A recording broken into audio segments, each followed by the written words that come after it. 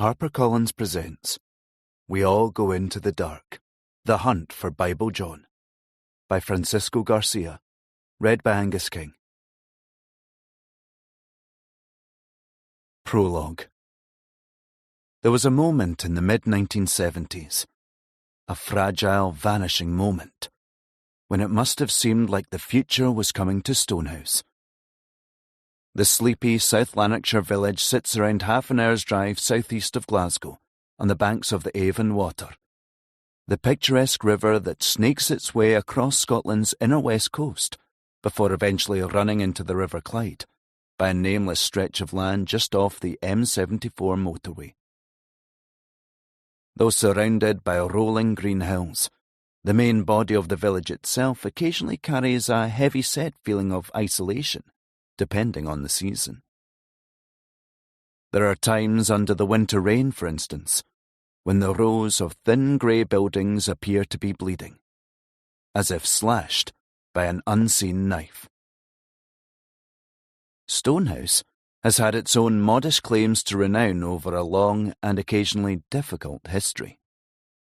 From the mid-18th century, it was synonymous with the output of its weavers and, in particular, for their work with silk, including the fine scarves and handkerchiefs produced for export to India. A century later, it was often said by local observers that the patterns spun by a Stonehouse master were more delicate than anything that had ever been conceived of before in Scotland. These boom years saw the village expand, with entire new streets of handsome, privately built cottages arriving to support its growing population. Many of these buildings endure. Hill Road, Camnethan Street, and Queen Street exist almost unchanged to this day, as part of the village's proudly maintained and manicured conservation area. The decline, when it unfolded, was gradual rather than precipitous. Despite the damage wrought by advancing technology, there were plenty of handloom weavers who still persisted in the old ways. They adapted, or tried to adapt as best they could, until even the guarantee of their craftsmanship was no protection against the heavy, inexorable march of progress. By the end of the 19th century, coal mining had begun to dominate, until it too bedded down into a joyless, terminal decline. The last colliery in the area was shut in 1958, though its legacy is felt to this day in the twisted bones of the subsiding properties in its vicinity. The close of the decade marked the shift into a new world, riven with uncertainty. It wasn't tough to catch the melancholic symbolism a year later, with the death of the last weaver in Lanarkshire, 84-year-old James Hamilton of Camnethan Street, Stonehouse. The following years saw a sense of isolation set in. For some, this was a source of comfort. The retreat into a blanket of well-worn custom, where change remained a process to be measured in reassuringly gradual increments, running into one another unseen over the blurred weeks and months, the long years and decades. But Stonehouse never quite became a tomb. It wasn't unheard of for people to still move to the village and make their lives there, though few ever made the mistake of considering themselves anything other than benignly tolerated outsiders. To truly be from Stonehouse remained a question of generational roots, of being able to trace the thread back, right back, into the dimly lit or otherwise forgotten past. One might live, work, and drink there for decades, but without that thread, one might only ever achieve a foreigner status.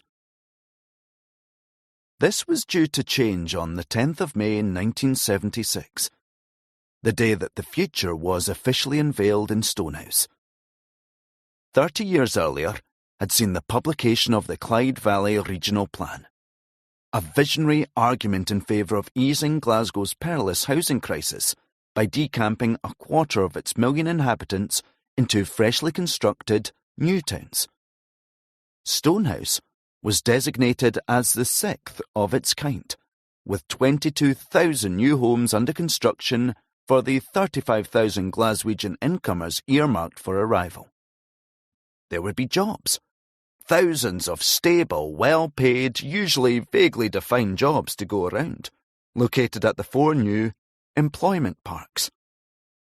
There would be investment, new schools, leisure centres, and a freshly reopened train line to connect Stonehouse to the rest of the West Coast and beyond. Photos survive of the bright May morning when the first families moved into the neat rows of modernist semi-detached houses on Murray Drive, a freshly constructed cul-de-sac replete with its own carefully built-in islands of green space. One can still see the beaming children in tartan flares and Sunday-best woolen jumpers, walking hand in hand with pinstriped local dignitaries. Severe, slightly dazed-looking mothers with windswept bobs jostle at the edges of the frame, looking as if they can't quite believe in the reality of the day unfolding before them. There were speeches and a lengthy ceremony to mark the arrival of the city families and this fresh, brilliant chapter in the village's history. 2 days later, and hundreds of miles south in London, the then Secretary of State for Scotland, Bruce Millen, stood up in the House of Commons to announce that the further development of Stonehouse was to be immediately abandoned, despite the already existing £4 million outlay. The ex-mining village in South Lanarkshire was no longer needed, now that Glasgow's population had begun to shrink sharply of its own accord, after a painful decade of decline. And just like that, the future drifted somewhere else. Not everyone was disheartened by the news. Opposition to the new town plans had been vocal and well organised. Local farmers had been forced to cede significant chunks of land, while some inhabitants fretted about the social impact of tens of thousands of incomers from the dark, dangerous city to the north. Things carried on, much as they always had. Life in Stonehouse continued to run to its own specific rhythm, at its slightly removed distance from much of the rest of the surrounding world. Half a century on, some have still not quite been able to let go of the sequence of missed opportunities. Today, the once unfathomably modern local authority houses on Murray Drive still exist, almost unchanged from their construction, if a little worn from the wear and tear of the passing decades. But the Newtown debacle wasn't the last time Stonehouse made the national press in the latter half of the 20th century. The first day of February 1996. Everyone agrees about the cold that morning. The ugly, numbing cold that cut across the fields surrounding Stonehouse Cemetery, a few hundred yards from the heart of the village. The real work began at 9:07 a.m, when the first pneumatic drills began to scrape and bite at the frozen grave sheltered under a hastily erected white marquee. Despite the whine of the blades chipping against the soil, there was still a feeling of uneasy repose blended into the faint hum of motorway traffic to the north. Uniformed police stood by listening to the machinery at work on the other side of the thin layer of white plastic, while council workmen in navy boiler suits and medical masks filtered in and out of the tent. The exhumation had begun. A green Peugeot idled along the single track by the cemetery gates before pulling up to park. 3 plainclothes officers made their way to the workmen before stopping to talk with a blonde woman in her mid-30s, clad in a thick brown fur-trimmed coat with a small rectangular case at her feet. Dr. Marie Cassidy had been there since dawn, supervising preparations. The forensic pathologist was accompanied by Professor Anthony Busutil, one of the most senior medical figures in the country. The white tent was carefully spread across half a dozen graves, an area marked by a precise measure of light-coloured tape, though broadly to protect the surrounding plots, the construction had another purpose.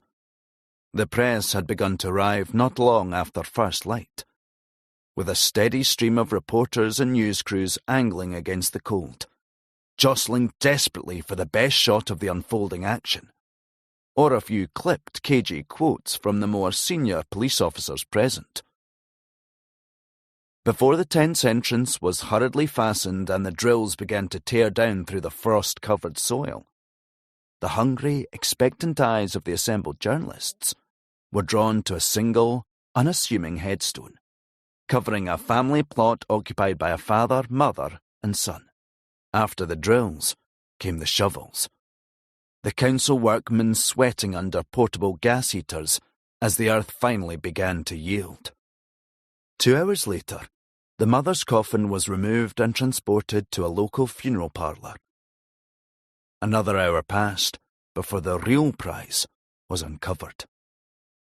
The second coffin, the son's, was delicately shrouded with white cloth and placed in the back of a silver Volvo saloon to be transported to Glasgow City Mortuary, where the rounds of forensic testing were to begin immediately. By evening, the exhumation was all over the TV news. The BBC anchor put it simply enough, in reassuringly bland professional tones, flanked by a black-and-white photo fit of a strange, ageless figure with a jutting chin and lifeless, lightless eyes.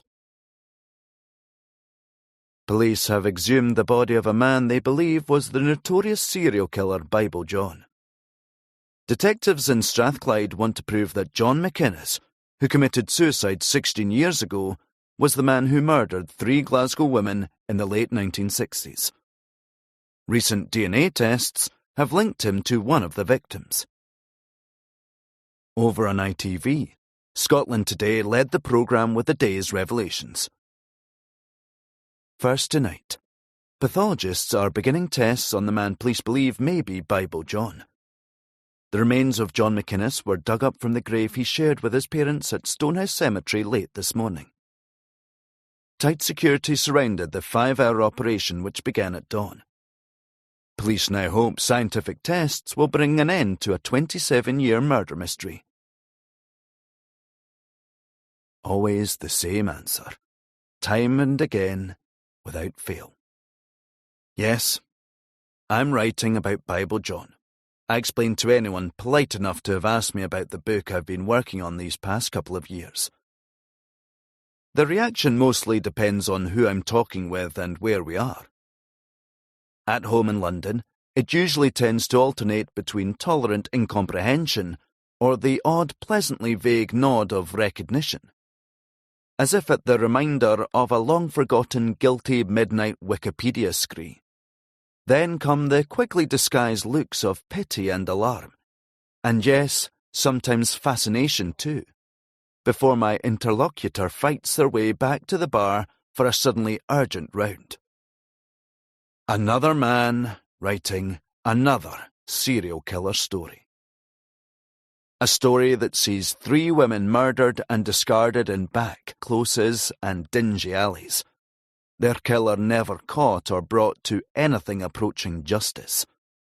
I have learned to clam up, to keep quiet or bluster around the subject until conversation can be safely moved on to something with less self-evident potential for crankishness. This isn't always the case in Glasgow, though certainly there is some of the same slightly repelled push and pull. Bible John means something different here. This is, after all, where the killings took place, spread over the 21 months between February 1968 and November 1969. They were certainly not the only murders to have taken place there in that period. Indeed, most histories point to a particularly troubled time in a particularly volatile city, with a murder rate twice that of London's during the same decade. This has passed into gospel, despite the problems in accurate statistical comparison. If violence was a casual, unremarkable part of the texture of life in some areas of 1960s Glasgow, what arrived with Bible John appeared to be something new. Murder had long been understood to follow a certain set of imprecisely defined rules. It was a matter for the young and untamable, or the city's more organized criminal fraternity. The usual killings, both random and planned, people killed at parties that had turned sour over a stray remark, or young men stabbed to death during street warfare. The murders that no one could muster up too much surprise at. Crimes that cropped up with increasing frequency. Elderly spinsters discovered with their heads caved in their own homes, or young women dumped in the grounds of suburban cemeteries. To some, they seemed to reflect something inherent to the times, something about the growing alarm of life lived in a city self-consciously lurching into modernity. For others, the killings spoke for themselves and needed no further explanation. There had been other infamous killings in the city's recent, or recent-ish, history. Peter Manuel was a housebreaker and petty thief who'd served 9 years in Peterhead prison for violent sexual assault as a young man, before becoming the kind of killer that no one had really seen before. He killed 7 people in 1958, and likely more. The murders were random and didn't seem to follow anything like a set pattern. He bludgeoned his victims and strangled them. He shot families in their homes and stalked women across suburban golf courses. At his trial, the judge opined that he was very bad without being mad. There was a lot to be written and said about Peter Manuel, though nothing that has ever served as a key to unlocking some secret explanation for the terrible, pointless violence, the sheer weight and randomness of it. The trial in Glasgow was a media and cultural sensation. It ran and ran in the papers of the day and ended with the killer being hanged, the last criminal to ever be legally executed in Glasgow, and the third last in Scotland as a whole. The Barrowland Ballroom murders were to be different. Between February 1968 and the early hours of November 1969, 3 women were killed after a night spent at the famous dance hall in the city's East End. The first 2 killings were separated by almost 18 months, while less than 3 months separated the final 2. The women had several things in common, and many other things apart. They were all mothers over the age of 25. They were all entirely unknown to one another. They each had dark hair and were found to be menstruating at the time of their death. Their bodies were discovered near their respective homes, in the south, east and west of the city. They were each badly beaten and then strangled. The majority of accounts also insist that they were raped, though no convincing proof has ever been found to corroborate this. By the end of 1969, it was thought to be increasingly certain that all 3 had been killed by the same man. Red-haired, sharp-suited, scripture-quoting, though he was already in the process of becoming something slightly more than a man by then. This was the figure that the press had christened Bible John, a moniker dreamed up from the few thin scraps of information provided by the only surviving eyewitness to spend significant time with the apparent serial killer.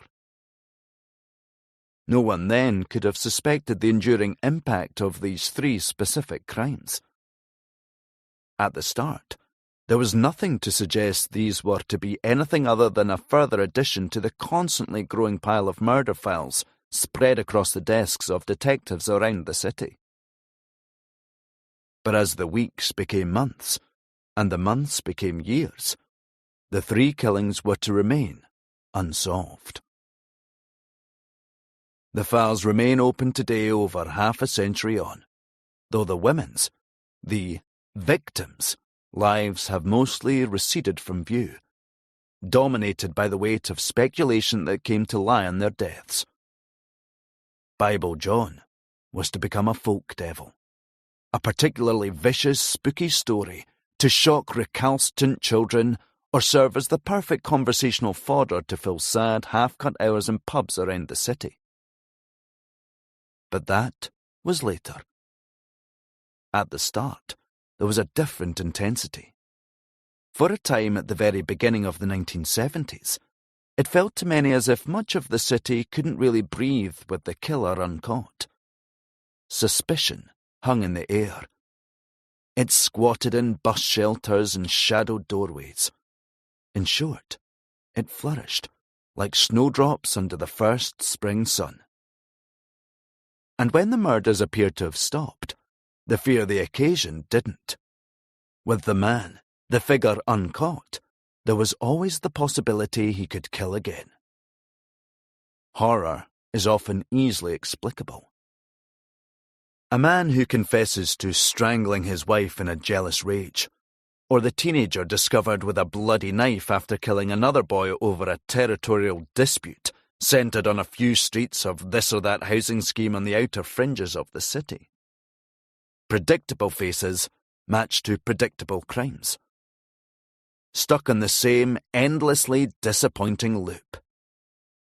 But Bible John, the uncaught killer, would offer something different, and his power has never quite been banished or destroyed. Many people have written about Bible John, some well and others badly. There have been TV documentaries and impassioned book-length studies published by the tiniest vanity presses. The mystery is like a clarion call to all sorts of people with all sorts of motives. I like to think I've read and watched them all, or at least the vast majority.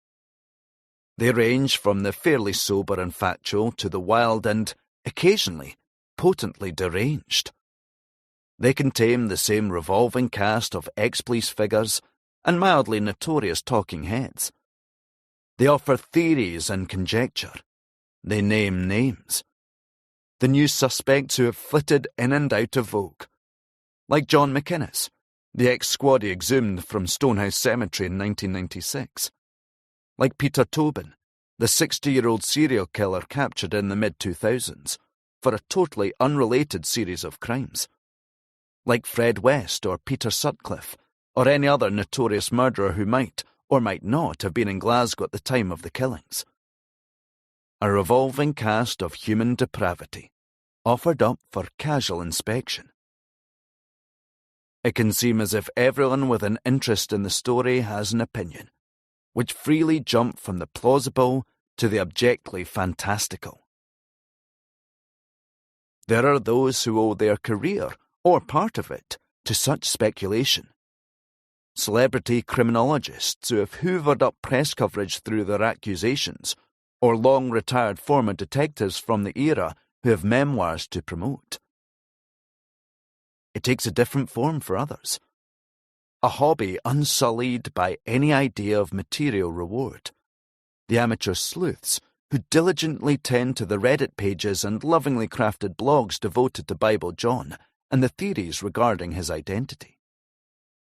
It's rarely simple trying to dissect the reasons behind settling down to write a book, particularly one on a quasi-mythical serial killer, active, over half a century ago, in a city at the other end of the UK from the one I call home.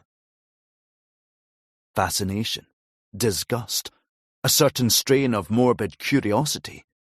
These have all factored into it, as has a nagging feeling somewhere at the back of my mind since I started reporting on the story in the summer of 2018, on a week-long trip I'd made to Glasgow to cover the 50th anniversary of the killings. That, among the apparently endless reams of newsprint and stilted documentary footage, there might still be something interesting and fresh to say about Bible John. I confess that I can't remember when I first heard about the story, but it must have happened during the year I spent in Glasgow as a master's student living in Denniston out in the East End, not too far from the Barrowland Ballroom, the venue that all three of the victims had spent their final nights at before slipping into Glaswegian mythology, along with their killer.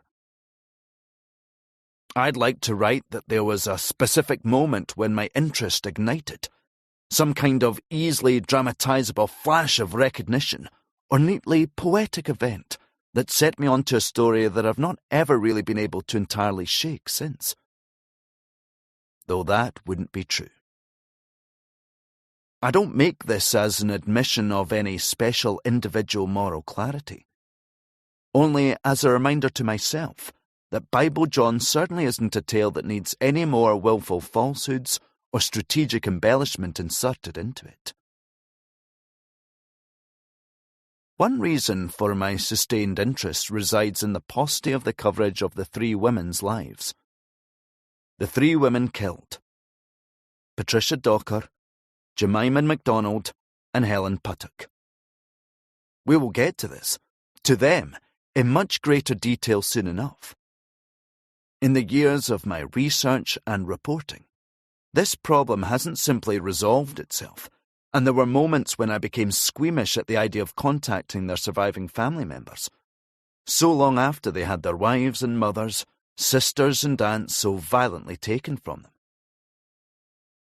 It's not a moral question I think can be answered to anyone's great satisfaction, least of all my own.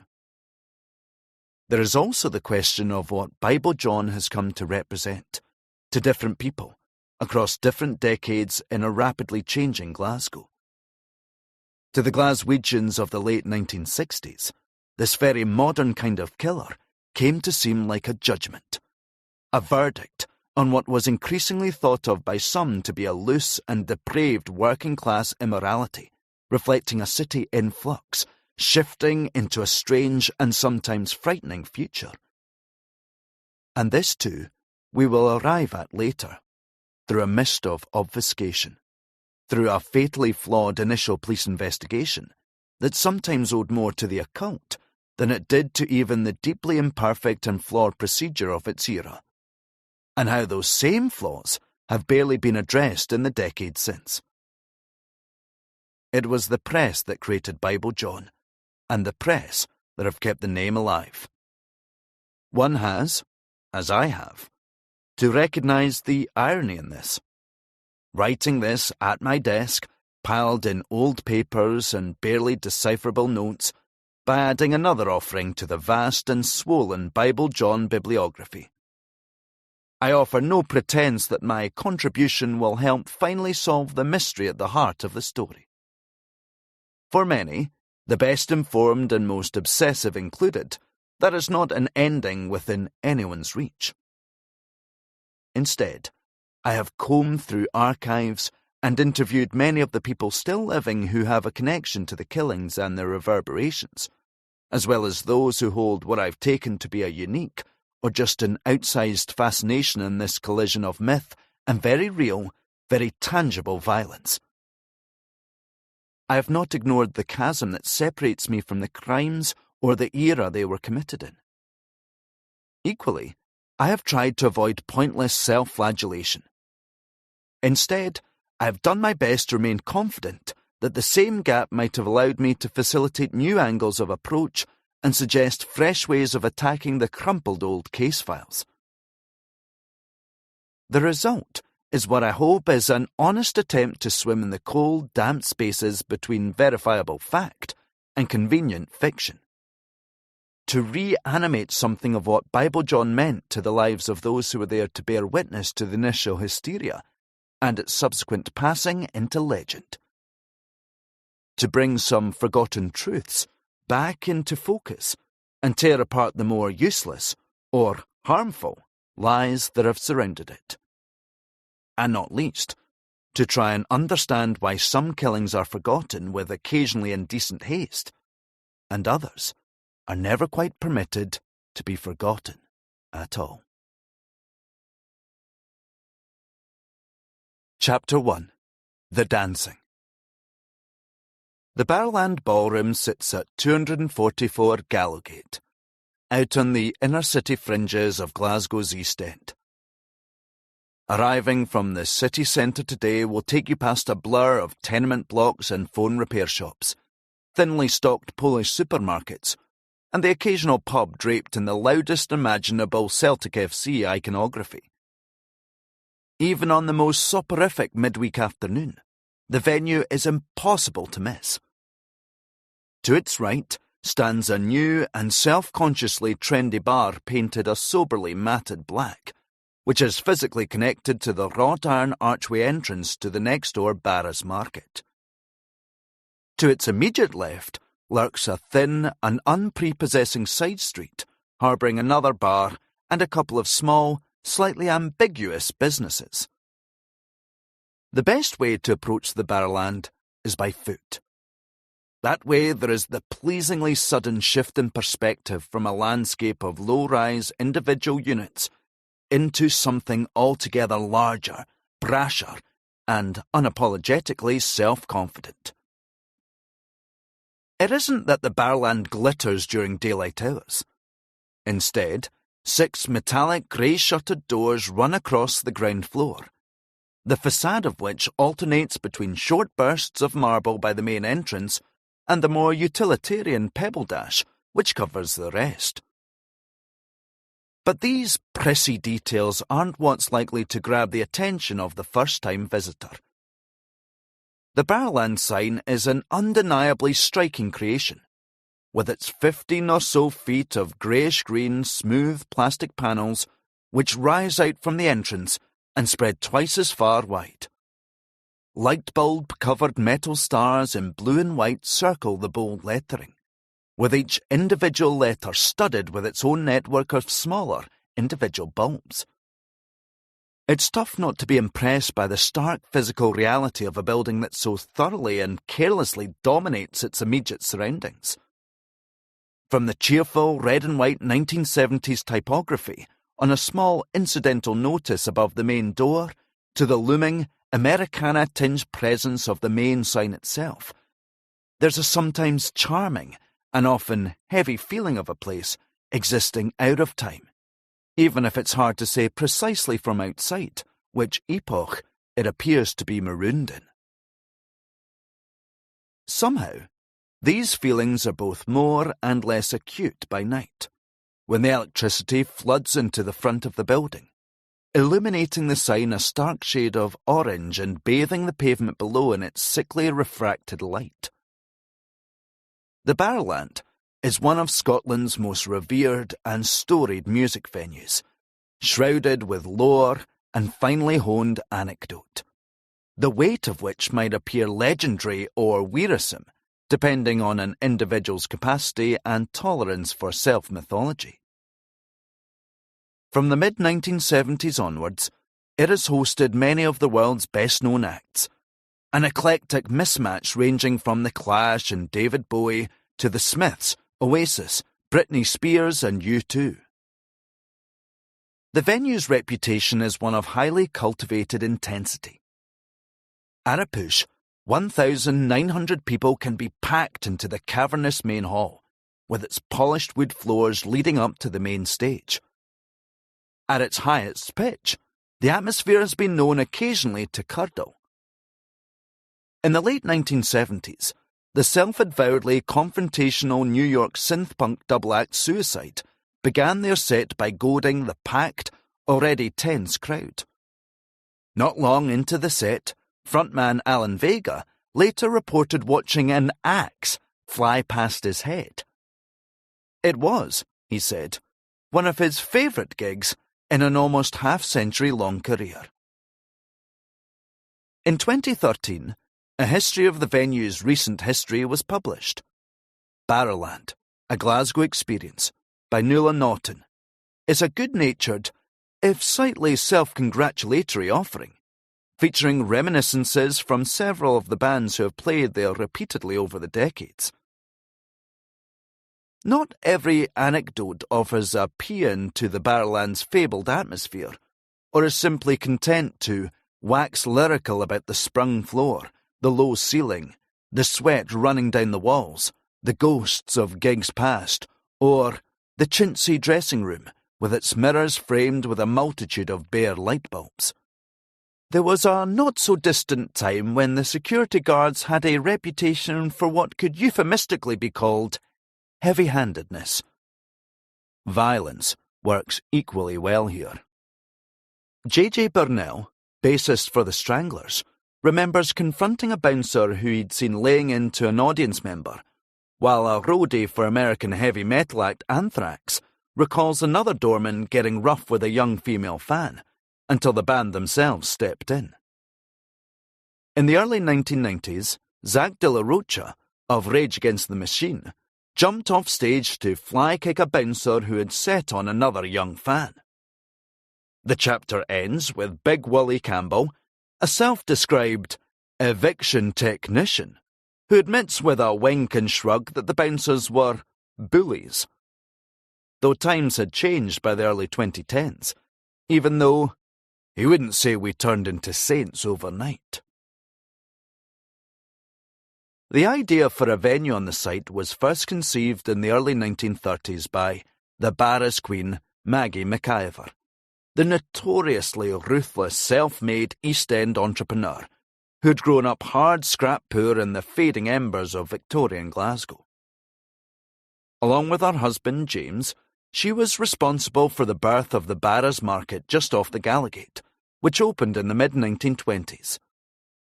Its major innovation came from being permanently covered, which guaranteed year-round trading, making the already wealthy family considerably richer.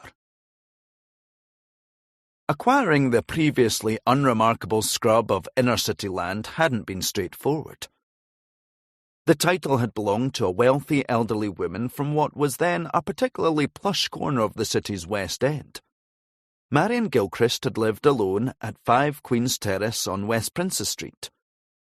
On the night of 21st of December 1908, she had sent a servant out for the evening paper. When the girl returned, she opened the door to witness a shadowy male figure flitting out of a bedroom and onto the street.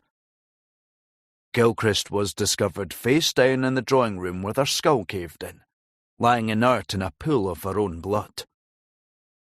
The police were called, and the servant interrogated. A recently arrived German-Jewish immigrant named Oscar Slater was duly arrested and put on trial at the High Court in Edinburgh. After narrowly avoiding a death sentence, he was reprieved and sentenced to penal servitude for life in 1909. To many contemporary observers, the Scottish Dreyfus case had been a travesty, and it refused to drift entirely from the public imagination. After a long and often bitterly intense public campaign, Slater eventually had his sentence quashed in 1928, after 19 years in prison. He lived out the rest of his days in Ayrshire, having married a Scottish woman and opened an antiques business with his official compensation. He died in 1948, aged 79. Marion Gilchrist's murder remains unsolved, though a consensus has emerged over the decades that sudden changes to her will formed the likely motive. The legal wrangles over her estate still hadn't been settled by the time the McIvers made their move on the murdered woman's land. But legal men's dilly-dallies were not Maggie's way, as one of her more excitable biographers puts it. As the newly built market began to thrive, she turned to her next venture. Having gained experience renting out public halls to run dinner dances for her loyal stallholders, McIver began to calculate whether her Gallowgate property would support a hall of her own. After demolishing a row of dilapidated tenements, the original Barrowland Ballroom opened for its first dance on Christmas Eve 1934, built on the ashes of the former evil slums. That first night had seen the drummer of the booked band taken ill. His replacement, Billy McGregor, would go on to lead the newly formed house band, the Gaybirds, with its 16-piece orchestra, their sets ranging from slow-burning waltzes to tangos, quick steps and foxtrots. The venue was an instant success, at least on a par with the market next door. In the first half of the 20th century, most working-class adults in Scotland divided their leisure time between the cinema and the dancing. Edinburgh's Assembly Rooms had been the first venue to hold public dances from the 1870s, while Glasgow's Albert Hall had the distinction of being the first purpose-built dance hall in the country when it opened in 1905. By the 1930s, almost every city and town had its own dedicated venue.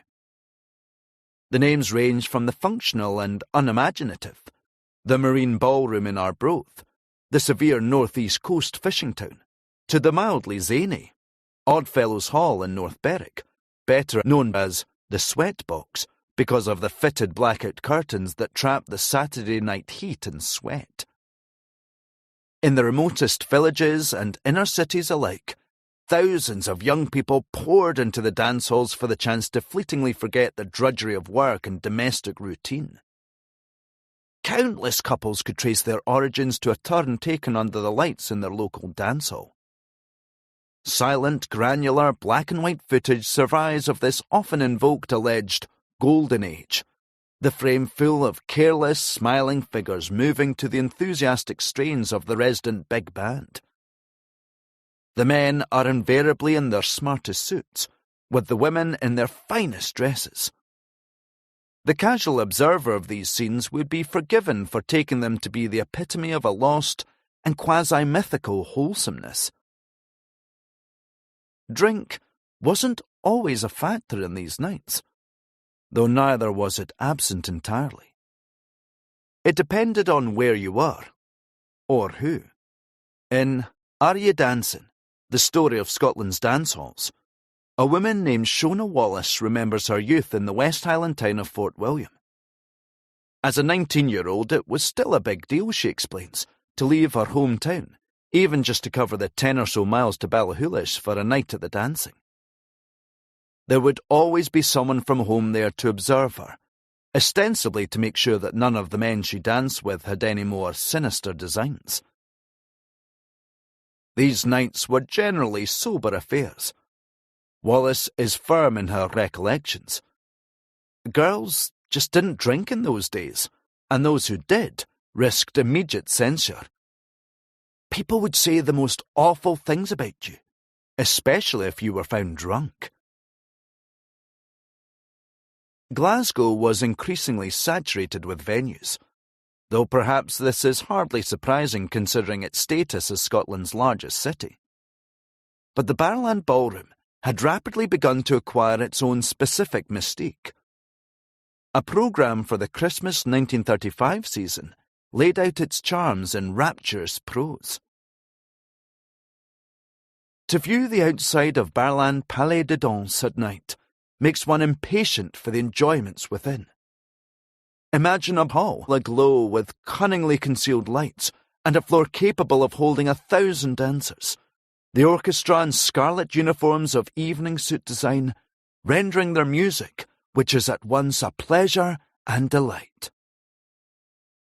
When war broke out in September 1939, legislation was passed that ordered the shuttering of all public dance halls, though it was rapidly overturned after a public outcry. However, the Barrowland was asked to remove its already famous neon sign. By then, word of the venue's notoriety had apparently spread as far as Germany, where Lord Haw Haw made repeated reference to it in his anti-British propaganda broadcasts. "I know how well the Barrowland people treat the French and American soldiers, and I hope they will do the same for the German victors when they arrive in Scotland." It's true that the venue was particularly popular with American servicemen, and multiple sources credit the GIs with introducing several strange and inexplicable new dance moves into general circulation, including the jive and the jitterbug.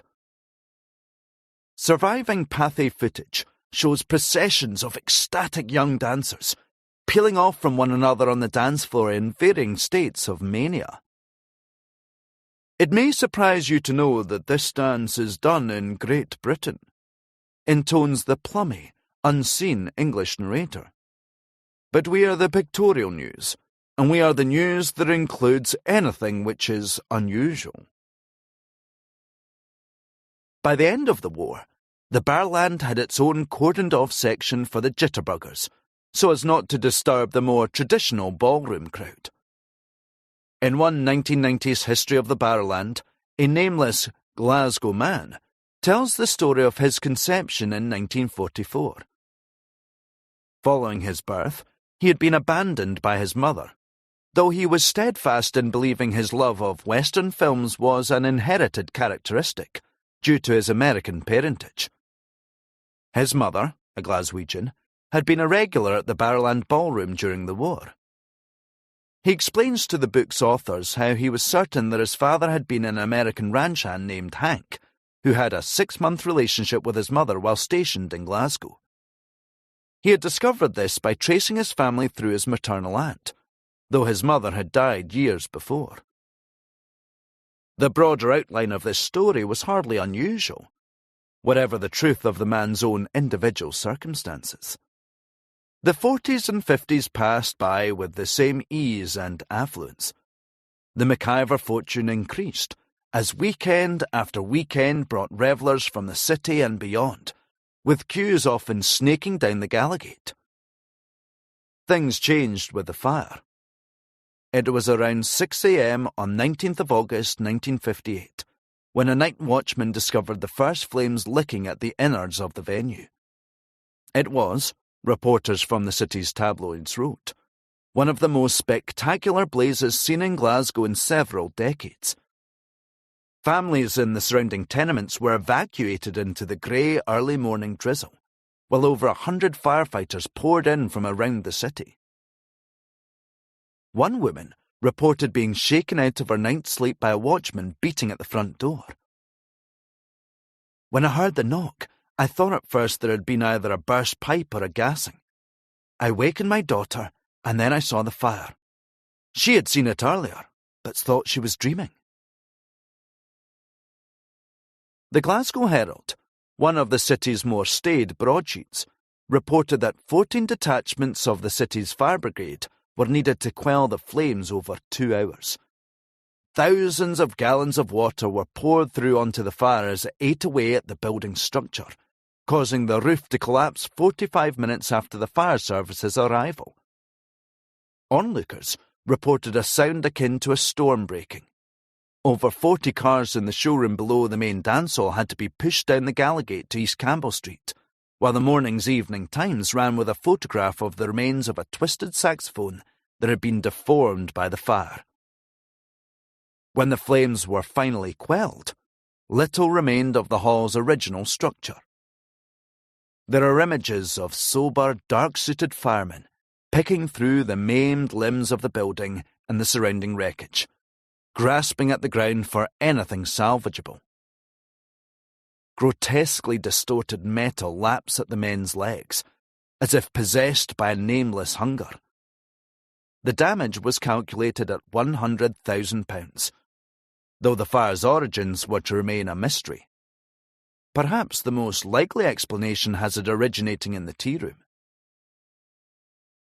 Maggie McIver's son, Sam, the old woman had died a few months before her life's work had gone up in flames, was quick to declare the family's intention to rebuild the dance hall.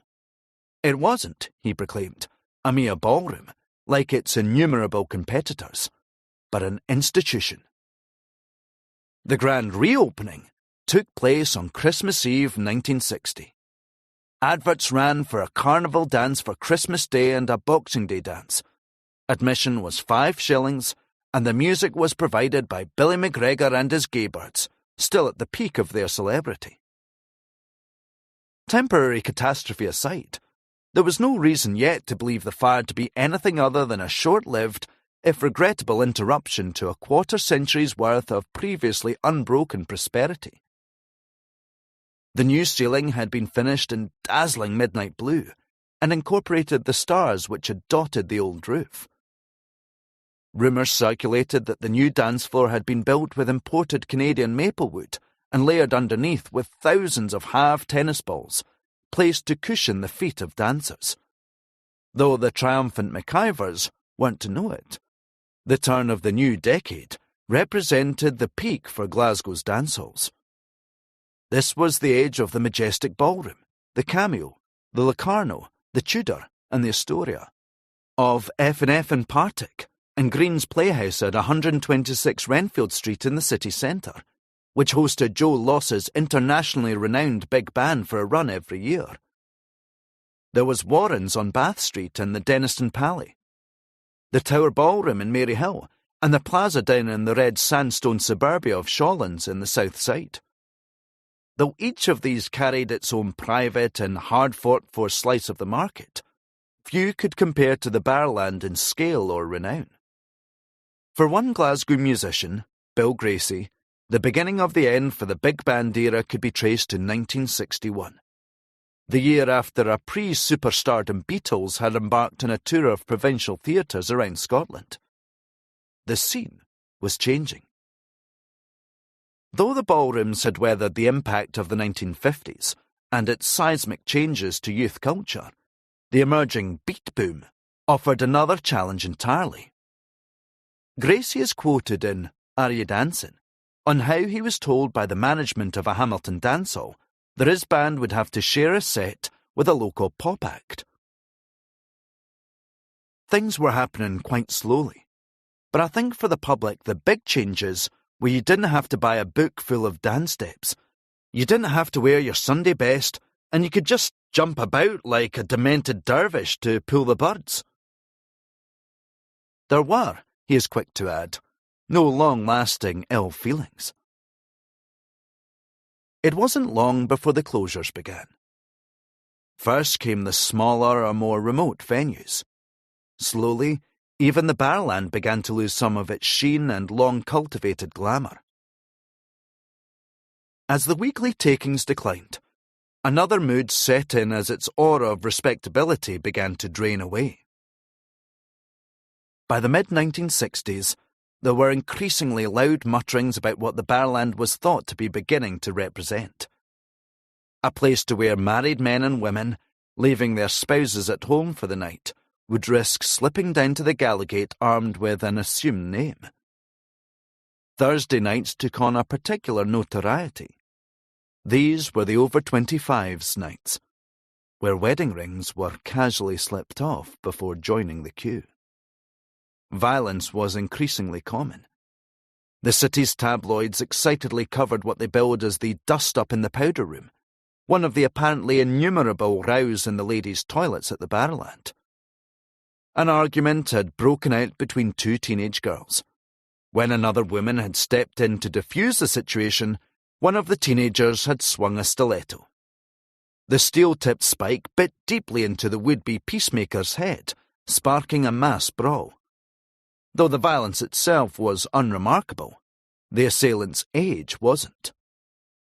When the 17-year-old went up before the sheriff court, he told the teenager how fortunate she was not to receive a prison sentence, before placing her on 2 years' probation. For many, the Barrowland's struggles seemed to reflect a wider truth about a city that had begun to slide into hard, dangerous times. For many, it seemed as if violence, an ever more severe and apparently unavoidable violence, was becoming an increasing fact of life. That is certainly the impression that could have formed for regular readers of the city's tabloid press. These were fruitful years for its legion of crime correspondents. Some were, if not household names, then at the very least storied members of Glasgow's press clubs and drinking dens. Men like Arnott McWhinney, the Daily Record's chief crime reporter. The Daily Record in particular knew precisely the crimes its audience wanted to devour. Corruption often did well. On the 16th of February 1968, the paper led with a bold story on the lawyer of 3 convicted gangsters, who had himself been handed down an 8-year sentence. A black-and-white photo of James Latta, balding, late 40s, softly quivering chin, stares balefully out of the front page. Latta having been convicted of helping his clients, led by the lantern-jawed Frank Tarzan Wilson, plot to have 2 of their criminal associates sprung from prison. The editorial marvels at the first major success of the campaign of a city's dedicated cops to end an era of fear and intimidation. After the trial, one of the most senior police figures in Scotland, Detective Superintendent Tom Goodall, the head of Glasgow CID, told the assembled reporters of his delight. His men, he said, had done a very fine job penetrating a gang who had caused havoc across the inner city. The disgraced lawyer's wife is tucked away into the bottom corner of page 19. 8 years is a long time, she explains, but she was planning to stand by him no matter what.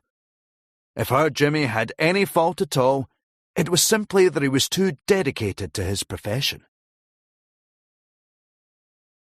If unscrupulous lawyers were popular, then murder was something else entirely. The front pages early that year were covered in it, from the killing of a Californian tourist in a campsite outside Edinburgh to the body of a middle-aged woman discovered deep underneath a building site in Liverpool. A 15-year-old girl had been killed in South Lanarkshire. Linda Peacock's body had been dumped in a cemetery. A local labourer was put on trial and quickly found guilty. The Daily Record was particularly taken with the first crime. 19-year-old Anita Harris's body had been discovered by a group of schoolboys 3 weeks after she had been killed. Barry Ashington, a 25-year-old chef from Brighton, was later put on trial, where he pleaded insanity. The court heard dark, unsettling testimony about illicit drugs at the campsite, and a strange bearded man with a hippie bell tied around his neck. Of particular interest was the small and apparently insignificant detail of a crucifix that had been discovered near the body, along with a packet of birth control pills and a C&D badge, and a scrap of paper with an address written on it. The trial ground on, and the dead woman's smiling face continued to take up the front pages, contrasted jarringly with coverage of the Beatles' increasingly chaotic spiritual pilgrimage to India. Gangs were also a popular topic, though coverage was beginning to gravitate towards Glasgow's organised criminal underworld. Stories of sinister figures like John the Fishman Gorovin and John Bandit Rooney dominated the inside pages, along with the brilliant, indefatigable detectives tasked with stopping them, characterised in breathless, boy's own prose. Detective Sergeant Jack Beattie. The underworld knows him as The Flash. These pieces also carried helpful explainers of the slang and shorthands increasingly exported from the language of American organised crime. Omerta, the words that means silence, and racketeering were things one could read about from the safety of the kitchen table in Denniston or Cathcart, from Tradeston to Hindland. Towards the end of the decade, the papers began to reflect a growing concern linked to groups of disaffected and mostly disorganised gangs of young men from the most deprived and isolated corners of the city, including the still novel high-rise blocks of flats that had begun to dominate the cityscape during the 1960s. They were the successor to the famed and feared razor gangs of the 20s and 30s, so memorably documented in H. Kingsley Long's novel No Mean City. In 1968, the English crooner Frankie Vaughan had made his way to Easterhouse, one of the increasingly notorious housing schemes on the eastern fringes of the city. The area had been struggling under the weight of violence shared out between the Drummy, Pack, Rebel and Toy gangs. Slashings and stabbings were an increasingly common fact of life. Vaughan gave an impassioned speech flecked with earnestly applied 1960s slang, calling for his audience to lay down their weapons. "There's no more gangs. There's no more Drummy, okay? It's out." But any real progress was illusory, despite the rapturous applause caught by the assembled press. An ITV documentary shot the same year opens with several young children sitting along a wall daubed in graffiti. "Get to fuck, Frankie Vaughan. We'll keep our chibs," is the message, daubed in bold block chalk. Chibs being Glaswegian slang for knives or homemade shanks. The Gangs of Glasgow documents an afternoon in the life of the Shamrock Gang, as they spend the day aimlessly flitting around the city centre. The voiceover bemoans how in a city of over 1 million people, a minority still practice explosive violence for kicks. Joe Devlin is introduced to the viewer as the 16-year-old leader of the gang, responsible for all kinds of mayhem and destruction. The viewer is presented with a bleary-eyed, puffy-cheeked boy with vivid red hair and full, almost purple lips. He is given a chance to explain himself in a disconcertingly soft, shyly gentle voice. He'd already served time in a young offenders institute, but then so had most of his peers. What separated him from the pack was a willingness to do what others wouldn't. It was easy for him to lead, Devlin explains. I'm always at the front. Everyone wants to be, but I am. If there's any damage, if there's a fight. The interviewer wants to know whether they fight with their fists, and doesn't hold back on the incredulity when informed that they don't. Instead, it's hatchets, knives, or whatever other weapon they can get their hands on. The unseen interviewer wonders whether they aren't worried they could kill someone. Devlin explains that murder isn't something that's the forefront of his mind, not in the middle of battle. You don't think you're going to kill him, even when 6 of you plunge him at the same time. You might be seriously ill, but you don't think you're going to do him in, he adds, with a slight shrug. It has, he admits, happened a couple of times, though these things didn't ever sit too heavily on his conscience. In fact, he still sleeps as soundly as on any other night, he explains, with deadpan teenage bravado. The dance halls weren't immune from these concerns. In 1966, a 23-year-old teacher at a Glaswegian-approved school for delinquent boys went undercover in a Maryhill gang. Writing under the name James Patrick, the resulting book, A Glasgow Gang Observed, became an instant classic of popular sociology on publication in 1973. Patrick documented his 4 months with the young team in granular detail, including the pitch battles and the boys' often violent sexual conquests in communal stairwells and closes around their territory. It presents a stark portrait of the boys' sheer social alienation and poverty, as well as the heavy-handed, often brutally violent police response. After one particularly bloody encounter in a Maryhill pub, the boys make their way into the city centre for a night at the Granada dance hall.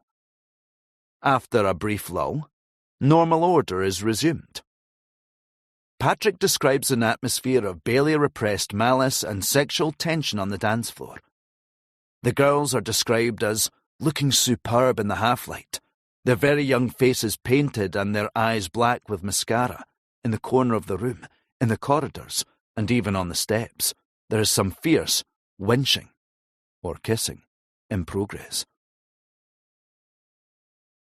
The brawl starts when one of the team, a diminutive boy also named Patrick, approaches a group of men, before being attacked and badly beaten. The bouncers arrive to provide a further beating, until blood streams from the boy's mouth and a flurry of excited, vicious kicks sends his prone body spinning further and further towards the main door. The band plays on as normal. Reach Out by the Four Tops, until the violence ends as quickly as it had erupted. Suddenly, the largest of the bouncers returns to the dance floor with bloodstains seeping into his frilly white dress shirt. The author makes a quiet exit and waits for his stricken comrade outside, but leaves when it's apparent that he isn't going to appear. For many, there was the conscious sense of living through history, trapped tight in a period of rapid and disquieting change. This wasn't just some vague, retroactively diagnosed cultural shift or generational conflict. This was something physical, something solid and real and entirely unignorable. So much had been written about the history of Glasgow's built environment in the 20th century that it can be difficult to disentangle myth from reality. By the late 1940s, the city's housing stock was crumbling, with over a third of the total dwellings in the city barely fit for human habitation or on structural life support. This was an era of indefatigable city elders and visionary planners who saw the possibility of a bold and unprecedented new future seeded in the misery of the present. The past was no good and had to be dispensed with. At least, that's how the history is often told. Though the truth was, and remains, much more complex than that. Between 1951 and 1971, Glasgow's population had dipped from over 1 million to around 870,000. The new towns had begun to spring up, first in East Kilbride and Glenrothes, followed by Cumbernauld and the others. By 1968, some of Glasgow had taken on a left-behind feeling. The familiar images and explanations, economic downturns and heavy industry evaporating. Demolition was a common sight, though it wasn't always carried out with the utmost efficiency. Half-obliterated tenement buildings were a fact of life around the city, while urban planners rubbed their hands together and laid down strips of motorway that pulverised once historic areas to dust and cut the city into apparently arbitrary chunks. The trams had long been ripped out and the high-rises were springing up with cheerful abandon at every point of the compass. The famous names that barely lasted 40 years before coming down themselves. Red Road, Blue Vale and White Vale Towers in Denniston, and Hutchison Town C&D down in the Gorbals. The first of these better known as simply Hutchie C or the Hanging Gardens of the Gorbals, for those of a more poetic persuasion. There were plenty of smaller developments which never quite gathered the same renown or column inches, and nothing like the later infamy. Today, there are plenty who still push the idea that the past simply disappeared on contact with modernity. But that was never quite the whole story. The thousands who moved to their new homes in the sky didn't become foreigners to their own city overnight. They still had the same fears and concerns, the same weekend desires and snatch freedoms. To some extent, life went on perhaps much as it ever did, even if the backdrop had been rebuilt into unfamiliarity. If no one was expecting utopia, there might be the reasonable hope of improvement. But even these modest dreams weren't so easy to grasp or hold tight. On 16th of August 1969, an article ran on page 7 of the Saturday edition of the Daily Record. Most of the 150 families who had moved into the towering new Glasgow Corporation flats in Whitevale Street, Denniston, had been looking forward to the promised luxuries of spacious bedrooms and mixer taps, and purpose-built balconies with crystal-clear views of the city and beyond. But there had been a problem, right from when the very first flats had been let that May. The nearby chemical factory would belch fumes into the residents' flats day and night. The local SNP councillors quoted lambasting a series of desperate planning errors, though the corporation housing department was quick to interject that it was all part of the master plan. In fact, its extensive research had shown that smoke would only be carried into the flats around 22 times a year. An elderly couple stare back from a quarter-page black-and-white photograph, from their balcony on the 12th floor. It was hard to keep the windows clean for long, the woman explained to the paper's reporter. And the smell was something else. Something terrible, especially on the weekends. Chapter 2. Patricia Docker. As with any other origin story, it's best to begin with what are generally accepted as the facts, the verifiable details that anchor myth to reality. It begins with a woman at home, preparing for a night out. 25-year-old Patricia Docker lived with her parents and 4-year-old son Sandy down in the red brick respectability of Battlefield, then, as now, a solid outpost in Glasgow's south side. Her work as a nursing auxiliary at Mearnskirk Hospital, right down in Newton Mearns on the outer southern fringes of the city, ran to a well-worn routine. Night shifts from 10 p.m. to 8 a.m., with a few days off peppered across the week. Few accounts fail to mention her looks. She was pretty, they say, before offering a perfunctory missing persons appeal worth of supplementary detail. Medium height, slim build, hazel eyes and wavy brown hair cut into a bob. For the writers that can't resist an extra burst of feeling, she is described as an angel, the angelic nurse, living with her child in a suburban idyll. In 1963, Patricia had married a soldier named Alex Docker, and the couple later made the move to RAF Digby in Lincolnshire, one of the oldest Air Force bases in the country. The marriage was an unhappy one almost from the start, and the relationship had soon begun to fray so far from home. The prospect of divorce was raised more than once, and by 1968, Patricia had made the decision to move back to Glasgow with their young child.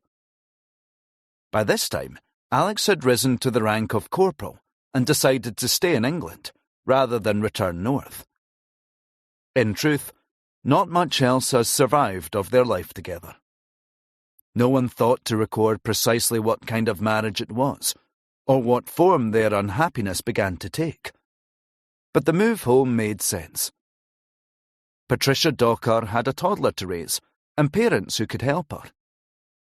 Space, as so many have written since, to break off into a new chapter of her life. February 1968 was unusually cold, even by the typical standards of a Glaswegian winter. Thursday 22nd marked a day off for Patricia and the opportunity of a night out.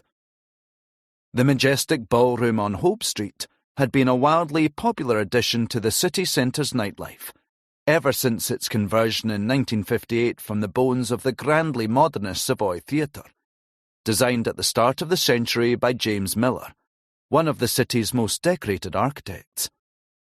The clientele was, for dancehall standards, stolidly respectable.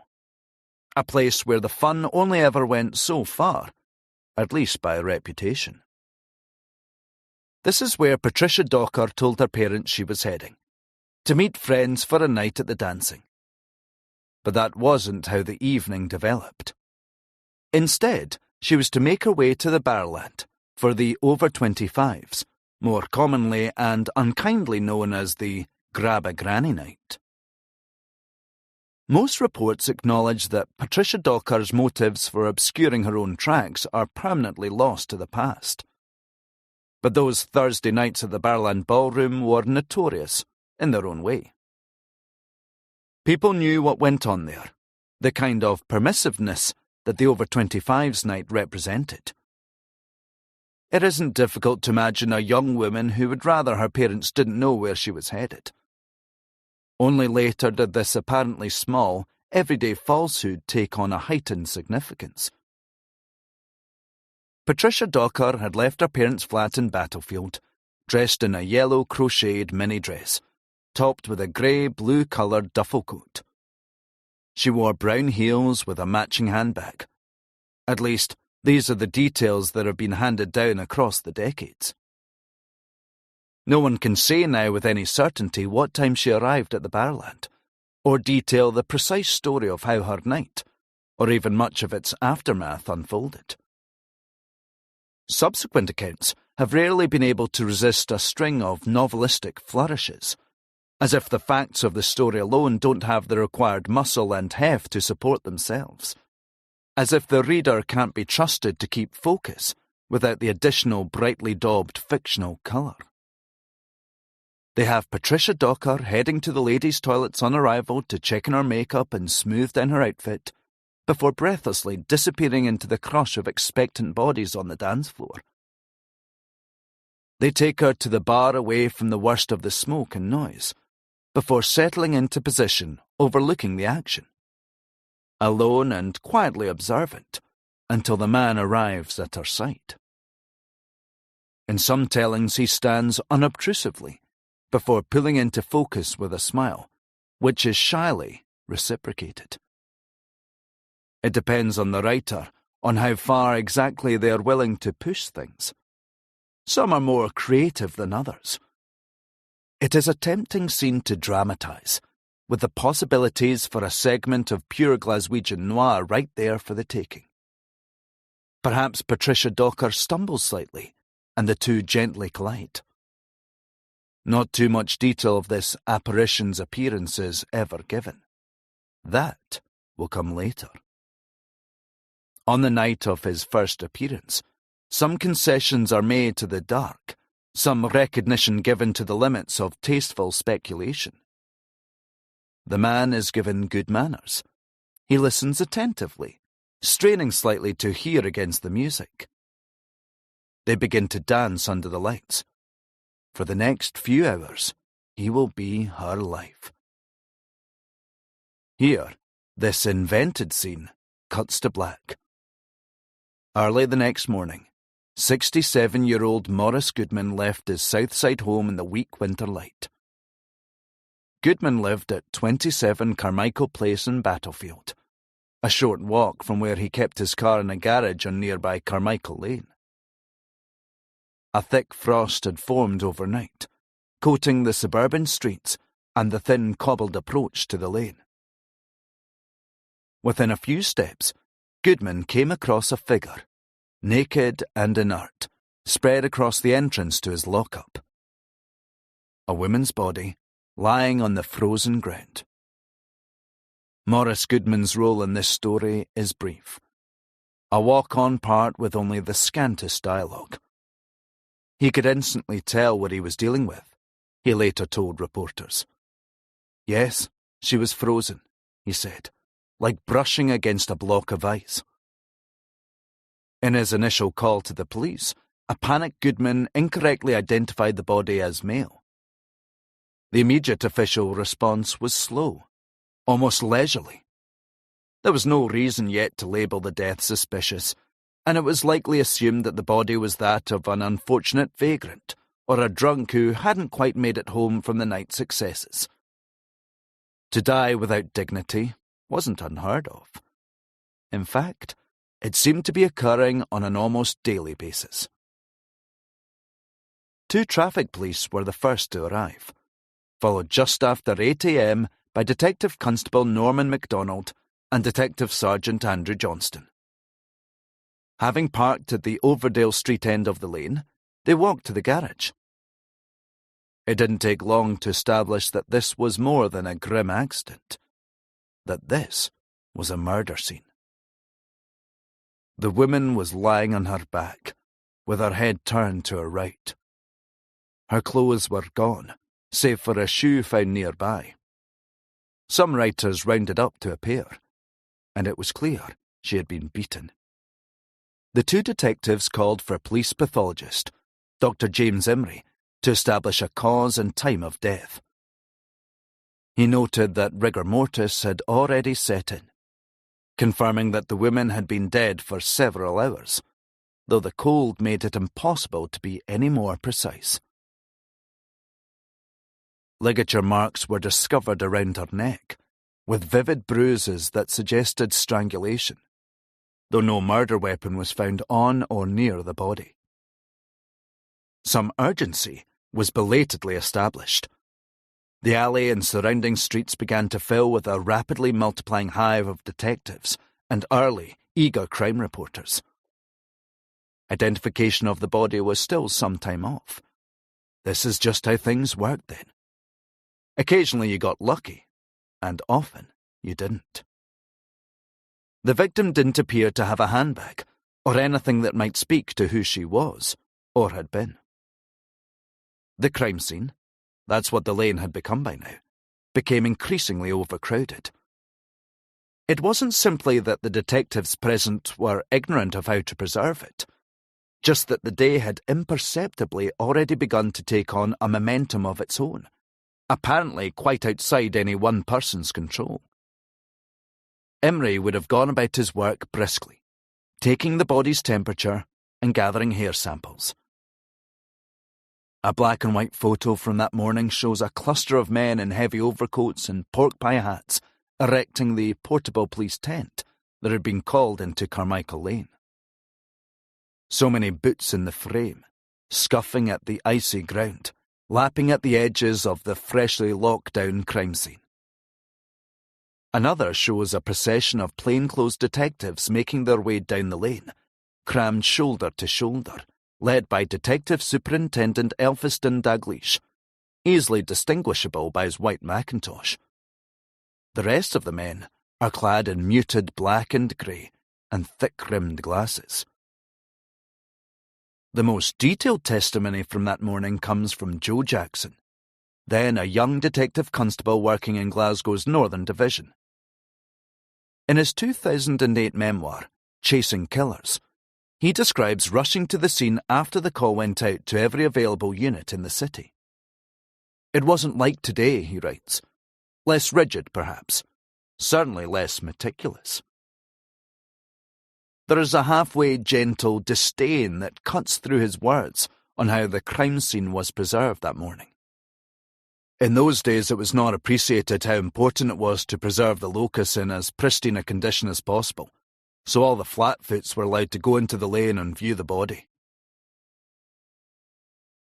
It took 2 hours for the police to set up door-to-door inquiries. In some accounts, the tabloids get there first, their sharp, ravenous reporters diligently canvassing neighbours and hunting down any stray scraps of detail for their stories, until being warned off by detectives. Police or press, it didn't really matter. The results were the same. A shapeless mush of false starts and dud information. Maurice Goodman still didn't recognise the woman. He was no use to anyone, as if his mind had flown off somewhere else entirely. The joiner leaves the story forever now, stumbling straight out of frame, stricken and confused. These initial inquiries didn't yield much else. Someone thought they might have heard a brief scuffle in the early hours, and a woman's disembodied voice shouting, "Leave me alone." Another neighbour might have seen a figure matching the victim's still vague description getting into a car, but couldn't be sure in the dark. A journalist had thrown a party in a block of flats the next street over, though none of the stream of guests who had come and gone during the night had seen anything suspicious, or anything much at all. By the afternoon, the body had been taken to the police mortuary for a post-mortem. It confirmed strangulation as the cause of death, and that the woman had been menstruating. A search of the lane had turned up a used sanitary towel, though still nothing in the way of clothes or belongings. These details were to matter later, far more than anyone could have reasonably predicted. News of the unidentified body began to spread around the south side. The commotion had the locals excited. It got people talking. The half-frozen body, found in Carmichael Lane. The naked woman found in the weak morning light. The news was to make the evening papers. Another murder. A woman killed. The news spread citywide, carried into kitchens and living rooms on a bed of rough newsprint. Sometime in the afternoon, nurses from the nearby Victoria Infirmary had arrived to try and help with identification. They peered closely at the body, but nothing came to them. The woman's face was too badly damaged. That evening, 63-year-old John Wilson read about the nameless body found a few streets down from his family's home in Langside Place. Patricia Docker's father had become increasingly worried when his daughter had failed to return home after a night dancing at the Majestic. That morning, he and his wife Pauline had shrugged it off. They thought Patricia might have stayed the night with a friend, or with colleagues from her work. It wouldn't have been the first time. The Majestic was a way off in the city centre, safer perhaps than risking the journey home in such bitter conditions. But it was unlike their daughter at least not to phone. Things unravelled rapidly from here, with each step of the sequence running remorselessly into the next. John Wilson took himself down to the nearest police station, with a recent picture of Patricia, armed with a picture of his daughter, as one true crime blog has it, as if it were a weapon burrowed into the lining of his winter coat. At the mortuary, it didn't take long for the father to identify his daughter. Patricia Docker had been killed. found naked, half frozen, in a lane minutes from her home. The front page of the next morning's Daily Record led with her photo. A black and white image of the dead woman smiling out under the headline, "Murder Riddle of Nurse Patricia." Opposite a quarter-page advert for El Dorado, Scotland's best-selling proprietary wine. You can taste the strength in every bottle. Elphinstone Dalgleish provided a few brisk quotes for the piece. "We are treating this as a murder. She had a wedding ring on the third finger of her right hand." If anyone at all had any information, then they were urged to come forward. The same paper soon carried another, even starker cover. "Murder. Did you see her? Mrs. Patricia Docker, found murdered near Carmichael Place, Langside, Glasgow on February 23rd. The head of CID, Tom Goodall, made a plea for the friend she'd been out with to get in touch. Patricia Docker's clothes were still missing. John Wilson is quoted briefly, as is Pauline. She gave reporters a few words. "I have to look after my grandson Sandy," and is identified as a nurse, just like her daughter. Patricia Docker didn't hold the front pages for too long. Over the following days, her murder found itself slipping further into the paper, boxed in and squeezed into ever smaller paragraphs. An accidental fire down south at a psychiatric hospital in Shropshire had killed 24 patients, relegating the local Southside killing to the inner pages. As usual, no shortage of ugliness and few apparent limits to despair. Further killings, maimings and corruption covered from every corner of the nation and beyond. The world so full of horrors, day after day. Naturally, the most titillating updates, as and when they came, boosted the murder of the nurse back into prominence. Police frogmen dredged the River Cart, near where Patricia Docker's body had been discovered. Her handbag was pulled out, along with the casing for her watch. Images survive of the search, with stout men in regulation wetsuits on their hands and knees, or else waist-deep in the freezing sludgy water. On 26th of February, Elphinstone Dalgleish made 2 new appeals to the public. They wanted to speak with the driver of a Morris 100 Traveller, which had stopped in Langside Avenue at the entrance to Queen's Park late on Thursday the 22nd. A young woman had climbed into the passenger seat, and the car had last been seen heading east towards the Langside Monument. The two were never traced. There also was the white Ford Consul, which had been spotted turning into Overdale Street at 11:30 p.m. the same night.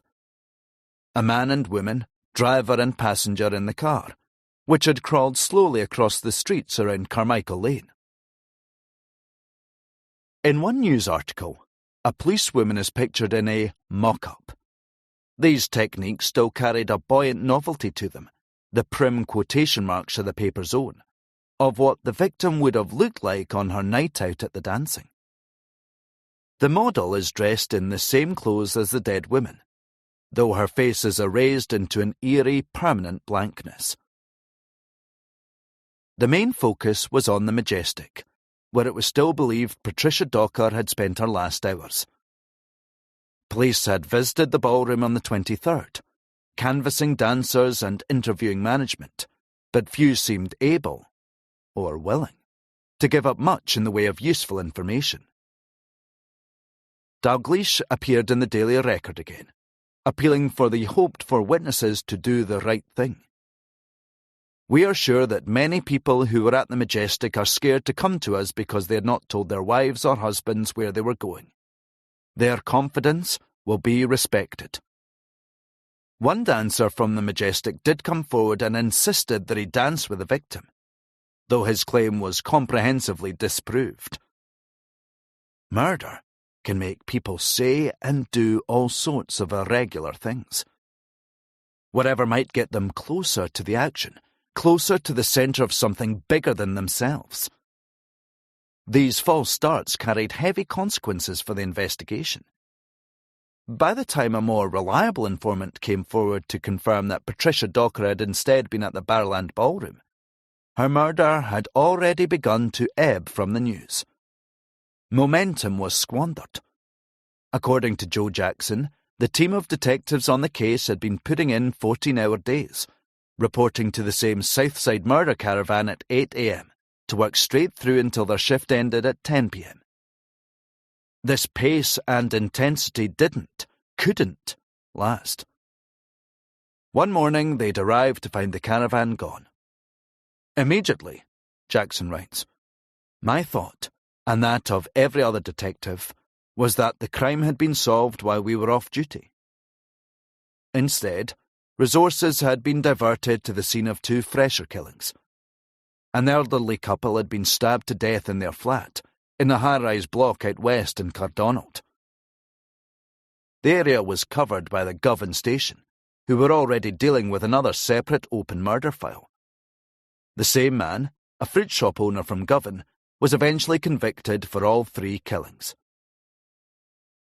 Patricia Docker, the nurse, was to be left to the attention of local Southside detectives. If dancers at the Majestic had been cautious with their recollections, then the Barrowland clientele were something else again. Few wanted to admit to being present on the Thursday night the nurse had been killed. Silence meant self-preservation. It meant protection from the lies you might have told about where you'd been and who you'd been with. It quickly became apparent that those Thursday nights at the Barrowland were populated by a cast of well-dressed ghosts. The weekly churn of hundreds of men and women who were never really there, at least not as their daytime apparitions. To break the silence meant opening yourself up to all kinds of unwanted scrutiny. It meant to willingly place your life under the beam of an ugly, vivid spotlight, centered straight on all the things you might rather remain forgotten. A fumble, a tipsy lumber with another anonymous dancer was one thing. But this was murder. A woman killed. For every crank and oddball, like the strident dancer from the Majestic who was so convinced he'd danced with Patricia Docker, there were many more who didn't want to get mixed up with something of such obvious seriousness. For many, the police's earnest public promises of anonymity didn't really count for much. Weeks bled into months. Nothing moved, despite the man-hours, despite the public appeals. No witnesses or suspects, not even a credible body of evidence. Alex Docker, Patricia's estranged husband, had been interviewed right at the very beginning of the investigation. Then, as now, it was the very first place detectives were likely to look. If little is known about Patricia Docker, then even less is known of her husband. He arrives briefly into the picture, to formally identify the body as well as to provide a watertight alibi. Though on leave in Scotland, he'd been at his parents' house in East Lothian before making his way to St Andrews. There wasn't too much else to say, he explained to the police, seeing that he hadn't seen his wife for around 5 months, give or take. As the months passed and press interest receded, life in Glasgow carried on along the same well-worn grooves. Dancers packed the Barrowland and Celtic followed their 1967 European Cup triumph with a clean sweep of domestic trophies. The freshest high-rise developments began to fill with eager, optimistic residents moving into these bold new symbols of the city's future. New murders filled the tabloids. Fresher killings that relegated Patricia Docker to an apparently permanent obscurity. It wasn't apathy exactly. Without a suspect, without even a reliable description, it was impossible to know who or what you were meant to be searching for. To the detectives tasked with solving her killing, Patricia Docker became an open file, an unsolved case. But that was never all she was. In 2008, 40 years after his mother's murder, Sandy Docker spoke to the Daily Record in his first ever interview, splashed out across the front page. At 44, he was a middle-aged man himself by then, living in the south of England. When I see a picture of Pat Docker on the television screen or in a newspaper, there is a 4-year-old part of me that recognises the lady as my mother, but the rational me, the adult, sees her in a more detached way. He told reporters at the tabloid. His father had remarried, and his new wife had raised Sandy as her own.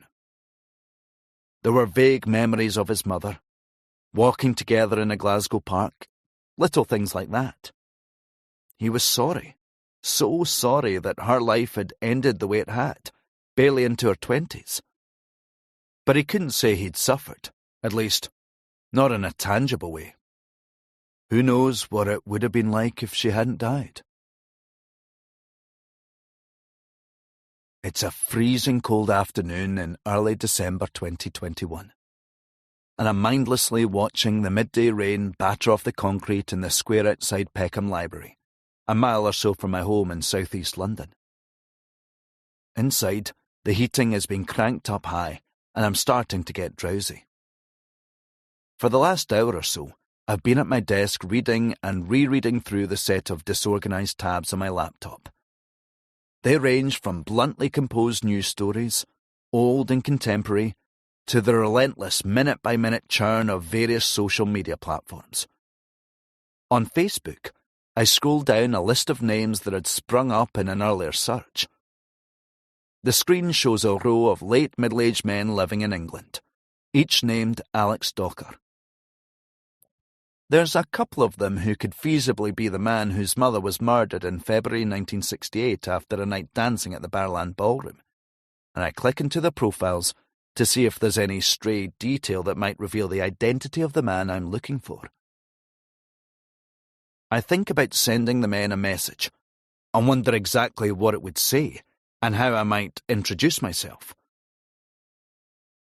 Should I go for the resolutely formal, clipped professional greeting, or the more detailed, reassuringly friendly and open-handed line of inquiry?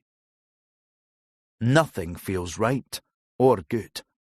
And, assuming I discover which one is Patricia Docker's son, what exactly would I be looking for him to say that he hasn't said before? Do I want him to repeat how he was sorry that his mother was murdered before he had a chance to know her? Or am I supposed to try and wheedle out a new line, some fresh quotes about grief and loss and anger? I close the page and retreat back to the comfortingly granular digital newsprint on the next page. Chapter 3. Jemima MacDonald. The second woman's body was discovered in a derelict tenement building in Bridgeton on the morning of Monday, 18th of August 1969, just under a mile from the Barrowland. She was dressed in a black pinafore dress, with a white blouse and sling-back high-heel shoes. There had been whispers in the neighbourhood after a group of children had been overheard the day before talking between themselves about a body in the building. But whispers were all they'd remained at first. It had been a notably hot summer, and the children's chatter was initially dismissed as the product of their overheated imaginations. Bridgeton was going through a difficult period, though there were some that thought its foreboding reputation to be slightly outsized. Whatever the precise truth, there was no shortage of condemned blocks waiting their turn for demolition in the inner East End. Their presence loomed heavy, freighted with danger and sadness.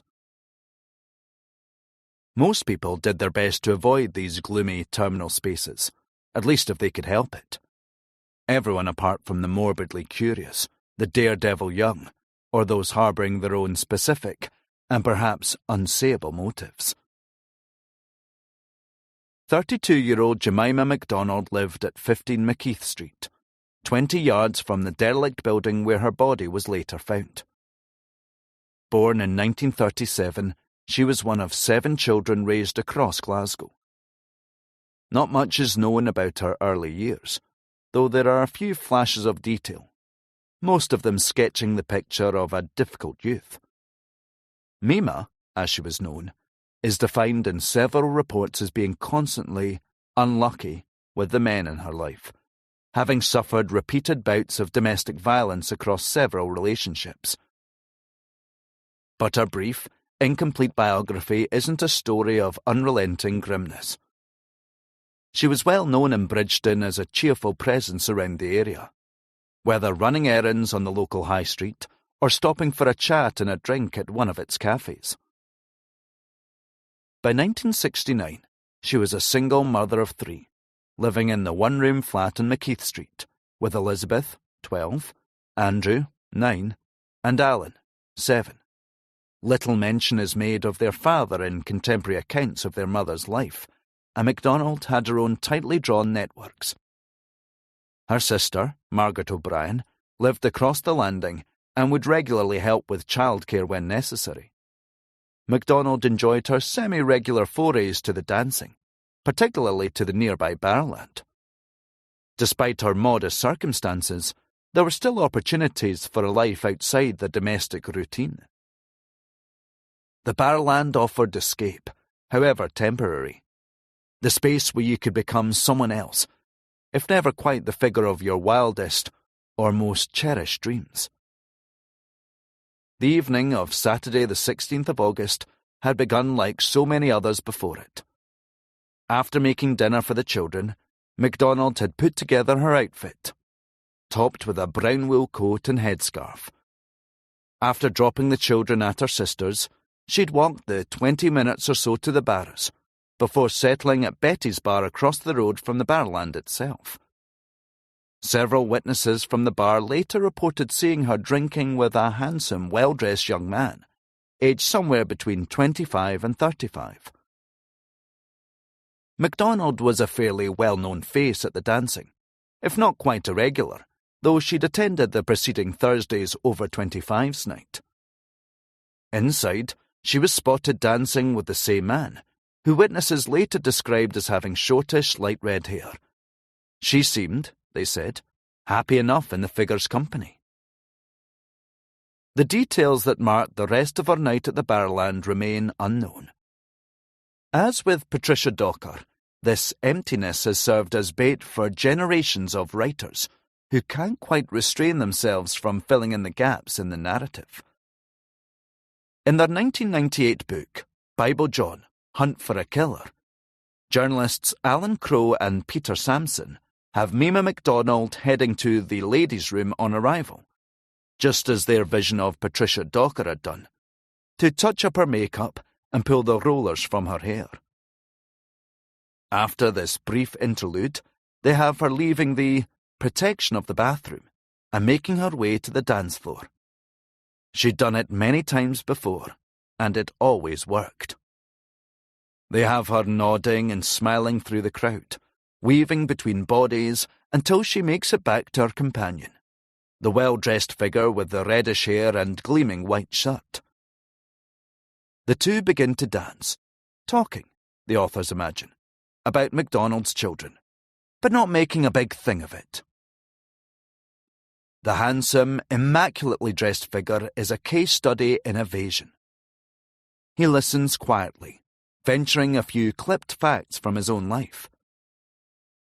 He is written as a polite, attentive presence, just like Patricia Docker's dancing partner. He speaks clearly, if quietly. In this telling, Mima MacDonald is relaxed. She is happy for the company and confident in the night unfolding around her. After the final note of the final dance, the authors take MacDonald back to the ladies' toilets for a final check of her makeup, before the pair leave the dance hall arm in arm at midnight. The imagined scene doesn't end at the door of the dance hall. From the Barrowland, they head into Bain Street and down across London Road and onto Bridgeton Cross. Later, there were witnesses to support this, who thought they saw the pair together, walking across into Bridgeton. They make for the abandoned building on McKeith Street.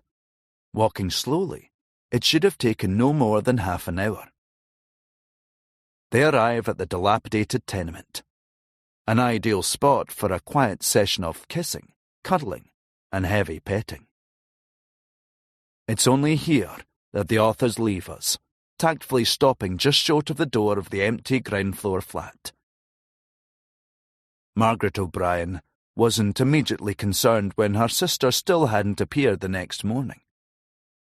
It wasn't unusual for her to sleep in after a Saturday night at the dancing. O'Brien went about her usual routine in getting the children organised. As the hours passed, the worry began to ratchet up. Sunday passed by, with no sign of her sister. By Monday morning, O'Brien asked her neighbours, known to be regulars at the Barrowland, whether they'd seen or heard anything. On leaving the flat around 10 a.m, she'd encountered another group of children, chattering about the body over the road in the abandoned tenement. After walking the 20 or so yards, she'd arrived in the close. It was here that she discovered her sister's partly clothed body, dumped in a bed recess.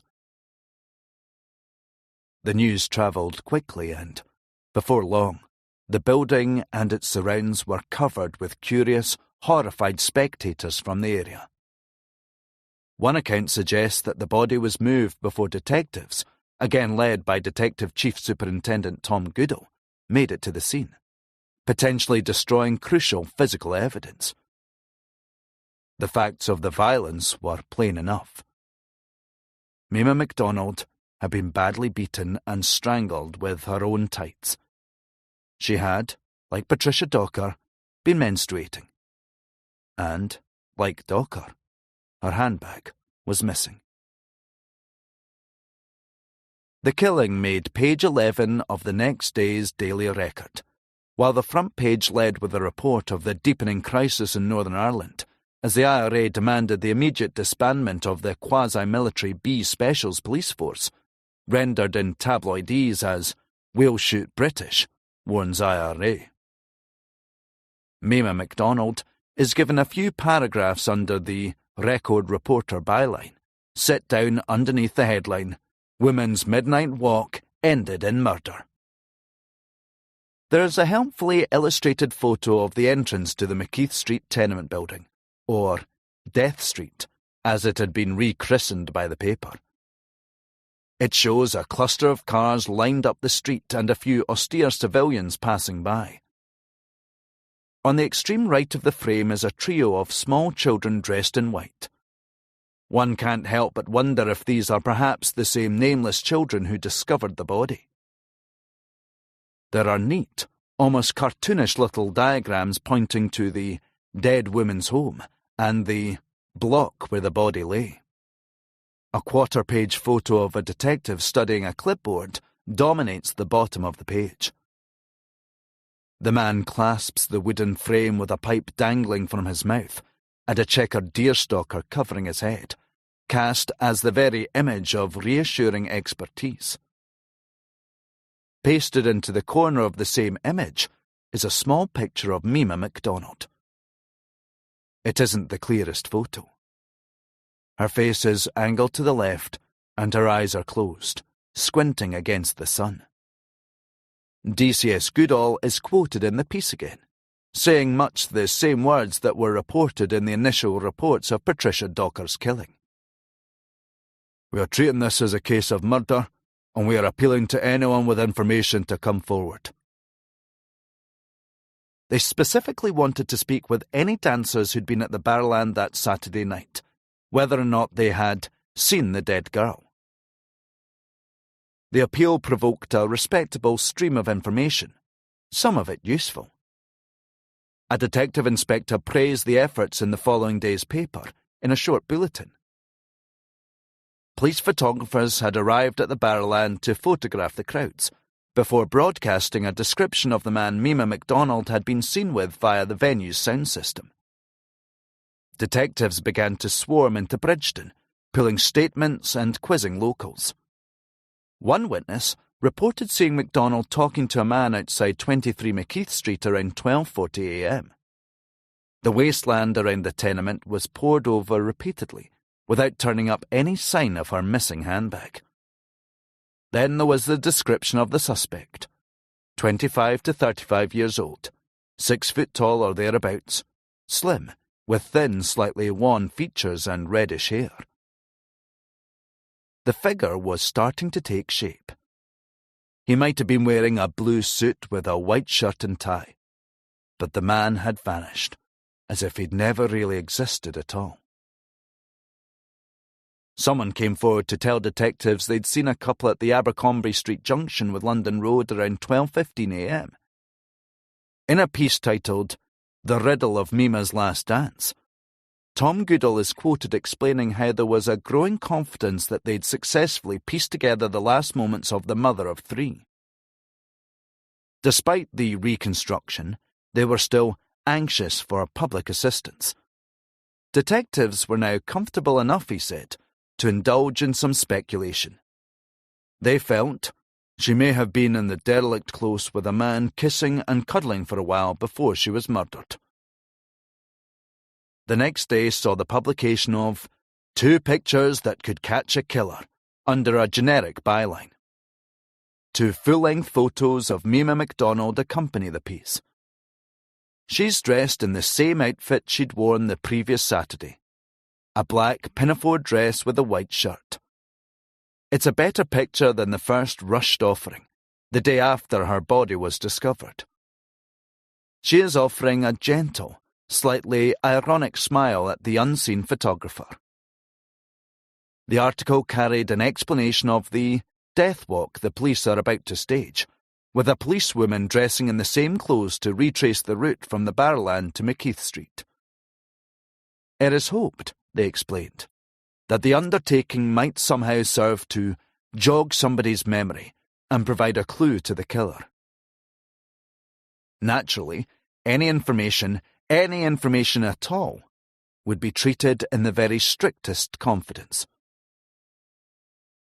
By 25th of August, connections were starting to be made between the Mima MacDonald murder and other high-profile unsolved killings of women across Scotland, though no one yet was seriously suggesting a single figure might be responsible for this or that specific combination of them. That day's Daily Record carried a puff piece by a reporter named Ian Walker, titled "The Killer Files That Never Close." It is, in reality, a laudatory profile of Glasgow's hard-bitten murder squad and its limitless, detailed and inexhaustible patience.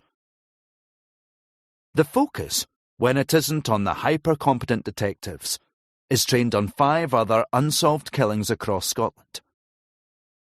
It mentions Kathleen Veitch, described as the spinster found strangled on the beach at Ely, Fife. There is Catherine Duncan, a 46-year-old housewife from Wallingford, Midlothian, who was killed after a bingo session in February 1968. Following her is 58-year-old Agnes Armstrong, found dead at her home in a Perthshire village in August the same year. There is the attractive divorcee, Cathy Maloney, who was found strangled in a lover's lane near East Kilbride, only 2 weeks before Walker's piece appeared. Mima MacDonald and Patricia Docker receive equal weighting, and the writer does briefly ask if the cases might be connected. After all, both women had been at the Barrowland Ballroom. Mostly, though, the focus alights on the murder squad's record. Of the 39 killings in 1967, only 1 had gone unsolved. Of the 41 in 1968, that figure sat at 3. In 1969, as of the time the piece was written, it was only 2. It is intimated that this is decent enough cause for confidence in the elite detectives tasked with the most complicated and harrowing investigations. A nameless insider even explains to the reporter that there could never be any question of forgetting the names that remain on the board. He compares it to a jigsaw, where enough study of the general layout might reveal the precise location of the missing piece that will finally give it the correct shape. These articles couldn't mask the growing desperation and helplessness at the core of the inquiries into Mima MacDonald's murder. That first week, the usual tools had been applied. detectives began to embark on long, fruitless days of sifting through the available evidence without anything approaching tangible success. After the initial flurry, things had begun to stagnate, just as they had with the Patricia Docker inquiry and all the other unsolved cases that remained pinned up on the murder squad's board. It was vowed that this time was going to be different. In late August, a decision was approved at the very highest levels of the Scottish state to try something drastic in an attempt to solve the killing of Mima MacDonald, the mother of three who had died such a sordid, violent death in the East End. On 26th of August, the Daily Record published an identikit picture of the figure desperately sought in connection with her murder.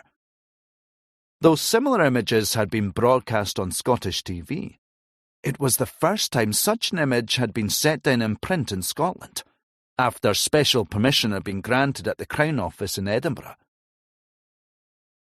In the late 1960s, this was still a groundbreaking innovation, despite its sporadic application in print north and south of the border. The resultant black and white collage, put together by a senior lecturer at Glasgow School of Art, shows a sinister figure with hooded, narrow eyes, baked into a smooth and curiously depthless face. Its lips are thin and pursed, and a dark and heavily shaded nose adds to the sense of a scarcely believable human likeness. The hair is swept to the left, and its ears protrude cartoonishly. There is the first hint of a double chin, despite the figure's angular face. It is far cruder than the famous image that was to come later, less vivid or colourful, less mocking and intense. The accompanying text repeats its dimensions and apparent sartorial choices. The same questions are posed with a new self-assertion, buttressed with the familiar additional bursts of half-speculative detail. Have you seen this man, aged between 25 and 35, between 6 foot and 6'2", tall, slim build, reddish fair hair cut short, wearing a good blue suit with hand-stitched lapels and a white shirt? The decision had been taken by Tom Goodall, though the head of CID was in no mood to reveal his motives to the press, even if the official stonewalling didn't put an end to the speculation. It was increasingly clear to interested observers that what the police had wasn't nearly enough. Some insiders were worried about the potential legal ramifications of this wildcard flourish, but not Tom Goodall. His confidence wasn't entirely misplaced. In the days following the identikit's publication, there were thousands of responses from all corners of the city. The news desk was inundated with phone calls from people who thought they'd seen the figure, who had information that could crack the case wide open. Calls arrived from England and Ireland and the furthest reaches of the Scottish Highlands. Another detective superintendent, a James Binney, was wheeled out in front of the tabloids to give a further burst of the same guarded official police speak. Everyone is being checked out. We are appealing for every dancer who was at the Barrowland that night to come forward. If they are married and out for a night out without their husbands or wives, their confidence will be respected. Despite these repeated promises, the same silence persisted. One could pledge the world, but no one could stop the days drifting into weeks. There were soon other killings to contend with. Just a few days later, the body of a man in his early 20s was discovered wedged into the space between two warehouses in the city centre. The young man had been dead for some time, and identification was a struggle. Police believed he might or might not have been part of a group that had been involved in a reported warehouse break-in they'd attended a couple of weeks before. The body had been called in by a pair of joiners on their way to work. 2 men had been apprehended for the robbery and were to be kept inside while detectives probed any possible link to the fresh murder file. The search for Mima MacDonald's killer carried on, though police were starting to publicly admit that it was becoming a long and dispiriting slog. The leads thrown up by the identikit image were already proving of variable quality, though that was to be expected. There was still much work to do to uncover this strange and nameless murderer's identity, but it was perfectly possible that the final crucial clue was right around the corner. At least, that's how the most reassuring sources put it. The modern reader would perhaps like to know more about Mima MacDonald, her life, as well as the circumstances of her murder.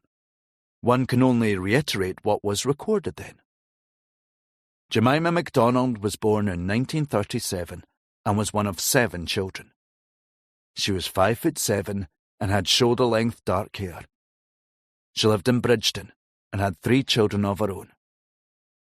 After her murder, they were immediately taken into care before being raised by their aunt, the woman who found her sister's body in the ground floor flat of the condemned tenement building. More than half a century has passed since Jemima MacDonald's murder. It's late April 2022, and I'm sitting in a cluttered back room in the Daily Record offices, a low grey building located in a strange and half-finished part of the city centre. It feels like the only fully completed building in the area, aside from a few already battered blocks of new-build flats, badly stained from the previous winter's rain. There isn't much else to see around here, aside from a few building sites and warehouses. It's just as well, as the room doesn't have a window. The staff have been nothing but patiently helpful as I send ever more detailed requests for old papers from across the mid-20th century.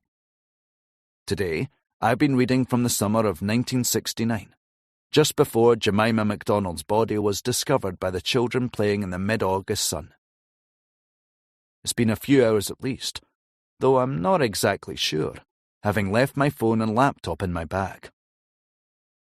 I turn yellowed page after yellowed page with theatrical carefulness, so as not to rip the fragile old newsprint. I wonder how many other people have touched the same musty old paper before me, and immediately chastise myself for such self-indulgent wistfulness. The next day, I get chatting to the gregarious security guard who lets me in and out of the building. He asks what it is I'm doing cooped up in there, in the airless room with the rows of leather-bound tomes and unwanted office furniture. When I tell him that I'm writing a book about Bible John, he shakes his head and laughs, rubbing his cheek with his hand. After lunch, I find the news article I'd been searching for and feel excitement, and maybe something else, like shame, or maybe contentment. Chapter 4. Helen Puttock. 29-year-old Helen Puttock lived with her husband and 2 young boys at 129 Earl Street, Scotstoun. In late 1969 it was, as it remains to this day, a mostly solidly working-class residential area in Glasgow's western suburbs. On Thursday, 30th of October, she'd made plans to go to the Barrowland with her older sister, Jeannie Williams, who lived a couple of miles further west in Yoker. From their childhood in Partick, the sisters had been close. According to one account, they had rarely, if ever, fought as young children, and had carried the same easy relationship into adolescence. A picture of cheerful wholesomeness is deftly painted. They talked endlessly about boyfriends and their hopes for the future, and often laughed and joked about their time they worked as clippies, taking the fares in their uniforms on the buses after leaving school. Their parents had divorced when Helen was 18, upon which the sisters were sent to live with their mother, along with their other siblings. Not much is recorded about this time, other than that both finances and family dynamics were often strained. Life changed for Helen, invariably referred to as the slim, lovely brunette, in her early 20s after a spell staying with her brother Sam down in Woking in Berkshire. It was there that she met a man named George Puttock. Puttock was a committed young soldier, around the same age as Helen. The courtship was short and intense. By the time Helen returned to Glasgow, the two were engaged. One can refer to Alan Crowe and Peter Sampson's book for a general overview of the Puttocks' early years together. Living as a soldier's wife wasn't easy, they write, with George often away for weeks on end. Helen spent her days working. It isn't specified at what or where, and long, lonely nights alone in their marital home. Outgoing and intensely social by nature, Helen found it hard to cope with her sudden change in lifestyle. When George was sent on a long-term posting to Germany, Helen decided to follow with her two small children in tow. It was a move that only isolated her further. The tight-knit clique of army wives had no interest in opening their ranks for her. Without any German, life outside the base was equally hemmed in. After a year, Helen communicated that she was moving back to her mother's in Glasgow, though the couple decided to try and make things work long distance. Life back in Glasgow reverted to moving along well-worn grooves. By the autumn of 1969, that meant a routine of work, childcare, and the occasional night at the dancing, accompanied by Jeannie or some friends from the area. According to Crowe and Sampson, Helen's husband knew that she was going out. But what else could he do? Her letters to Germany suggested a rediscovered sense of herself, that she was enjoying being back in the familiar city, surrounded by familiar support networks. George Puttock came home as regularly as his leave would allow. Though irregular, their domestic life was, it is intimated, stable enough.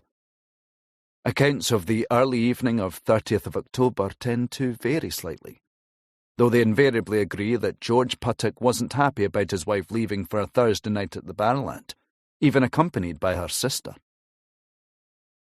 In an article for the Scottish Review, journalist Magnus Linklater quotes him on the tremendous fight between the couple, which eventually ended with his acquiescing and agreeing to serve as babysitter. Crowe and Sampson outline his objections, which didn't appear to include the Barrowland's particularly seedy reputation. To a traditional man, they write, brought up in a working-class town, it wasn't right for a young mum to go out without her husband. But fun-loving Helen insisted. The sisters got ready at home. Helen changed into a short-sleeved black dress with gold buttons, offset by brown tights and black shoes. Over the top went an imitation ocelot fur coat. Several reports stress how proud she was of it. Jeannie Williams chose a skirt, blouse and a dark green coat with a sheepskin collar. By the end of October, Jemima MacDonald had all but disappeared from the press, though Puttock and Williams would have read about the Bridgeton women's murder and that of Patricia Docker the year before. There had been a brief dip in the Barrowland's attendances after the late summer news.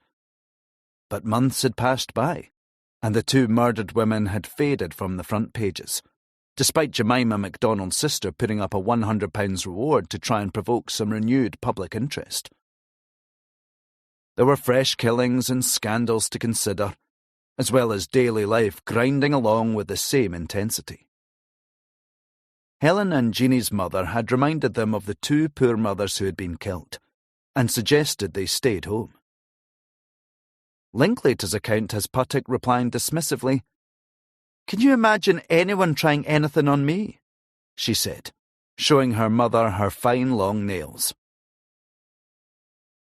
Jeannie knew that her sister had a temper. It's true that Helen was always strong, according to her husband. It wasn't uncommon for her to say that she couldn't imagine anyone getting the best of her in a fight. The sisters set off from 129 Earl Street at 8:30 p.m. and caught a bus on the Dumbarton Road, travelling east to Glasgow Cross, where they arrived around half an hour later. They made their way to the Traders' Tavern on Kent Street, which was already packed with the pre-Barrowland crowd who'd arrived to load up on alcohol before going on to the venue. At the pub, they joined up with their friends, Marion Cadder and Jean O'Donnell. With an hour to go before the 10 p.m. closing time, the sisters managed to finish 3 whiskies each. This point is stressed across several different accounts, as if it's somehow relevant to what was to follow. The group then made the short walk to join the queue, which was already snaking down the Gallowgate. What happened next that night differs markedly from the stories of Patricia Docker and Jemima MacDonald, even if the ending is the same. The ending that sees a woman killed. There is a simple reason why the weight of available detail is so much heavier here than in the case of the first 2 murders. There was a witness. The night that unfolded at the Barrowland had been subject to the most careful scrutiny in the decades since, from detectives and journalists to documentary makers and amateur sleuths across Scotland and far beyond. But even these supposedly canonical details are more fluid than many have wanted to acknowledge. They come from a single source: Jeannie Williams, Helen Puttock's sister. The patchwork of her reminiscences hasn't stopped writers availing themselves of the chance to stretch out and add a few supplementary details of their own. These lines are still occasionally blurred. Is it Jeannie Williams, or is it Alan Crowe and Peter Sampson speaking in Bible John Hunt for a Killer, when the 2 women are greeted on entry to the Barrowland, after paying the requisite 4 shillings, by the familiar stench of alcohol and stale cigarette reek filling their nostrils, as Helen took off her prized coat. The Barrowland was predictably packed, and the sisters took themselves to Geordie's Byre, the smaller of the venue's 2 halls, where the house DJs were known to spin records at deafening volume. After half an hour downstairs, they made their way up to the main dance floor, already filled with couples moving to the live band. In its darkened corners and crevices, it was just about possible to momentarily glimpse couples already locked into sloppy, hurried embraces, illuminated by the light thrown off the mirrored ball far up on the ceiling. It was loud, almost deafeningly loud, when Jeannie was approached by a man named John, who struck up a polite, stilted conversation. He told her that he was a builder from Castlemilk, the sprawling housing scheme on the southern outskirts of the city. It was a common joke to witness how often it seemed as if every man at the Barrowland on a Thursday was called John or Jim. From his awkwardness, he stutteringly inquired whether his prospective partner came here often. Jeannie was sure the man was married. The 2 began to dance and would remain on the dance floor for the rest of the night. Helen was soon to find her own partner. There's no way of precisely knowing how it happened. Several accounts embrace the familiar temptation. They have Helen Puttock standing alone, mildly bored and jealous of her sister's easy success.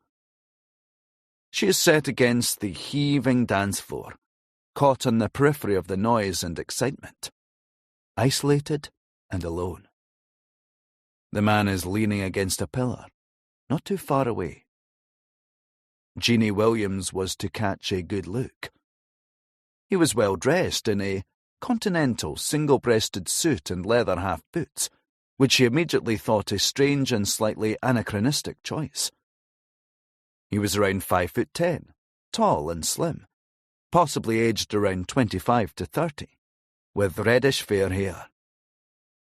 Jeannie Williams thought she might have seen the man around before, but there was no way of being sure. He seemed like a man out of place and time. He was polite and well-spoken, in a slightly decorous, mannered sort of way with an unmistakably middle-class inflection to his generic West of Scotland accent. Hardly the Barrowland's type, Jeannie Williams was later to recall. He'd approached Helen Puttock and introduced himself, another John, and the 2 began to dance. The four stuck together closely on the dance floor, Jeannie and Castle Milk John, with Helen and her John. When the lights came up after the last dance at 11:30, the two men had disappeared to the cloakroom. When they returned, Helen's John had his scarf, which he fussily smoothed down before putting on his coat, which Jeannie Williams thought to be an oddly prissy gesture. As they made their way towards the cloakroom, she decided to get more cigarettes from the machine in the foyer, having doled hers out over the night. But when she pressed the button down for her embassy filters, the machine jammed. The reaction from Helen's John was to become an essential part of the night's myth. It was as if something in the man had snapped. He gripped the machine and began to shout. He wanted to see the manager and wouldn't rest until he appeared. The women were embarrassed at the stares from the other couples who were streaming out into the night. But John wouldn't stop shouting until the manager, a squat, muscular man with a scar running down the side of his face, was eventually called to deal with the growing disturbance. John reiterated that they wouldn't be leaving until Jeannie Williams had her money back. Even in the depths of his performative rage, Williams noticed that the man didn't swear. The confrontation didn't really go anywhere. The manager held his ground until suggesting that the irritant might be better taking it up with his assistant downstairs, who was the one in charge of the machines. Before he made for the stairs, John had turned to the group to tell them that this kind of chicanery was to be expected. His father had told him that these places were dens of iniquity, and that the fire that razed the old ballroom to the ground was an inside insurance job. On his return, John whispered something in Helen's ear. She shook her head slightly, and her face briefly changed, though her sister wasn't sure if it was a look of disbelief or something else. He flashed Helen an ID card from his pocket, a gesture she returned with a smile. The foursome spilled out onto the chaos of the Gallowgate, into the bright, sickly lights and the crush of couples spreading back out to wherever corner of the city they'd come from and were returning to. At Glasgow Cross, they hailed a cab, though Castle Milk John made his excuses and left to catch a bus from George Square in the city centre. Here, the crudely sketched figure disappears from the picture forever, despite the subsequent urgency of police appeals for him to come forward. The cab drove through Argyle Street and west to Dumbarton Road, past a flurry of billboards.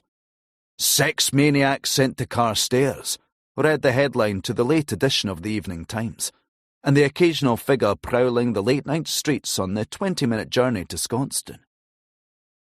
The conversation had become clipped and increasingly severe. John was sullen and withdrawn, perhaps at the fact that Jeannie was still with them. The two sisters asked him questions which he scrupulously avoided, though he mentioned that he played golf, and that he had a cousin who had recently scored a hole-in-one. He said something about his sister, and immediately backtracked.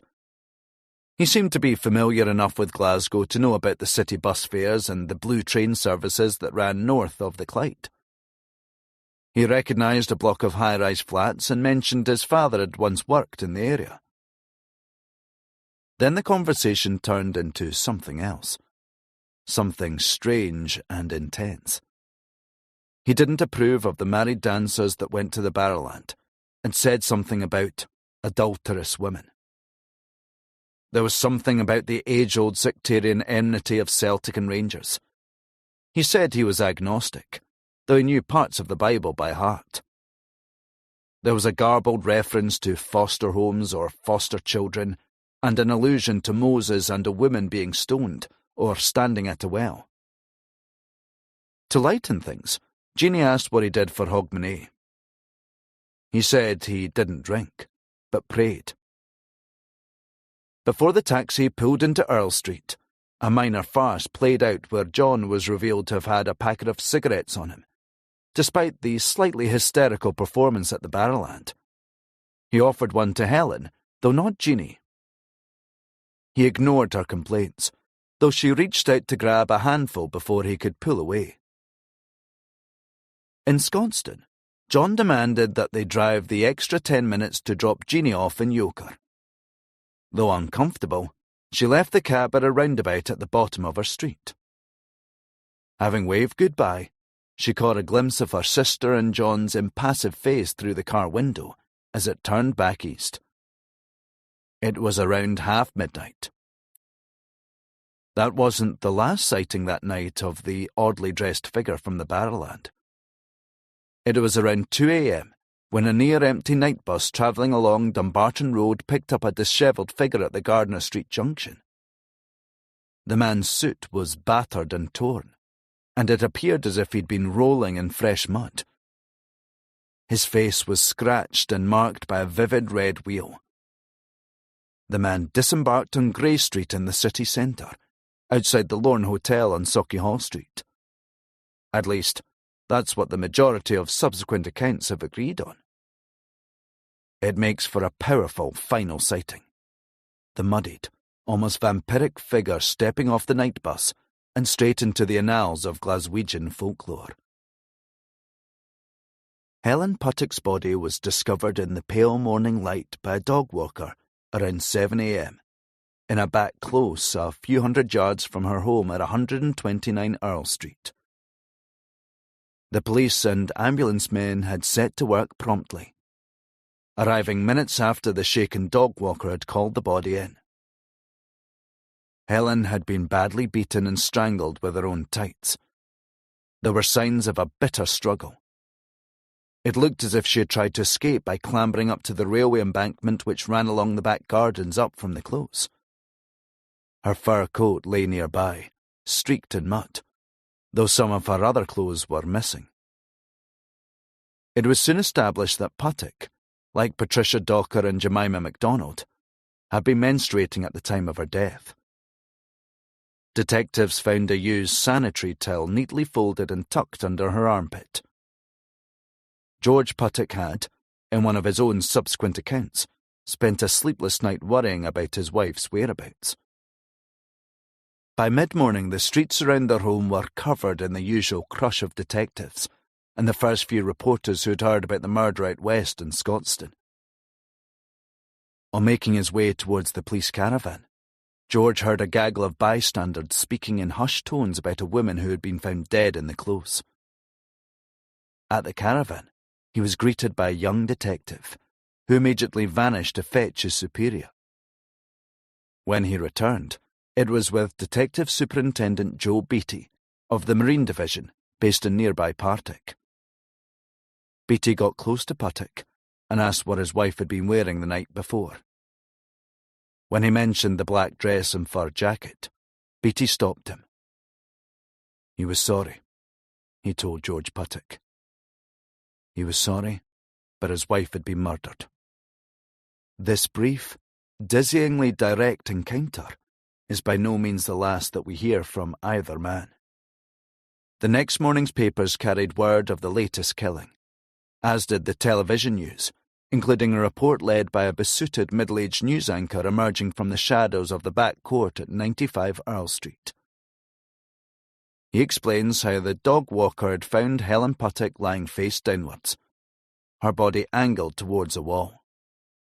Clothes danced lightly on a washing line behind him, as he gestures at the embankment leading to the train lines. In the background squats the dim outline of a high-rise block of flats and some heavy industrial machinery.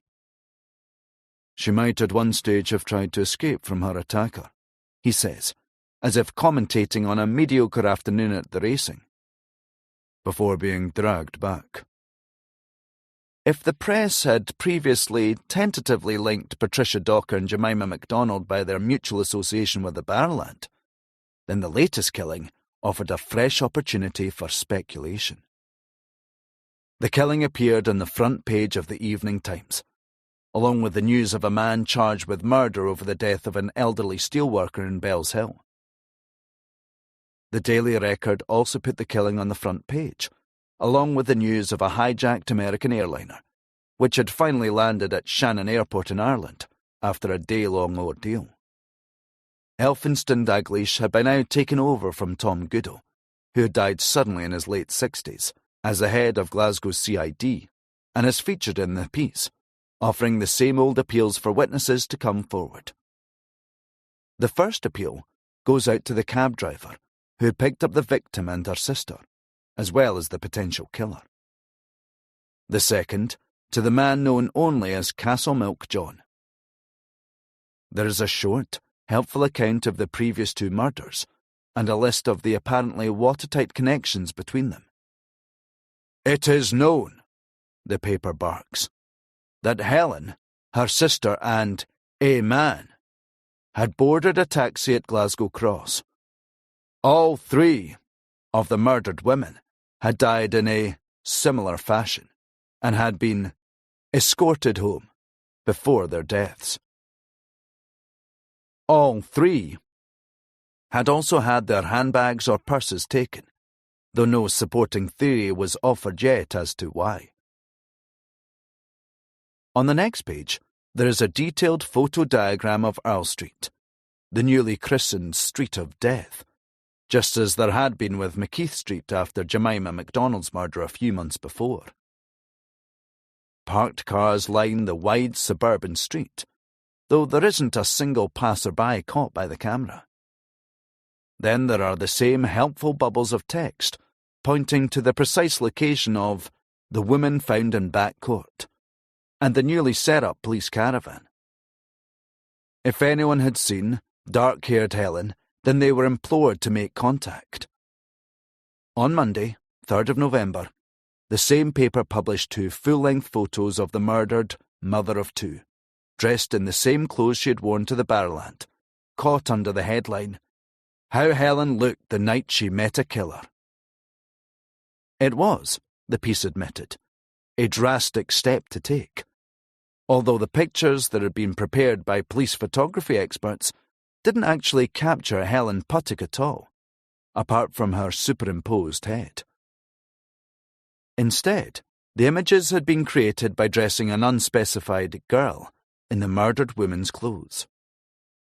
The precise order of what happened next remains a matter of light conjecture. There is a mostly friendly etymological argument about who it was that came up with the infamous name that was about to be beamed into living rooms and onto newsstands, shop windows and bus stops across the city for the rest of 1969 and beyond. Of who might be able to take credit for conjuring up the image of the folk devil that was about to haunt the city's imagination. In most accounts, the coinage of Bible John is given as the brilliantly opportunistic work of a star sports reporter at the Evening Times, another popular tabloid. When John Quinn died aged 74 in 2011, every glowing obituary in the Scottish press made mention of his manifold virtues. His kindness and fearlessness, as well as his devotion to his craft. Having started at the paper as a news reporter in the early 60s, he'd worked his way to news editor before a glittering, decades-long stint as a sports reporter, covering Celtic. He had driven to the 1967 European Cup final in Lisbon in a green and white hatchback. And boxing. He could count Sugar Ray Robinson and Muhammad Ali as friends. In the days following Helen Puttick's murder, the mother of two found beaten and strangled in a back close, Quinn had read the drip-fed flow of information on the killer. There was already mention of the figure's apparent penchant for biblical quotation, and decided to give him a name. Bible John stuck immediately. It captured the mood of the killings, the fear and the seediness.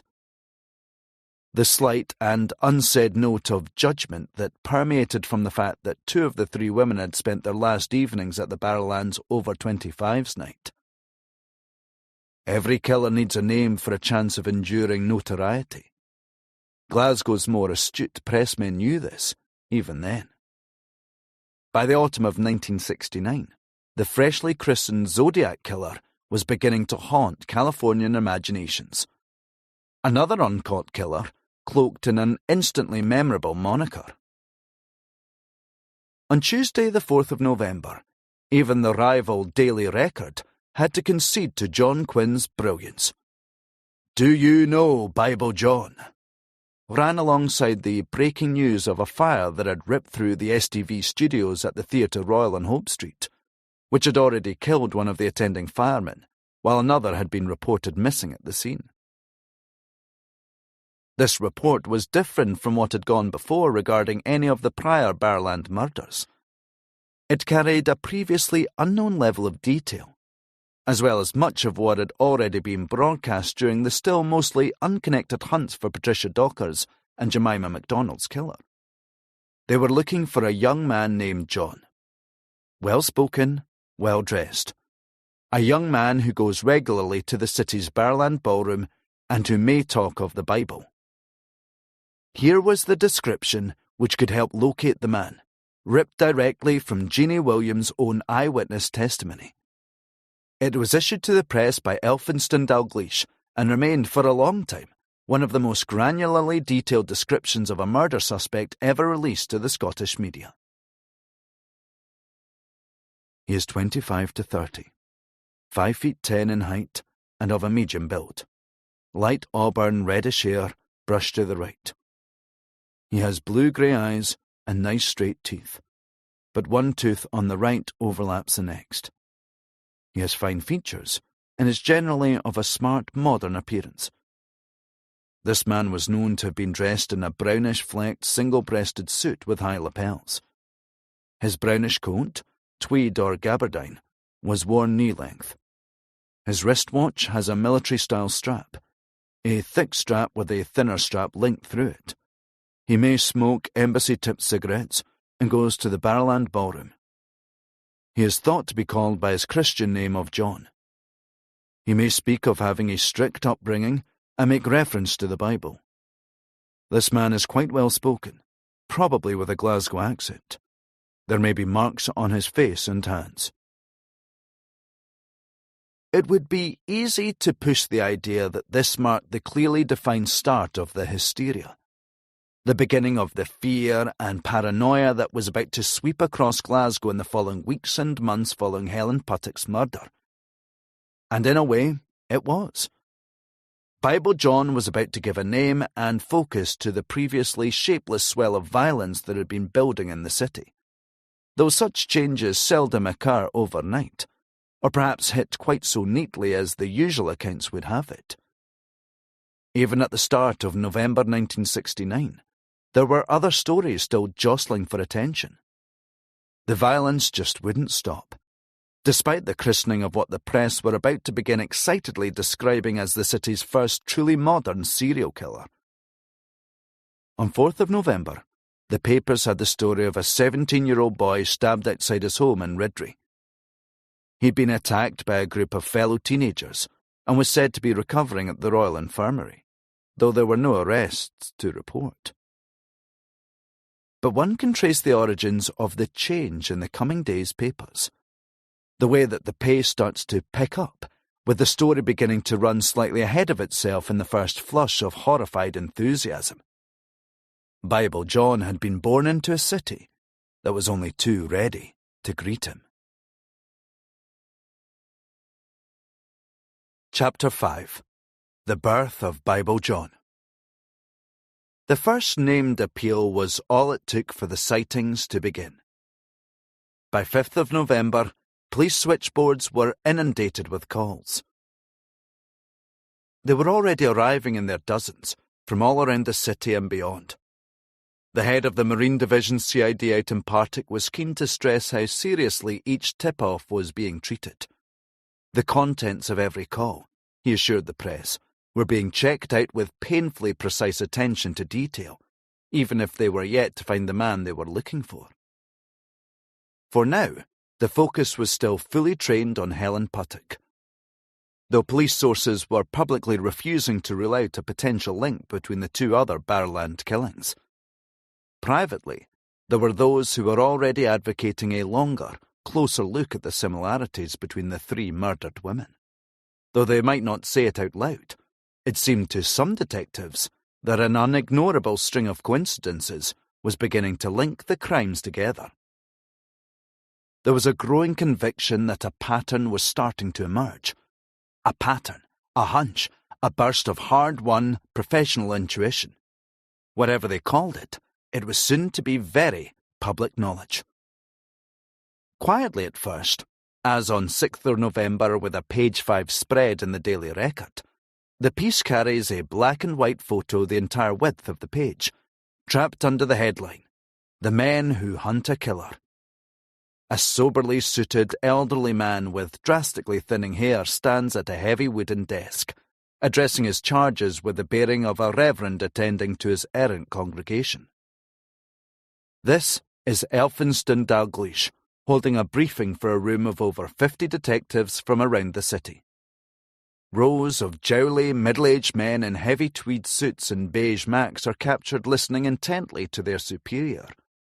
They had come to hear about Helen Puttick and Patricia Docker and Jemima MacDonald. About the figure now being called Bible John, and the new weight of promising information offered up from the very first public appeal to use the new moniker. The camera catches a certain stuffy intensity, along with a few glazed faces caught by the flash. One man is absent from the photograph. Joe Beattie was already a legendary figure in Glasgow, on both sides of the criminal divide. Born in the 1920s, he'd been raised on the Glasgow Road, out in the West End. As a young man, he'd had a respectably good war, serving as a fighter pilot in Bomber Command, and had taken part in several Allied raids across German territory. At the end of hostilities, he had joined the then City of Glasgow Police in 1946. Several histories have recorded his daring exploits dating from his earliest years in the force.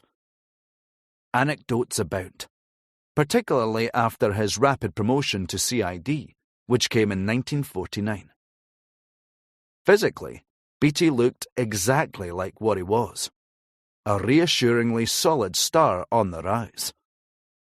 Tall, dark-haired, and possessing a legendarily intense stare, he had made detective sergeant just a few years after his arrival at CID. He had the gift, and that's how it is always described, in half mystical terms, of often simply finding himself in the right place at the right time. His early exploits are often referred to in a strange, airily imprecise tone, pitched somewhere between paperback crime caper and broad carry-on farce. There is the incident with the barefoot man running through inner-city Glasgow being chased by an increasingly breathless police constable. When the zealous Beattie arrested the man, it was revealed that his wife was about to give birth and he and the officer running behind him had actually been desperately searching for help. With no midwife immediately available, Beattie and his beleaguered colleague helped deliver the baby themselves. Several accounts like to highlight his carefully honed powers of observation, developed from his years in the RAF. The causal link is apparently too obvious to require anything like a detailed explanation. Beattie was well known as a prolific murder solver, high or low profile. It didn't really matter. One particularly gory stabbing saw a breakthrough when he'd noticed a set of gleaming knives in a suspect's kitchen, so freshly clean that Beattie was certain they pointed to the man's guilt. Another case was helped along by the discovery of a swan Vesta match found near the elderly victim's body. It's said that Beattie knew that men in the area never used that specific brand of match. Local door-to-door inquiries turned up a man who was asked to empty his pockets, which contained a swan Vesta box. These stories might strike the modern reader as little more than high journalistic camp, but every clipping contributed to the growing renown of Joe Beattie, indefatigable and incorruptible crime fighter. Something like a Glaswegian Sherlock Holmes, and a cosily authoritative buffer against the enveloping clouds of violence and despair looming over the city as the 1960s drew to a close. In one heavily reported double murder inquiry, Beattie was able to use his apparently superhuman powers of deduction to catch the killer of a man and his 17-year-old daughter who'd been stabbed to death in their Kinning Park home, a couple of miles southwest of the city centre. The killing had been random and frenzied, with each victim having been stabbed more than 30 times. The knife had been wiped of fingerprints and dumped in the kitchen, though Beatty was drawn to a toe print pressed onto the hallway linoleum. The killer had likely removed their socks and shoes, so as not to catch any of the blood that coated the floor. During the following door-to-door inquiries, Beatty came across the 16-year-old neighbour who had rapidly emerged as the chief suspect. Not only did his toe print match the one found in the murder house, as one adoring profile puts it, but he also later confessed to the murder.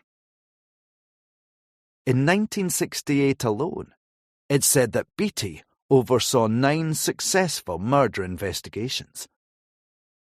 By the turn of the decade, he had risen to detective superintendent. It wasn't all improbable, headline-grabbing murders. There was a clear-eyed shrewdness to Beatty. In Joe Jackson's Chasing Killers, he describes meeting Beatty for the first time as a young plainclothes detective in the Northern Division, spending alternate night shifts with CID.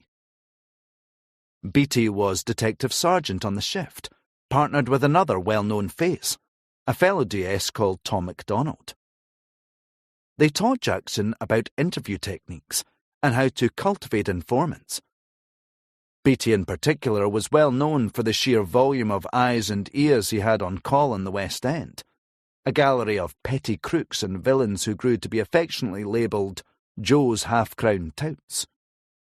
He had an easy way with superiors and underlings alike. Jackson writes of Beatty and MacDonald how they were to the CID what I was to the uniform branch in that they were forever locking up good criminals. This well-cultivated, easy camaraderie had dissipated by November 1969. Joe Jackson remembers bumping into his one-time mentor not long after Beatty's promotion to Detective Chief Inspector down at the Marine Division in Partick, a squat stone block of pure Victorian Glasgow Gothic. His formerly jovial superior, so well known for his perpetual stream of wisecracks and indulgent advice, had shapeshifted into a very different role.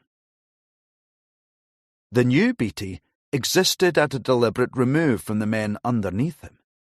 He took his role and his performance of it seriously. It was Mr. Beatty rather than Joe by the time of Bible John's first mention in the press, and had been so for quite some time. Helen Puttock's body had been found in Mr. Beatty's jurisdiction, and it was, whatever anyone else might think, Mr. Beatty's responsibility to bring her killer to justice.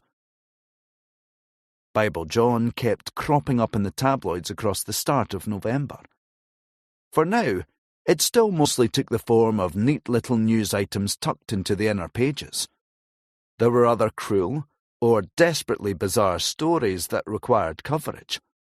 A delivery driver had found himself trapped in his refrigerated van and was only saved from an ignominious frozen death by an alert greengrocer, who wondered why the delivery was taking so long. This somehow made the front page of the Daily Record on the 7th of November, along with a considerably smaller piece devoted to Egypt's President Nasser, declaring the inevitability of upcoming war with Israel. Bible John made it to page 7 the next day, with a brief little notice sharing an artist's impression of the killer's distinctive double-pocketed blazer. "Do you recognise this jacket?" This was followed by the same public appeals for help, for any information that might lead detectives to the man said to be called John. The scripture-reciting figure with the reddish hair and crooked teeth. The sharp-featured, unusually well-mannered man suspected of killing Helen Puttock, and perhaps the 2 other women taken from the Barrowland. The details dripped down to the press from unnamed senior police sources. A new, more sophisticated photo fit was put together, far outstripping the already quaint identikit sketch that had circulated in the press after Jemima MacDonald's murder, and instantly began to crop up on billboards and bus stops around the city. On the front page of the Citizen and the Evening Times, the new, stitched-together face staring back with inhuman blankness, despite its slightly curled lips wrapped into the first hint of a disdainful smile. The real face of Bible John. This was not an identikit, the paper screamed. This was a photograph. Or rather, it was parts culled from many photographs, layered on top of one another to create a brand new likeness. A brand new face comprised of many others. The cutting-edge technique had been popularized by Jacques Penry, an English visual artist and successful former door-to-door Bible salesman with no scientific or academic background to speak of. Another first. Another confident step taken straight into the unknown. Have you seen this man? Did you know this man? The ghostly fugitive, already so desperately hunted by police across the city. Wanted. Bible John. Report all sightings to Glasgow Murder Inquiry Police. Tell SEN 3500. Even his most staunch defenders agreed that Joe Beattie was a man who thought in certainties. It's also often said that he was a man, a detective, rooted in the assumptions and prejudices of his time. To some, this is usually offered as an excuse for what came next, a preemptive mea culpa for the occasionally baroque weirdness that was to follow. Whatever the angle, almost every subsequent account agrees that there was no lip service paid to democracy down at Beattie's Marine Division. Mr. Beattie wasn't a boss to be contradicted, or to be brought bad news. As the Helen Puttock murder inquiry picked up pace, the usual routine was at first adhered to. The working day was instantly transformed. 18-hour days became the norm, for the greenest detective right up to Joe Beattie and his avuncular second-in-command, George Yorkie Lloyd. His nickname, Joe Jackson writes in Chasing Killers, was due to his broad Yorkshire accent, almost making him a foreigner in those days. Beattie had his own finely styled personal procedural quirks. On visiting George Puttock in Earl Street the morning after his wife's murder, he'd asked him a simple question. Did he hit her? When he replied that he didn't, Beattie had asked him to strip. After closely inspecting Puttock's naked body for scratch marks, he'd explained that he was ever so sorry, but it couldn't be helped. In George Puttock's account, Beattie hadn't for a minute suspected the grieving husband, but it was just something he'd had to do. From the very earliest days of the inquiry, Joe Beattie had honed in on Jeannie Williams as his investigative ace card. The two were close right from the start. Some have said almost inseparable at the peak of the investigation.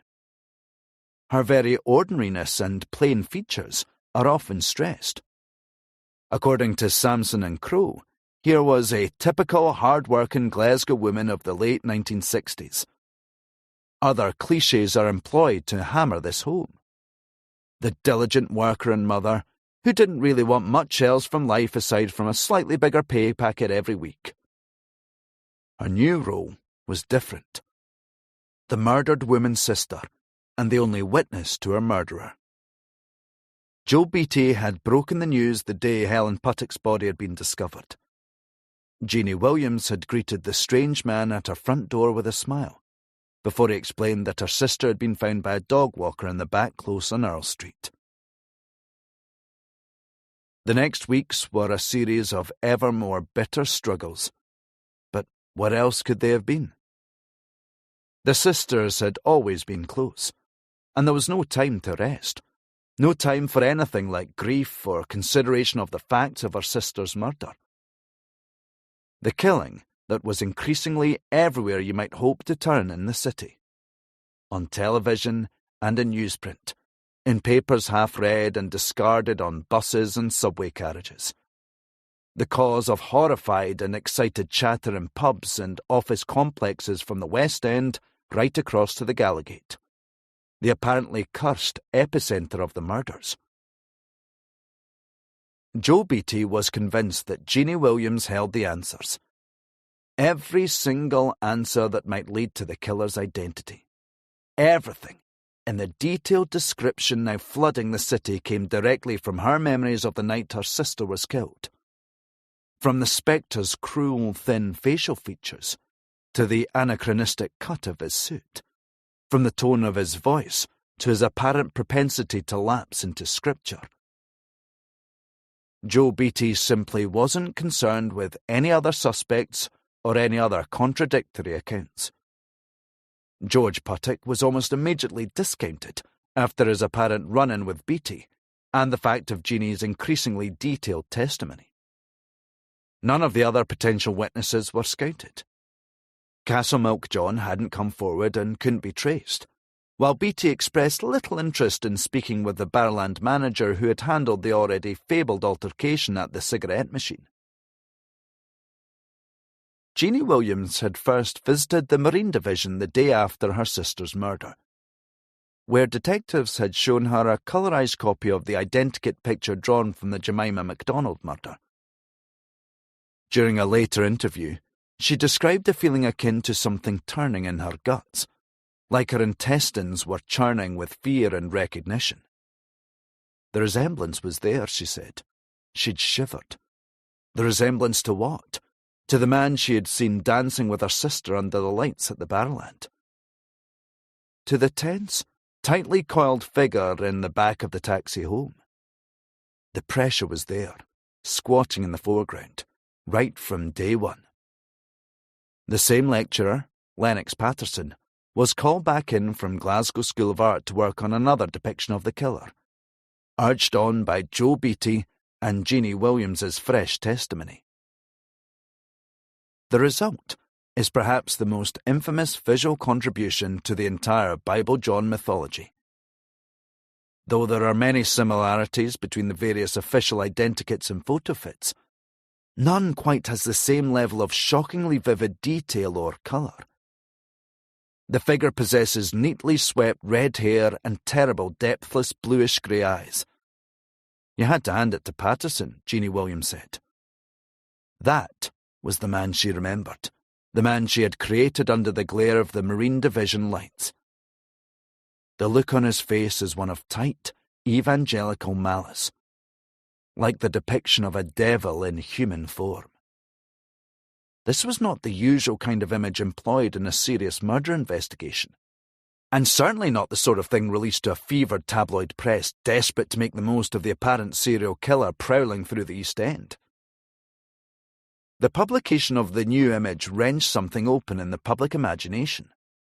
Though the newly detailed prose descriptions had provoked a respectable stream of information, no one was quite prepared for what came next. The introduction of the dead-eyed, red-haired spectre almost immediately blocked phone lines across the city's police divisions. There is a famous photo of a bemused detective unfurling a banner poster of a Daily Record front page, emblazoned, "Barrowland Murder. Do you know Bible John?" It soon felt as if the entire city did, or wanted to believe so. Everyone seemed to recognise the figure, or knew someone who did. Detectives had gone to great lengths to make the newly disseminated image as accurate as possible. No expense or humiliation was spared. A dog had been chased down and sheared to capture a sample of hair that matched Jeannie Williams's vision to the most minute shades of auburn. People had begun to see Bible John everywhere, in pubs, on trains, and sloping down suburban high streets. The phone lines jammed, and the case files fattened. Jeannie Williams would be called away from her work at McLaren's Controls on West Street to eyeball the latest array of men pulled in from every corner of the city. The calls weren't confined to Glasgow. They arrived from right across the country, down to the furthest reaches of southern England and far beyond. Every sighting was checked out by a weary detective trudging up a suburban driveway armed with a picture of the uncaught killer, or braving the stairs of a high-rise block to listen patiently to the latest theory or accusation. People were scared, a fear that often bled into excitement. Bible John could mean opportunity. How better to flatten an ancient grudge or settle a long-simmering dispute? Neighbours fell under suspicion, husbands and uncles, brothers and sons. Few of the young, or almost young, were really above scrutiny. Tolerance wasn't part of the new mood. The picture's ambiguity was part of it. There were a lot of Johns in Glasgow, and even more men with red hair. In an early 1970s TV interview, one man recalls being hauled in front of Beattie at the Marine Division HQ. It's true, the similarities to the artist's impression are undeniable. With his red hair and angular face, it could be a seaside sketch of the young man, an easy 25 to 30, sitting in his living room. He hadn't just been picked up once, he explains with a laugh. And each time Beattie had complimented him on a rare likeness to the killer. Beattie was always friendly, the man explains. He couldn't stop calling him son. Did that cheer you up? The unseen interviewer asks. The question contorts the man's face. No, he might be able to speak about it now, but he can't deny he was worked up at the time. Not everyone placed the same blind faith in Jeannie Williams's testimony as Joe Beattie. It had been late. She'd had a drink, and her sister had been murdered, strangled and discarded in an alleyway a few yards from her home. Of course she wanted to be useful in the hunt for the killer, though some privately wondered at the pressure being exerted on her. There was a constant stream of line-ups and identity parades. Jeannie Williams attended them all, but none of the faces was the right face. There were hundreds of men put forward in those early weeks, a blur of red-haired young men, always different, always the same. Frustration began to line the face of detectives. But Joe Beattie didn't waver. He had his witness and his own clearly defined suspect that resided in his mind, and his mind alone. Though even Beattie wasn't above proffering some slight tweaks. They began to attempt a new tactic, whereby Jeannie Williams was asked to grade suspects out of 100 against their physical likeness to the man she had been in the taxi with. Some were to come up in the high 90s. By December, it was clear that this first manic flush of activity was no closer to locating the uncaught killer. The world outside the Marine incident room hadn't stopped. There were still other murders to attend to, other killings that jostled hard for space with Bible John. Charles Manson was starting to become a fixture of the international pages. Hippie murder cult planned 11 more deaths. While more locally, a 20-year-old from Posso was found guilty of beating a police officer to death. A tranche of conservative law and order editorials followed, bemoaning a succession of spineless, overly liberal Home Secretaries who were accused of fostering a culture of impunity, of disregard for the forces of authority. Horror on every page you turned. The 12th of December edition of the Daily Record carried a front page detailing the story of a Lanarkshire man who'd just been jailed for life for murdering his ex-wife in a jealous rage. He'd beaten her before strangling her with her own tights. Arnott McWhinney reported how the family wept as the verdict was announced at the High Court in Glasgow. An elderly woman had gone missing and was presumed dead, possibly killed. Ian Brady made the paper a few days later, having been involved in a vicious prison fight. Moore's man Brady in fight with child killer. The next day's front page focused on an Edinburgh man who had been convicted after torturing his 2 young children. Mention of Bible John is only tucked into the inner pages of that day's paper. viewers of a late-night religious programme on STV had anxiously phoned in to the Marine after seeing a man in the audience who they were sure was the killer. Joe Beattie is quoted, reassuring the public that this was not the man they were searching for. Detectives had combed through the footage, and Beattie was satisfied that, while the facial characteristics were similar, the hairstyle was not. Instead, he took the time to renew his already proffered appeal. Someone out there had to know Bible John. The man we want to interview could be anybody, your next-door neighbour or your friend. It is absolutely vital that we trace him. The young Joe Jackson was called in during early January 1970. After the decision had been taken to freshen up an investigation that had seen detectives putting in at least 14-hour days without a break for the entirety of the previous 3 months. By then, there was the beginning of the sense, Jackson writes, that things had started to grow stale. None of the identity parades had yet turned up a decent suspect, or even a significant witness. On 30th of December, a police officer had been shot dead by a group of armed robbers at 51 Allison Street in Govan Hill, after an attempted arrest that had rapidly gone wrong. In the aftermath, resources and column inches found themselves directed to the south side, at least for a short while. But Bible John was still in vogue. The Barrowland trade had yet to pick up, and its managers were anxious, as the idea of a serial killer stalking the dancehall wasn't proving good for consumer confidence. Joe Jackson and the group of new detectives were given strict directions regarding the man they were seeking. One of the new lines of inquiry involved visiting dentists across Glasgow and Strathclyde.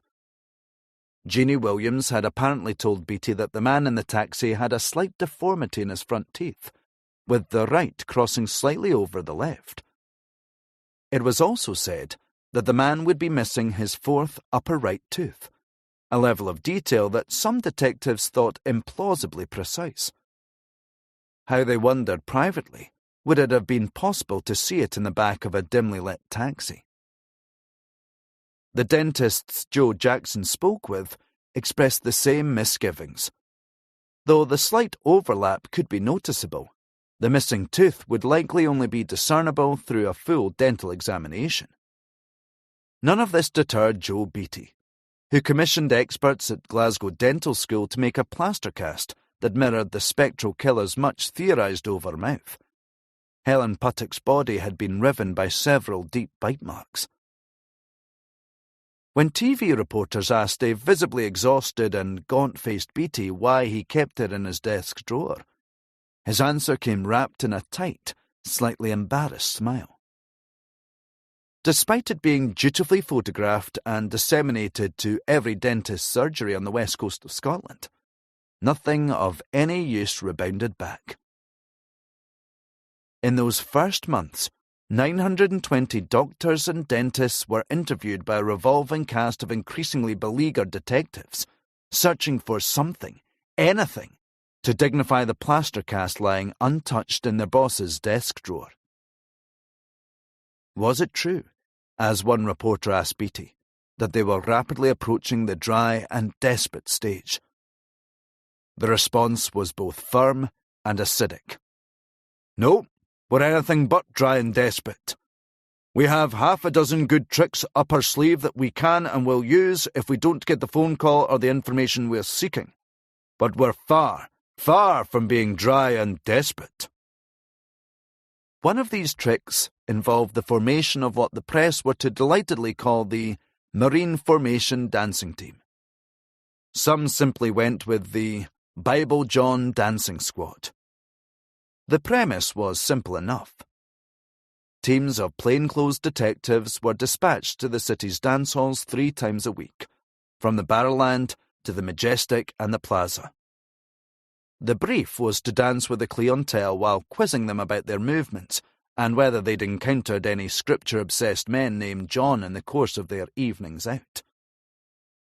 Results were predictably thin, particularly on Thursday nights at the Barrowland, where the straight-laced, plainclothes detectives collided with the implicit culture of silence and secrecy.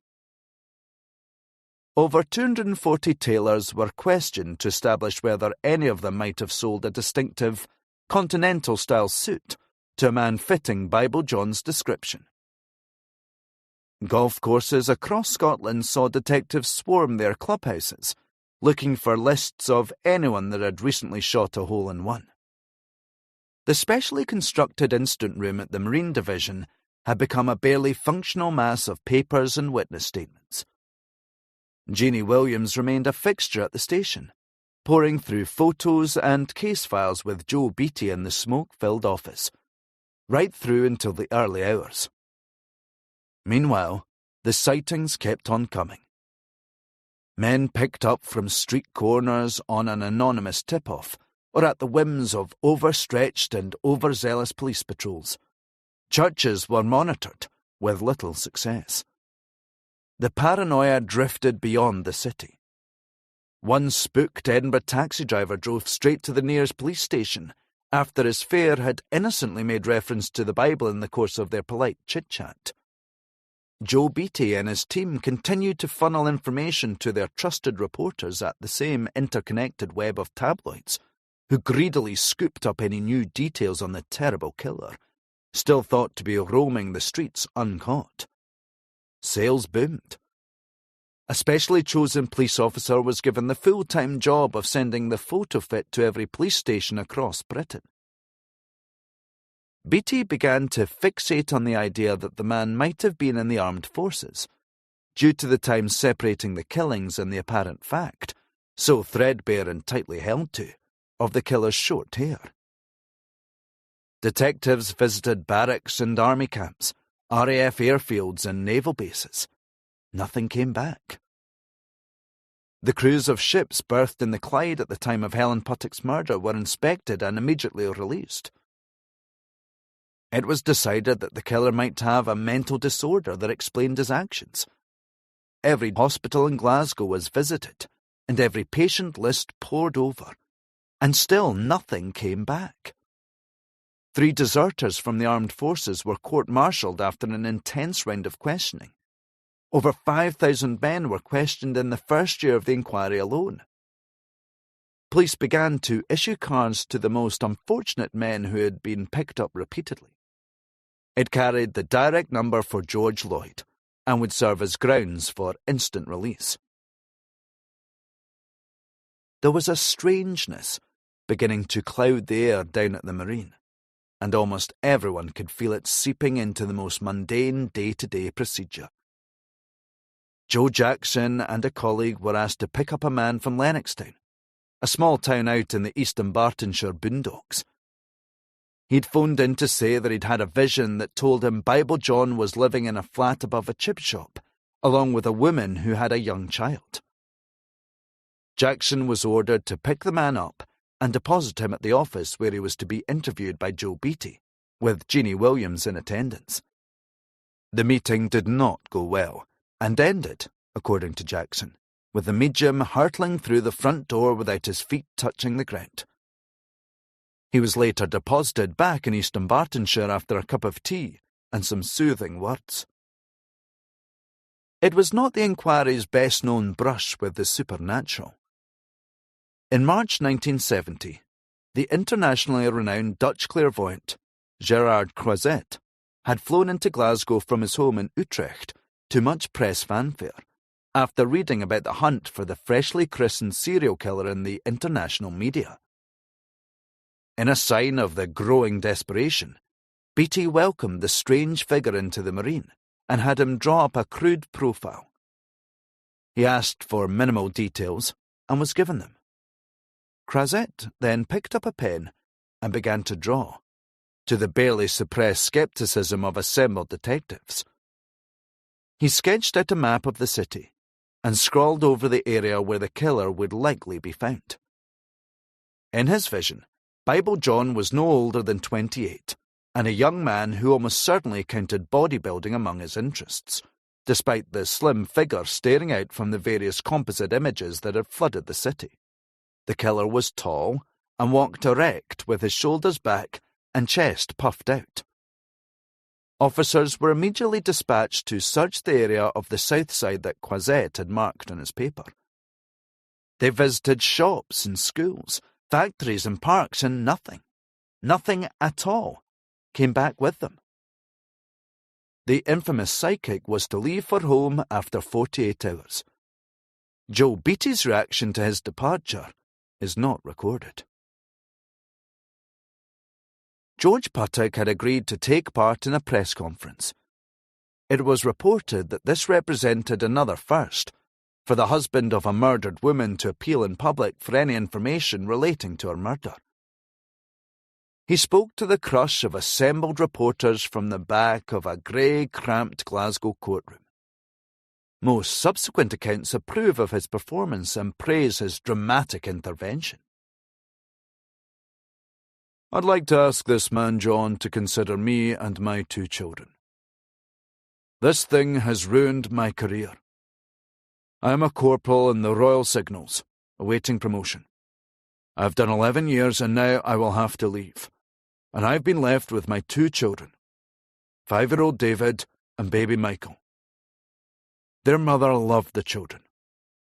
So do I, and I can't bear to be a weekend father now they have lost their mother. I hope this appeal will help bring this man to justice. Everything else has failed so far. The police have worked their guts out, but no one has so far supplied the clue that will help trap this monster." A £200 reward was later posted, using George Puttock's own money. Plainclothes CID had attended Helen Puttock's funeral at Lamhill Cemetery on the northern fringes of the city, mixing with mourners in the hope that the killer wouldn't be able to resist showing up. But the burial passed quietly, without incident or any sinister visitations. Whatever Joe Beattie's public proclamations, it was clear that a raggedness had set into the constantly sprawling investigation operating out of the Marine. You could see it by looking at a man who never seemed to sleep or consider anything else other than Bible John. His increasingly erratic decision-making and heavy reliance on Jeannie Williams were beginning to cause alarm, though not yet enough to see Beattie directly challenged. He began to repeat that he would know the killer by sight, as if it were simply a matter of divine inspiration. This was Mr. Beattie's case, the kind of hunt that might transfigure a respected detective into something more, something perhaps akin to a living legend. There is a famous image of Beattie taken a few years later, of the once ubiquitous DSI posing outside the Barrowland, sometime after the very pinnacle of his power and authority, and the peak of the initial investigation into what were almost universally now being referred to as the Bible John murders. He stands alone at the forefront of the frame, his piercing dark eyes peering somewhere beyond the camera, past the rain-slicked Gallowgate, with a mostly unlit Barrowland looming to his right. The greasy concrete is partially cut through by the reflection of the streetlights in the background, but the streets are devoid of any life, save for the tweed-suited protector staring wide-eyed out into the night. I arrived at 226 Gallowgate on a sad night towards the end of summer 2022. It had been raining hard, and I'd been soaked through on my walk from the Mitchell Library. The sun was out, and then it wasn't, with a change occurring before anyone really knew what to do about it. In town, I'd walked past a procession of brollies hurriedly opening in a disjointed, fretful performance. I suppose my daydreams must have been especially diverting, because I didn't seem to notice the sky until much later than everyone else, until it was too late to protect myself. The afternoon had passed with everything I could find about Joe Beattie, his words in the press and on film, as well as the accounts of his contemporaries, admiring and otherwise. I'd been thinking about how every classic crime legend needs its avenging angel somewhere in the mix, its incorruptible force for good to set against the crush of darkness, the misery and pain, and how reality can never really quite conform to these storybook conventions. I thought about these things, and what I'd read detailing the overheated and painfully myopic investigation that began after the murder of Helen Puttock, about Joe Beattie's ever-escalating obsession with the killer the press had dubbed Bible John. I continued to think about what it meant to have said, as Beattie famously once did, that he knew more about this richly constructed figure than he did about members of his own family, that he'd know him instantly if he walked into even the most crowded of rooms. The bar has a faintly sad feeling clinging to it when I arrive, with its rows of neat and non-threateningly trendy furniture entirely empty save for the friend I'm meeting, who lives close by, and whose grandmother had lived on the Gallowgate for most of her life until she died a few years back. "Do you remember," he asked me, "how this spot used to be the Baird's Bar, the wild old Celtic pub that was shuttered after one too many bloody bar fights and deliberate provocation to the licensing board?" And I think I do vaguely. Or maybe I just read about it or caught some ribald anecdotes second-hand somewhere. Not that it really matters. We order drinks and talk a bit about our days, until I make my excuses and head outside for a cigarette now that the rain has retreated as quickly as it had attacked. The Barrowland sits next door, as faded and solid and majestic as ever. There are a few weak beams of sun fighting their way out of the horizon to the west, though I reckon the streets could well be just as wet and empty as they were in the black and white photo of Joe Beattie, taken over half a century ago. Chapter 6. He knew his Bible. He was very clever. There was only to be disappointment for those wishing that the new decade would bring any greater clarity to the inquiry. In September 1970, the telephone switchboard at the Marine had jammed again after a BBC current account programme had aired, which ended with a personal appeal from presenter Hugh Cochrane. The tone is mollifying and almost wearily paternalistic, with the killer urged to hand himself in. "If you are out there watching, maybe it is time for you to come out of the glare for your own good." Over 350 calls arrived at the Marine almost as soon as the message had broadcast at 9 p.m. The same deluge, yet again. The same excited rush of names and dates, and sinister faces glimpsed for a moment at night through rain-streaked bus windows, or smirking at the bar in this or that god-forsaken pub on a pat Saturday night. Joe Beattie was still determined to offer a showcase from his self-described box of tricks, however thin the performance was beginning to feel as the days went on. There was to be some more added novelty. A Glaswegian psychiatrist, Dr. Robert Britton, was hired to produce a criminal profile of the imagined suspect. It is often explained in reports that stress Beattie's brilliance that this predated the much mythologized efforts of the FBI by several years. The result was full of further headline-grabbing details. Bible John was a sadistic murderer. He was likely a loner, and had been so throughout his life, and would have begun his deviant behaviour in childhood. Britton was also certain that the killer had strangled his victims to prolong his own sexual pleasure, despite the lack of solid evidence. The strain was beginning to tell. The long days and endless nights, chasing the latest threadbare leads and accusations.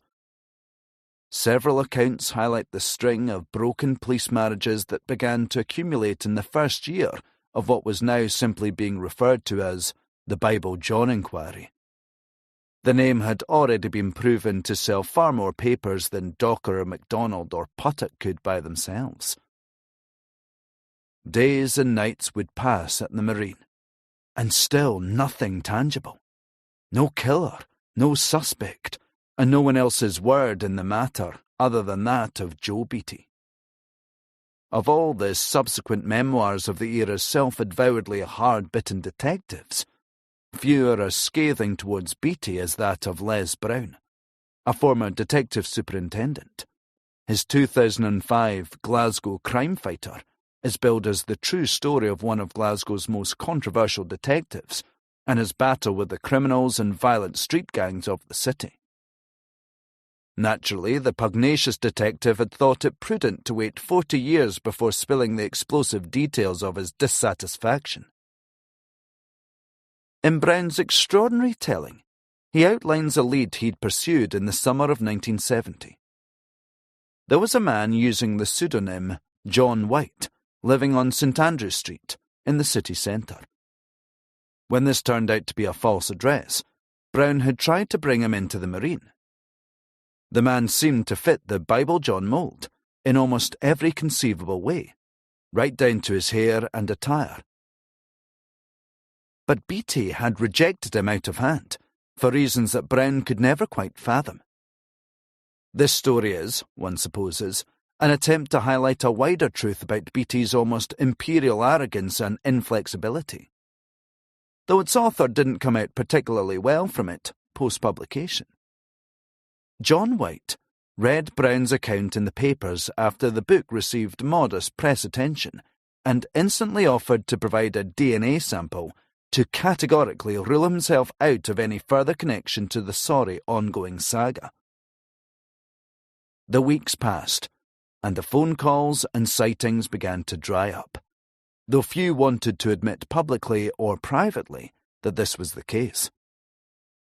By the end of 1970, the spectre of Bible John had begun a slow drift from the inner pages of the Daily Record and Evening Times, while the broadsheets had long diverted their attention elsewhere from the tawdry reams of speculation that flowed from the Barrowland murders. Still, milestones were reached. It was admiringly said that the Puttock manhunt alone was already the largest in Scottish legal history, and perhaps the most expensive, though few accurate figures supporting that have ever been released. Jeannie Williams slowly became less and less of a feature down at the Marine, and the whispers about the depth of her involvement in the inquiry began to gradually abate. She returned, for a time, to everyday obscurity, left to mourn her sister alone, away from the glare of the press. The three murders and their ghostly, uncaught killer began to recede from the foreground. You didn't have to look far for other horrors, in Glasgow or beyond, and even Joe Beattie was forced to divert his gaze as the heat began to drain from the Helen Puttock investigation. 66 football fans were crushed to death at Ibrox Stadium on 2nd of January 1971, at the end of the traditional New Year Old Firm derby between Rangers and Celtic. Beattie had attended the game, and had made his way home afterwards, entirely unaware of the desperate scenes that had seen a further 200 people badly injured, as well as the dozens killed. The phone call had arrived right from the very top, from the then Chief Constable, Sir James Robertson, who had told Beattie in no uncertain terms that he was to take charge of the inquiry. The subsequent investigation was run from Govan Police Office, where over 1,000 statements were collected from fans and other eyewitnesses, including police officers and the emergency service people who had attended the scene. Such was the swiftness and efficiency of his investigation, as one subsequent account puts it, that a fatal accident inquiry was held into the deaths the following month at Pollockshaw's Borough Hall in Glasgow. It is spelled out that this was Joe Beattie at his methodical best, a very different figure, almost unrecognisable from the brooding obsessive who had attached himself so closely to Bible John. Other fragments crop up from the time that appear to show another, almost mystically perceptive Beattie. One morning during the Ibrox disaster investigation, he was contacted and told to make his way to Glasgow Sheriff Court, to supervise a dispute between a Cypriot restaurant owner named Nicholas Perdiku and his legion of creditors. An informant had passed on gossip that the desperate Perdiku was likely armed and had hatched a plan to shoot the sheriff who was in the process of hearing the case. Beatty caught Perdiku on a stairwell at the court and frisked open his coat to reveal a shotgun and cartridge belt. The beleaguered restaurateur was sent down for 9 months and had his gun license revoked. By the late winter of 1971, it was increasingly impossible to ignore the drift in public or press attention. Bible John was becoming stale, and police bosses were growing nervous at the lack of results, despite the expense and sheer unrelenting volume of time and effort that had already been unquestioningly pumped into the inquiry. A decision was taken to roll back and think again. Beatty's fiefdom down in Partick had to be addressed, and after the successful Ibrox disaster investigation, he was moved to the Scottish Police Training College at Tullyallen Castle in Fife, where he was made Deputy Commandant before taking retirement in 1976, barely into his mid-50s. It's hard to say whether the move was intended as subtle punishment or reward. His reaction to shifting cross-country is not recorded, though the Bible John inquiry rapidly begins to recede from the press after this time, bar the odd excited notice in one or another of Glasgow's tabloids. It was later recalled how often Beatty would speak on Bible John to recruits under his tutelage. If a lecturer failed to show up, then Beatty would have no problem picking up the slack, picking up the opportunity to speak on his favourite subject. It seemed to colleagues as if the case was never too far from the surface, as if the old obsession was as potent as it had ever been. Life in the city continued as the new decade opened out. In 1975, the storied old City of Glasgow Police found itself merged with several surrounding forces to become Strathclyde Police. Fashions changed, and the unsolved killings continued to accumulate. For the most opportunistic in the press or elsewhere, there was always a link to be made with Bible John, particularly if the murdered woman had last been seen at an entertainment venue or her handbag hadn't been recovered. If nothing else, it could prove a reliable momentary publicity boost, even if the link didn't quite take hold in the public imagination. In August 1977, a 20-year-old brewery worker called Anna Kenny had got chatting to 2 men in a city centre pub smoking area during a night out with friends. At closing time, she had left with one of the men, and they'd made their way to George Square, where she caught a bus home to the Gorbals. She was later seen walking in Townhead, where she probably hailed a taxi before vanishing into the night. Her body was found 20 months later in rural Argyll, over 100 miles from home. 2 shepherds had come across a grave in a remote corner of land under a hillside. Her neck and ankles had been bound. In October 1977, a 36-year-old woman named Hilda Macaulay had visited the Plaza Ballroom in the South Side, after leaving her 2 young boys with her mother. Not much detail is ever given about her life, though reports at the time invariably mention her divorce 8 years previously. Her body was discovered the next day by a group of children, who were playing in some woods out in Langbank, Renfrewshire. She had suffered severe head injuries before her body had been discarded in a patch of long grass. Her coat, shoes and handbag were missing, and never recovered. In December 1977, a 23-year-old nurse named Agnes Cooney had spent the evening at the Claddagh Club on Westmoreland Street, a few hundred yards from the plaza. Around 200 people attended the same country and western gig, and Cooney had left the venue in the early hours, after the promise of a lift home. Her body was discovered by a farmer the next morning, on a quiet stretch of road in Lanarkshire. She had been stabbed 24 times.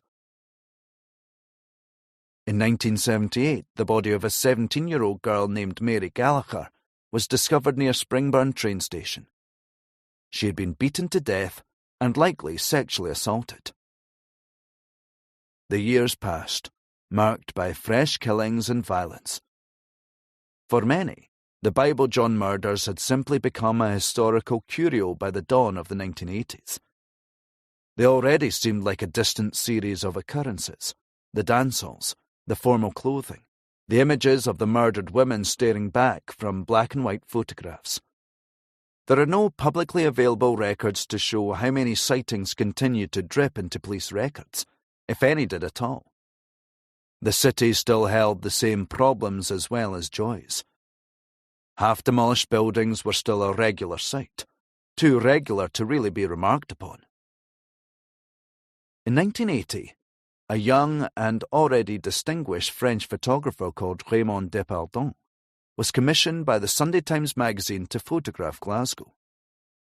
Depardon, who had never been to the city and could only speak a few words of English, immediately trained his lens on the city's slums and fading docklands. The result was a brilliant, often moving collection, even if its focus was entirely trained on the Glasgow that would appeal most to shocked and titillated readers elsewhere. A world of wide-open and empty industrial landscapes, contrasted with soot-blackened rows of tenements and images of solitary young mothers pushing their prams across gritted paths, backdropped by looming grey high-rise flats. But Bible John was too stubborn to disappear entirely. In early February 1983, a strange development came to temporarily dominate the front pages of Glasgow's tabloids. "Is this the face of Bible John?"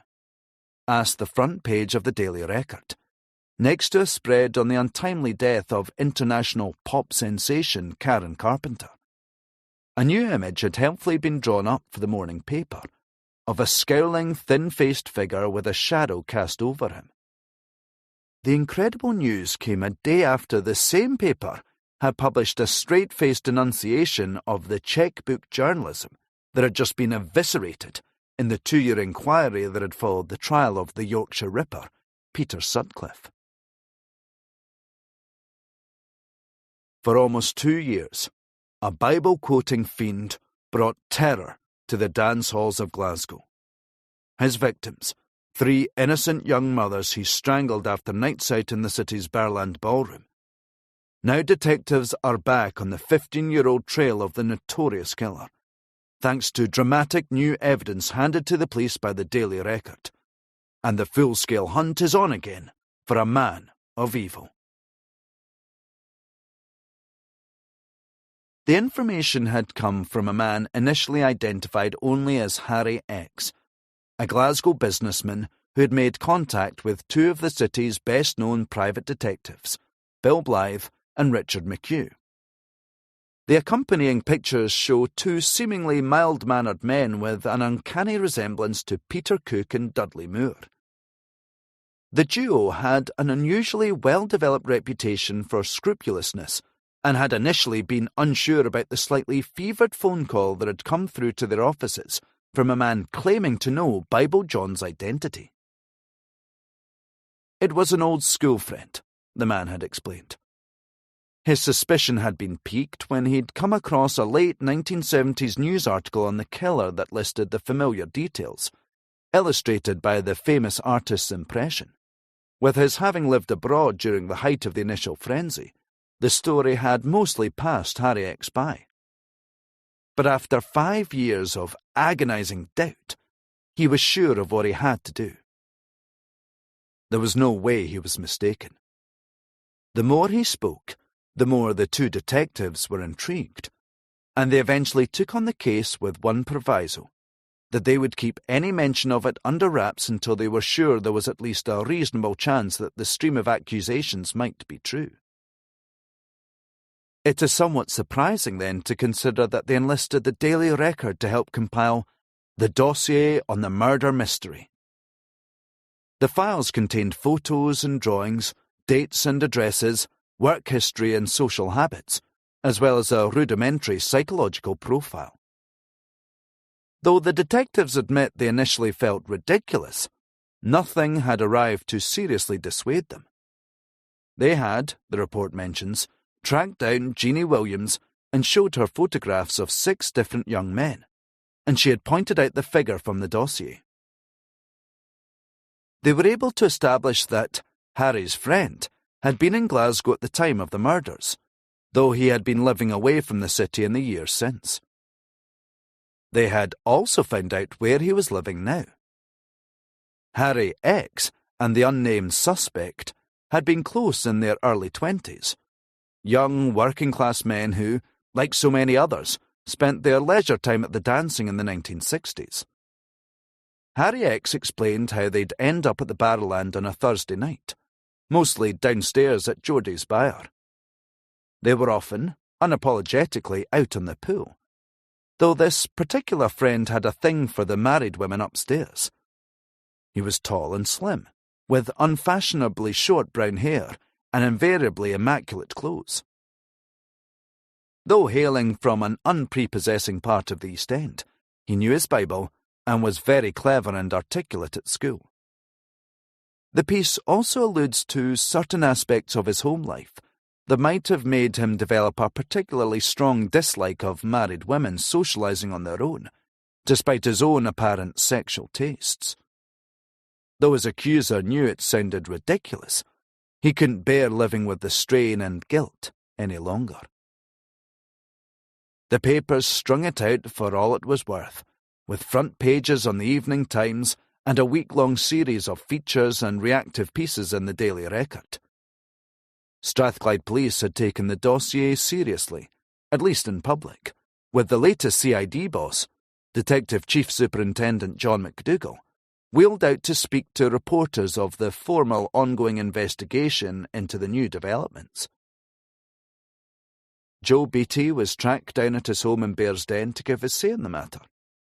Though long retired, he had never given up, he explains, and had been happy to assist the 2 PIs in their inquiry, even to the point of sharing his personal Bible John files. It had lived with him, he says. Nothing had been diluted. He was as anxious today as when he was first handed the case 15 years before. He'd still know the guy when he came eye to eye with him. He should have got him and remained convinced that he'd merely been unlucky. He'd used every move available to him, and then some more. Though he was sure they knew everything about the killer, he concedes that they never really got a sniff at him. Beattie passed on his regards to John McDougall and wished him the good fortune he was sure he'd been denied. Harry X turned out to be Harry Wiley, a 36-year-old businessman who'd spent years living in Australia before returning to Glasgow in the late 1970s. On the 10th of February, the Daily Record beamed out another self-proclaimed great exclusive. "I'm not Bible John," contained the first words from the mysterious suspect referred to in the new dossier, a Glaswegian expat named David Henderson. It was outrageous, he said from his home in Holland, which he shared with his Austrian wife and 2 young children. It has to be remarked that the resemblance to the artist's impression is uncanny. Henderson scowls out from the page as a youthful 36, with angular cheekbones and quizzical, almost suspicious eyes. It is unrealistic, perhaps, to expect a man accused of serial murder to be smiling too broadly. Yes, he was aware of the likeness, and yes, he'd attended the Barrowland in his 20s, though that was as far as any of it went. He was quite willing to be interviewed by the police, though had decided against coming back to Scotland to clear his name for the time being, if only to avoid the inevitable media scrum. He told the Daily Record reporters who had turned up at his door that there was no way of saying exactly what he'd been doing at the time of the killings. He might have been in Glasgow, or he might have been away. He'd travelled all over, right from his earliest 20s. London, the Midlands, the Channel Islands, Germany and Holland. When news of the accusation had been broken, he'd greeted it with incredulous laughter, even if he wouldn't wish this kind of suspicion on his worst enemy. His first thought was that he had no idea what his old friend was trying to achieve with the dossier, and even if he was to admit to a slight likeness, he didn't have crooked teeth or auburn hair. As for the Barrowland, it was just where everyone went, but he was adamant that it had never really been his sort of place. Anyway, it was Harry Wiley who was always getting into fights and had to be bailed out by his understanding, if perpetually exasperated friends. The two had lost touch in their late 20s, though he added the tender little detail that they'd almost been like brothers in their earlier years. Henderson explains to the reporters that he has a week to prepare for major surgery to treat an unnamed sleeping sickness, and that this surreal episode couldn't have come at a worse time. His wife is quoted in the piece, saying that it would be impossible to live with a man for 12 years and not know every bit of his soul. She had met Harry Wiley once in London, though she would like to see him again, if only to give him a piece of her mind. The publicity was to blow back so badly that Harry Wiley— there's a tiny picture scraped into the bottom of the page that shows a heavy-set, bearded man with a look of purely wounded bafflement spread across his face— was forced to go into temporary hiding, away from his family in Lanarkshire and his thriving heating business in Denniston. Henderson was quizzed by detectives and swiftly ruled out before the story sank without a trace, save for one brief piece, again in the Daily Record. Manhunt for a fiend always ended in failure, by Gordon Ayres, details the run of apparent prime suspects that had slipped through the net without a single arrest, despite the police interviews that had taken place across the UK and beyond, from Germany to Zambia and Hong Kong. It speculates that Bible John would probably be living a normal life by now, just like David Henderson, the unfortunate Glaswegian family man abroad, caught up and discarded in a surreal web of accusation and intrigue. There are some comforting words from a leading psychiatrist called Dr. Hunter Gillies, who remains certain that the mysterious figure would have simply grown out of his psychopathic tendencies, so many years on from the dreadful murders of Patricia Docker, Jemima MacDonald and Helen Puttock. David Henderson and Harry Wiley returned to permanent obscurity soon after this piece. One would like to know if they ever met or corresponded again, or if that was the end of Wiley's suspicions, and he simply returned to fretting about business rates and the latest developments in the heating industry. The Daily Record moved on swiftly enough. As ever, there were fresher killings to contend with, which were to knock the old Bible John saga from top billing. Just a day after David Henderson's dramatic interview came a new and even bolder front page. The remains of 17 young men had been discovered at two properties across North London, at 23 Cranley Gardens in Muswell Hill, and another house 3 miles away on Melrose Avenue, Willesden Green. The next day's papers announced that a Scottish man named Dennis Andrew Nilsson had been arrested and charged with their murders. Chapter 7. The Reporter 1. The more time I spent at the Daily Record archives, the more impossible it became to ignore Arnott McWhinney. The paper's ex-chief crime reporter was everywhere I turned, from the late 1960s to the mid-1990s. Whenever a major crime story flashed up, so would the McWhinney byline. A dizzying, decades-spanning blur of murders and robberies, rapes and shootings.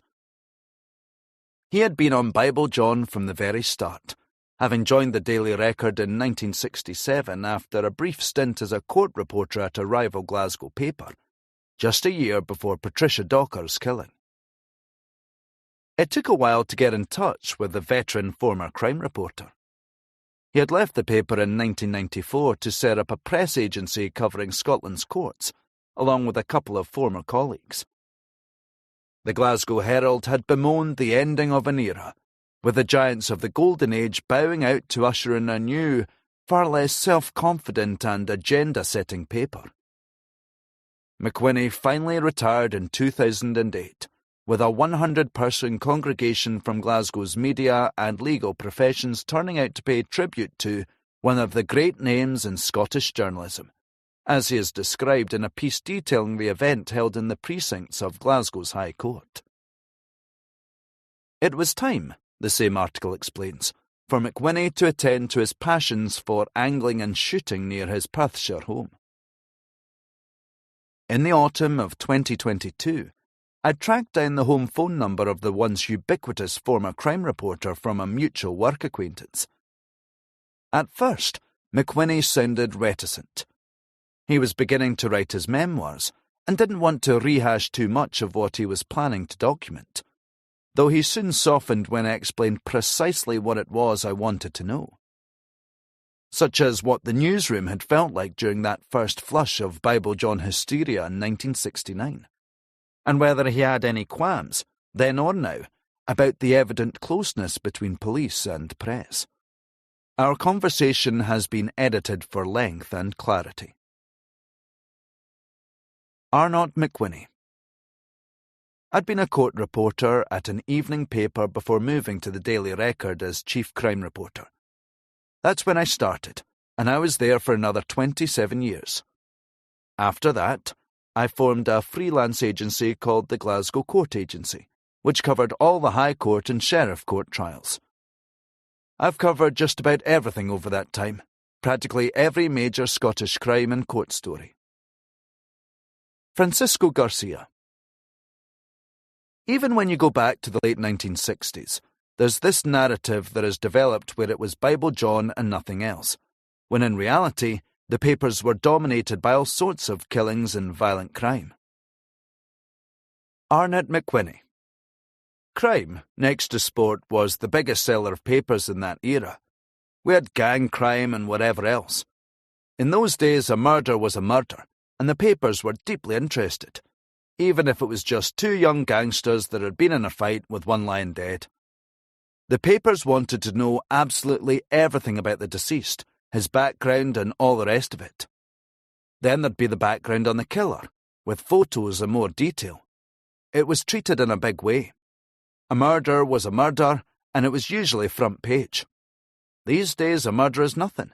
It might not even get printed in the papers, or it's just 3 or 4 paragraphs. Francisco Garcia. It's striking to see the difference, the level of detail between then and the present day. It's almost a different form, as if it's hardly the same thing at all. Arnott McWhinney. No.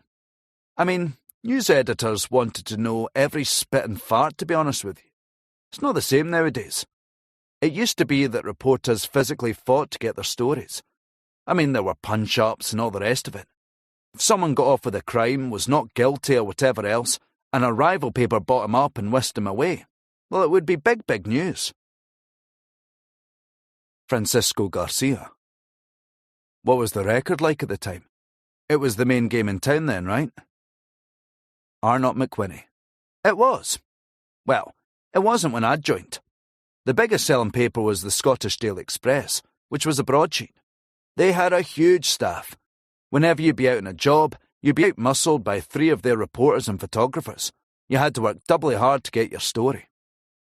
The political situation changed over the years in Scotland. The Express was a Tory newspaper and much of Scotland was Conservative voting.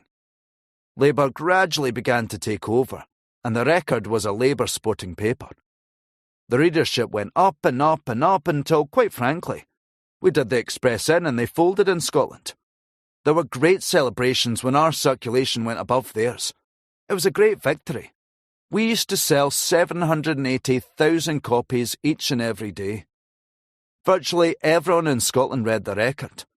It was a tabloid, of course, and it continued to become an ever better tabloid. We were probably the most modern tabloid in Europe at the time. It was a terrific paper to work for. Francisco Garcia. You were on the crime beat for most of your 27 years there. Arnott McWhinney. Oh yes, all of them. Francisco Garcia. Was there any sense in 1968 to 69 that the Bible John killings were different, or did that come later?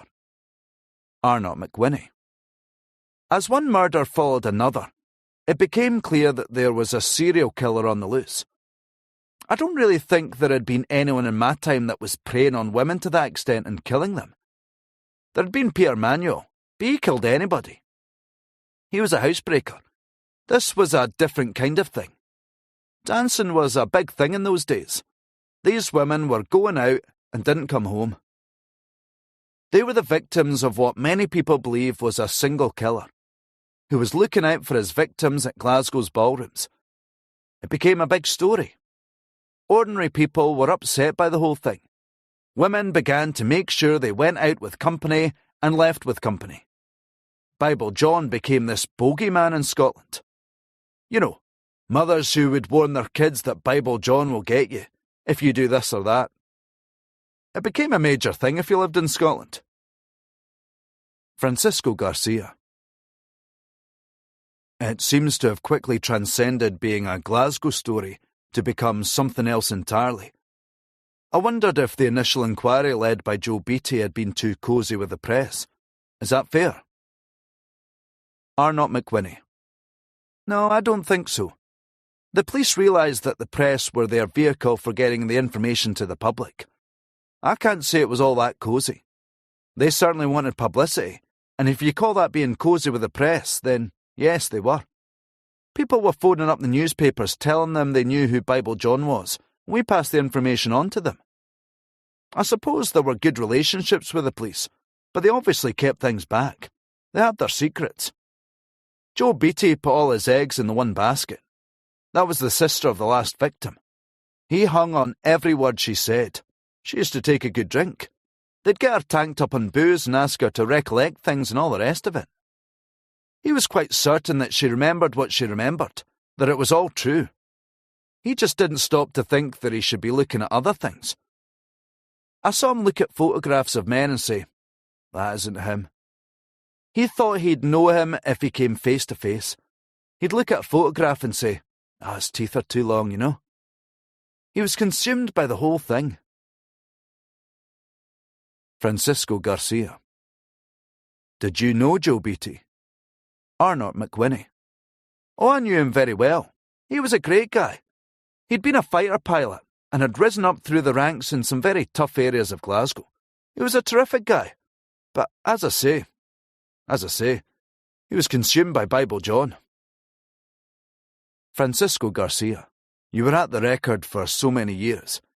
Can you tell me what it was like then, after the initial inquiry and hysteria? What happened in the decades after? Is it true that Bible John was always big news, whenever a tip-off or fresh lead came in? Arnott McWhinney. Any possible link that came up, we were always anxious to report on it. Francisco Garcia. Do you think that there really was a serial killer? Arnott McWhinney. I'm pretty sure there was, actually. They were so close together, as well as the modus operandi and all the rest of it. Having said that, most female murder victims were strangled and often with articles of their own clothing. Because there's nothing else for the killer to do it with, and a lot of them are on their periods, which could have enraged the killer because he can't have his way with them. My mind is open, but I think it was one guy. It might conceivably have been two guys, but we'll never know. We'll never know. The only thing that we know in 2022 is that he's dead and has likely been dead for a good number of years. Francisco Garcia. There's not going to be this cathartic moment where the killer is unmasked. You don't believe that? Arnott McWhinney. Nope, never. Francisco Garcia. Over your very long career, was it the story that attracted the most attention? Because that's what the narrative seems to be now, as if it were always a story that existed somewhat apart. Arnott McWhinney. No, not really. I was involved in other stories that were just as big. There was a very big story, the Glasgow rape case, that affected the entire way that the police and Crown Office dealt with rape cases. So no, Bible John wasn't the biggest, but it's the one that's remained most imprinted in people's minds to this day. Note: the Glasgow rape case. In 1980, a woman, invariably later referred to simply as Carol X, had been raped and assaulted after walking through an East End housing estate. The initial trial had collapsed after concerns about her capacity to give evidence. After much legal wrangling, she was granted the right to a private prosecution, only the second of its kind in Scotland during the 20th century. Much of the media coverage of the case was later criticised for its sensationalism and aggressiveness. Francisco Garcia. Why do you think its reputation has remained so outsized in comparison to these other crimes? Arnott McWhinney. Because of the nickname. That's what captured the public's imagination. A sadistic, Bible-quoting sexual killer who was a bogeyman even to children. That's what's kept it going. I wonder if young people in their 20s would even know who Bible John was. Francisco Garcia. Was it John Quinn who came up with it? I just wanted to double-check because you occasionally hear different things. Arnott McWhinney. I think it was. Or one of the subs at the paper. John Quinn was reputed to have done so. Francisco Garcia. Do you ever get sick of talking about it? Is this a story that most people ask you about even today? Arnott McWhinney. I've been on television God knows how many times talking about it over the decades. People still ask me about it. You know, who do I think it was? Is he dead? Is he alive? The sort of questions you're asking me. Francisco Garcia. There have always been these supposed prime suspects shoehorned into it. What did that make you feel at the time? Were any realistic, or were you always sceptical? Arnott McWhinney. Yeah, there was the individual who thought his old best mate was Bible John, the guy who left the country straight after the murders and moved to Holland. That was me who went over to track him down. I knew I wasn't going to be confronted by Bible John. We did see the guy and spoke with him. We got his photograph and all that sort of thing. There was just no way he was the killer. But there were lots of people like that. The rest of the 1980s mostly represented a blank spot for Bible John, at least in my own searchings. I'd been particularly struck by the odd little vignette containing the long-lost friends and the story of mutual indignity and suspicion that had played out so publicly in the press. It seemed to contain so much of the Bible John myth, the giddiness and obsession of Harry Wiley versus the outing of David Henderson, whose world must have been radically altered by the accusation of his former friend. I wondered about his life in the small Dutch town and what his neighbours must have made of the Glasgow crime reporters swooping down into their half-rural idyll. I wondered if his wife ever wavered in her conviction of her husband's immutable goodness, or whether she felt a chill when she caught sight of his face at night. I wondered what Joe Beattie had in the private files mentioned in the brief interview he'd given after the story had broken. Most of all, I began to consider if the pursuit into the depths of the Bible John mythology was doing me much good at all. It was around the same time that I decided to make contact with George Puttick. Having sent a lengthy text to his mobile, I tried the landline number when it seemed clear enough that there wasn't going to be a response. A recently published Daily Record interview had brought him back into the public eye, though the piece had also mentioned his ill health. He was by now well into his 80s. It wasn't a particularly good feeling, picking up the phone to dredge up his wife's murder for what would have been the 1000th time. A gruff male voice answered the call after the second or third ring, upon which I immediately launched into my prepared speech on the book and the new angle I was trying to develop.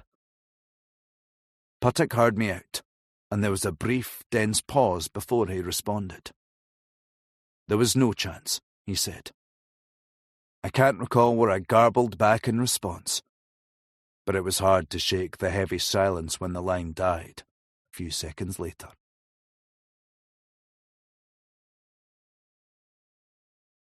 Chapter 8. John McInnes. The ancient mass of case files, witness statements, and physical evidence 25 boxes in total, was to be dusted off again and pored over in 1992, after an extensive collection of religious porn was discovered in a house on the fringes of Glasgow. The same story that played out in the same specific order. Just another lead that flared rapidly before fizzling out to nothing. A year later came the announcement of the news that was to culminate in the exhumation of the body of John McInnes on the bitter, frozen morning in February 1996. There had been a semen stain left on Helen Puttock's tights, which had been preserved in storage ever since. With the rapid recent developments in forensic science, Strathclyde detectives issued a public statement which tentatively outlined that it might now be possible to re-examine the sample using what were then pioneering techniques in genetic profiling. Little more was released to the public until December 1995, when the news broke in the Sunday Mail that a freshly handpicked team of detectives were actively investigating the Bible John case again.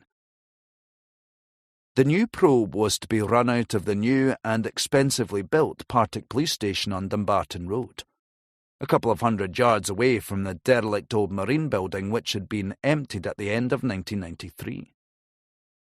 A 4-person team began to work under the supervision of Chief Inspector Jim McEwen, sifting through the apparently endless mass of evidence from the initial inquiry and the uneven, unwieldy bulk that had accumulated in the decades since. 2 of the new team were to spend innumerable hours interviewing the detectives who had taken the initial statements, almost all of whom had long retired.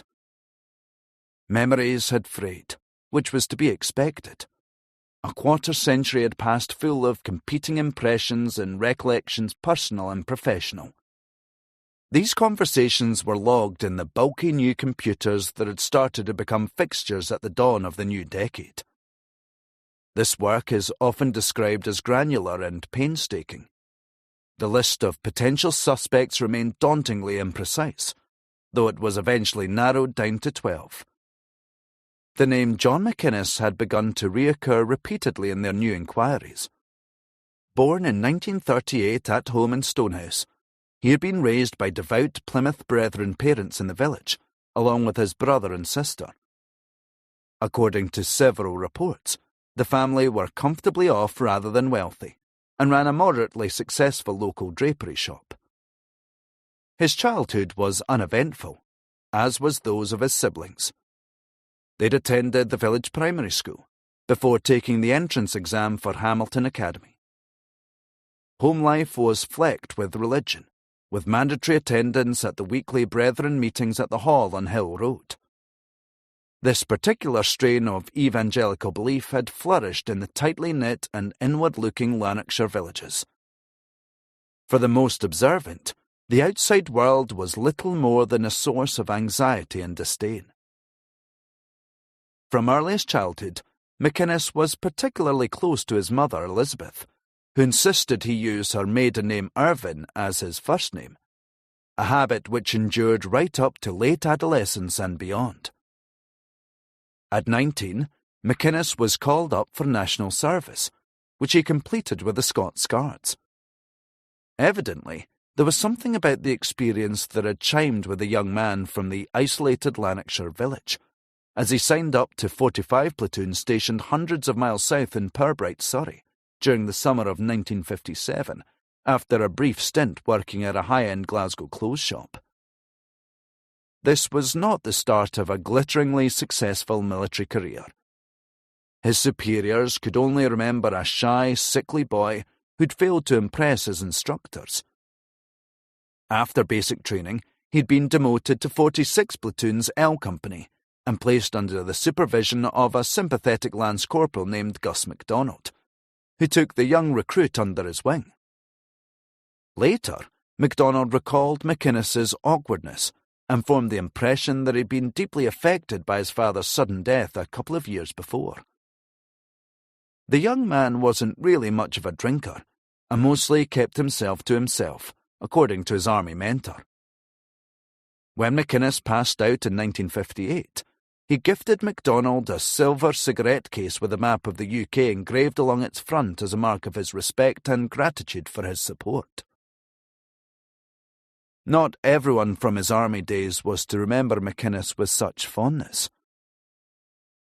William Sloane had slept in the next bed along in their barracks, and recalled a very different figure, a heavy drinker and sharp operator with a well-developed devious streak. In Alan Crowe and Peter Sampson's book, Sloane describes a night when McInnes had stayed out late drinking rather than attending to his regimental chores. The rest of them had chipped in to cover for McInnes, so he'd avoided a reprimand from their superiors. Instead of showing anything like gratitude, he simply went out again the following night. Sloane hadn't particularly liked McInnes. He thought him cold and cunning, though that's about as far as it went. McInnes was eventually discharged in 1959 and returned to Glasgow, where he took a job as a salesman for McGregor's, a furniture store on Sauchiehall Street. At first, it seemed to be a perfect fit.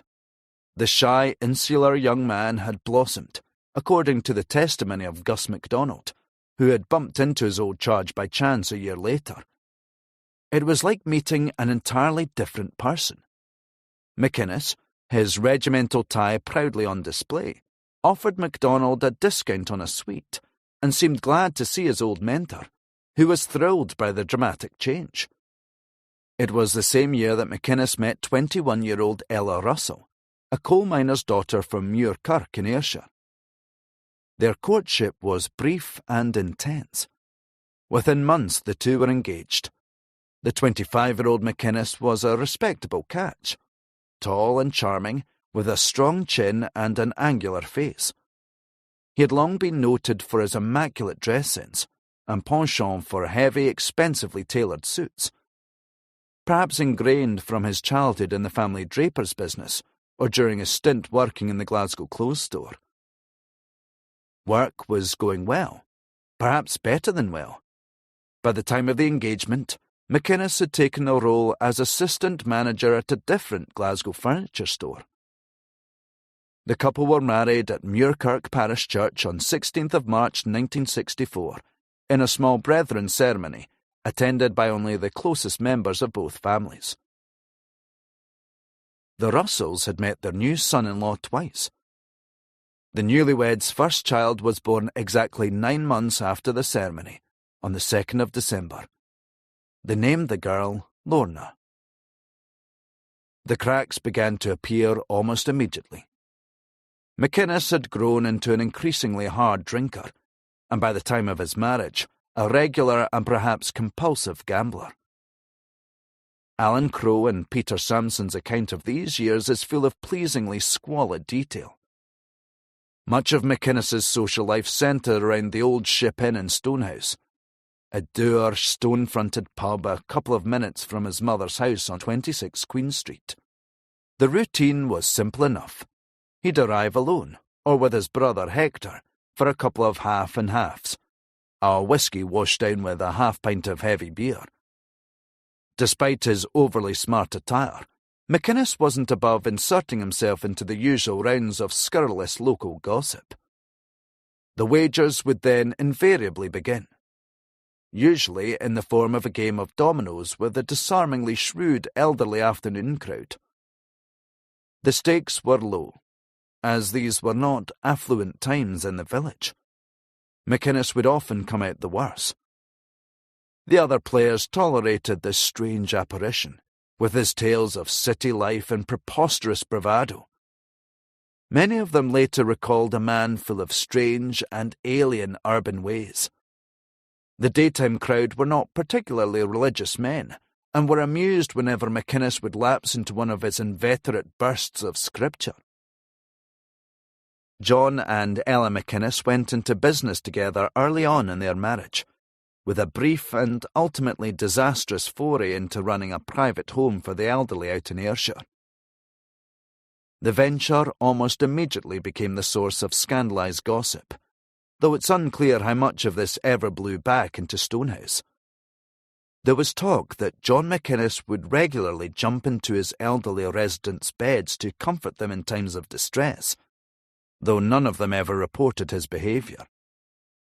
Much later, one of Ella's cousins corroborated this bizarre vignette to reporters. She had only been 19 at the time, and had convinced herself that nothing below board was going on.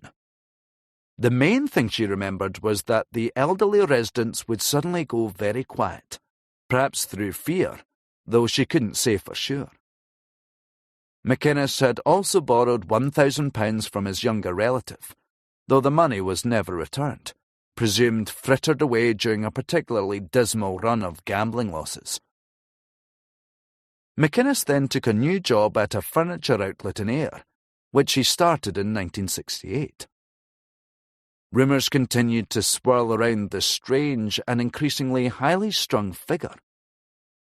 There was talk that he had checked into a psychiatric hospital, possibly to dodge accusations of embezzlement from his new employers. Amid the chaos, there were still bouts of the old salesy charm that occasionally shone through. The same cousin remembers giddy nights when McInnes would return home with groaning silver platters of food he'd convinced a local hotel to gift him and his young family. But she also recalls his increasingly red and watery stare, as well as creeping bouts of unexplained absence. One night, McInnes was pulled over for drunk driving in his distinctive green Ford Cortina. Ella, by then pregnant with their second child, who was later stillborn, was called to bail him out. Crow and Samson quote a villager who knew McInnes during the same period. His father was one of McInnes's regular gambling partners at the Old Ship Inn, who increasingly saw the strange young man as a figure of fun, a bizarre and insubstantial character who was rapidly becoming an easy mark.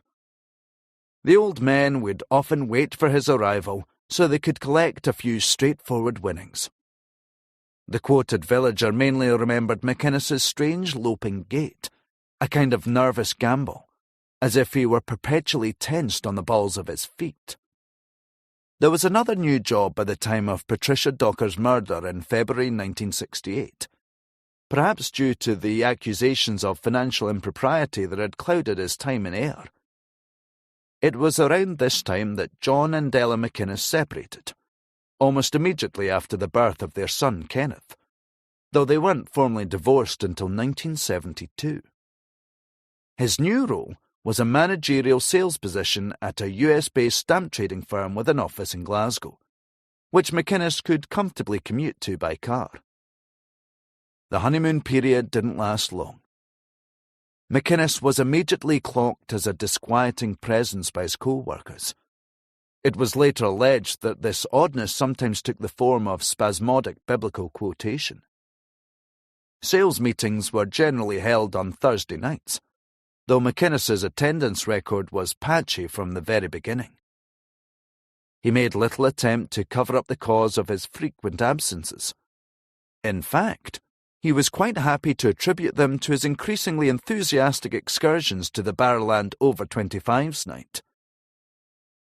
This string of coincidences wasn't to go unnoticed by the time that Bible John hysteria reached its peak after the murder of Helen Puttick in the autumn of 1969. McInnes was picked up and brought into the Marine Division on 4 separate occasions during the overheated initial inquiry.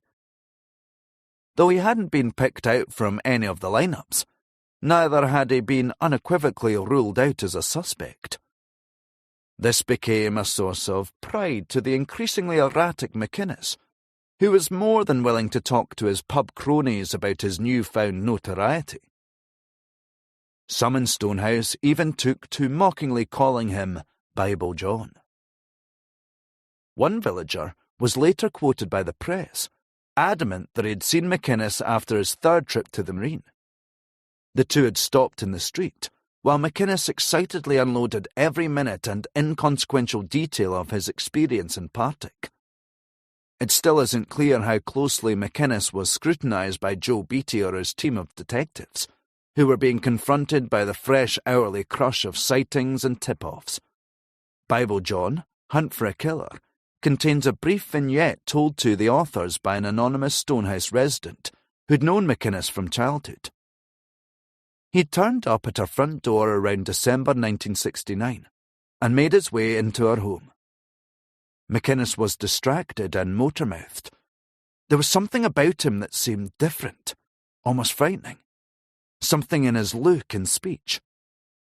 She'd heard the news about his connection to the Bible John probe, which had dominated conversation and newsstands even in the relative isolation of the village. Something told her to run. She left the house and turned back, to see McInnes standing completely still in her living room, in the exact same position she'd left him. This strange scene was frozen in amber for 2 hours, until the woman's neighbour returned and turfed McInnes out. The next few years of his life are mostly a blank. Bible John began to recede from the newsstands, and Stonehouse reverted to what it had always been. Nothing much disturbed the quietness, aside from the brief burst of activity surrounding the Doom Newtown project, and that surrounding the yearly summer fair. The years passed. McInnes was briefly set up in business by his mother, though his sweet shop barely lasted a year in the village. The pub visits became marathon sessions of bitterness and recrimination. Days melted into weeks. There were dark mutterings about his increasingly black depressions. On Tuesday, 29th of April 1980, John McInnes visited the Old Ship Inn for his usual rounds of whiskey and heavy beer. Though he didn't stay as long as normal, several regulars noted that he had drunk more than usual. The pub was busy. McInnes left and made the short walk to his mother's house on Queen Street, where he climbed up to the attic. His body was discovered the next day, just after 10:15 a.m., and was examined by a local doctor. 41-year-old John McInnes had slashed his brachial artery, the thick, taut tube that runs from armpit to elbow, with a razor blade. The suicide was registered in the nearby village of Strathaven by Hector McInnes, while the funeral came and went a few days later. A small service attended by only the closest family. The coffin was delivered to Stonehouse Cemetery and laid to rest in the same lot as McInnes's father. Elizabeth McInnes died in 1987, aged 91. Villagers had long spoken of a broken, disappointed woman who never quite grew to understand the life or death of her favourite son. Her coffin was placed carefully above his in the family lot. A simple line of scripture was cut into the headstone. "Till he come." A reference to the resurrection and the Last Supper, as described in Corinthians. The 4-person team at Partick Police Station knew they were onto a good thing by early January 1996. John McInnes fitted neatly into so much of what they thought was known about the murders of Patricia Docker, Jemima MacDonald and Helen Puttock. There was the fact of his religious upbringing and enthusiastic attendance at the Barrowland. There was his name and the decent enough resemblance to the various photo fits and artists' impressions. He had been fond of wearing his regimental tie, a detail which had cropped up in some accounts of Helen Puttock's murder. The killings had stopped when he abruptly left his role at the stamp trading firm without claiming his weekly expenses. Colleagues said he'd mentioned a trip to Australia, though no one could say with any certainty. After weeks of deliberation, Jim McEwen's team prepared a granularly detailed report to be sent to the Procurator Fiscal, requesting permission to exhume the grave in Stonehouse. Detectives had even visited a long-retired and chronically ill Joe Beattie to inform him of the news and ask him, yet again, to share his memories of the initial Helen Puttock murder inquiry. The plan was to collect a DNA sample that could be checked against the stain on Helen Puttock's tights, after a genetic fingerprint developed from a sample given by one of McInnes's cousins had proved an intriguingly close match. When permission came back, it was time to go public. On 27th of January 1996, a spokesperson for Strathclyde Police issued a statement to the press. It merely confirmed the rumours that had already begun to swirl across news desks at Glasgow's tabloids and broadsheets alike, about a suicide out in Stonehouse, whom police were increasingly confident was the semi-mythical Bible John. The tabloids needed little prompting on what to do next. On the 29th of January, the Daily Record ran with a double-page spread on the dramatic new developments. Patricia Docker, Jemima MacDonald and Helen Puttock's names were brought back into circulation, though the vast majority of space remained devoted to the new prime suspect. Is this Bible John's grave? Cops could solve a 27-year-old murder riddle. Headlines a piece alive with gripping detail. Packs of eager reporters had already been working overtime out in Stonehouse. 2 locals are quoted, speaking about the dark and sinister loner who had grown up in the shadow of a domineering mother and had turned from religion to a life lived as a drunken and womanizing monster. The piece lauds the efforts of the hand-picked detectives who had spent 6 months working tirelessly, poring over the original case files and feeding every single witness and suspect statement from the original inquiry into their state-of-the-art computer system. George Puttock stares out from the top right of page 5. In a Record exclusive, the husband who lives in limbo is quoted on how he hopes he can finally achieve some sort of closure. He had been visited by detectives at his home in Berkshire, who administered a DNA test to conclusively rule out his involvement. The police needed to get the record straight, he told the paper, though he remembered the graft that had gone into the initial inquiry. If this McInnes was the man, then it would be a vindication of all the efforts that had gone before. Puttock had long remarried and was particularly concerned about the effect the news would have on his now adult children, who had been deeply traumatized by their mother's murder. Not everyone was convinced by the new suspect. A writer named Donald Simpson is quoted extensively, having just finished a book on the infamous historic murders. Power in the Blood was due to be published in April 1996, along with its spectacular central claim. Not only was Bible John alive, but Simpson knew his identity, and it was a Glaswegian man he'd befriended years before. Simpson had spent half a decade working on his opus, and stood by every word, whatever the tests on John McInnes might reveal. It didn't matter what police managed to dig up. He knew the truth. Forensic science is not infallible.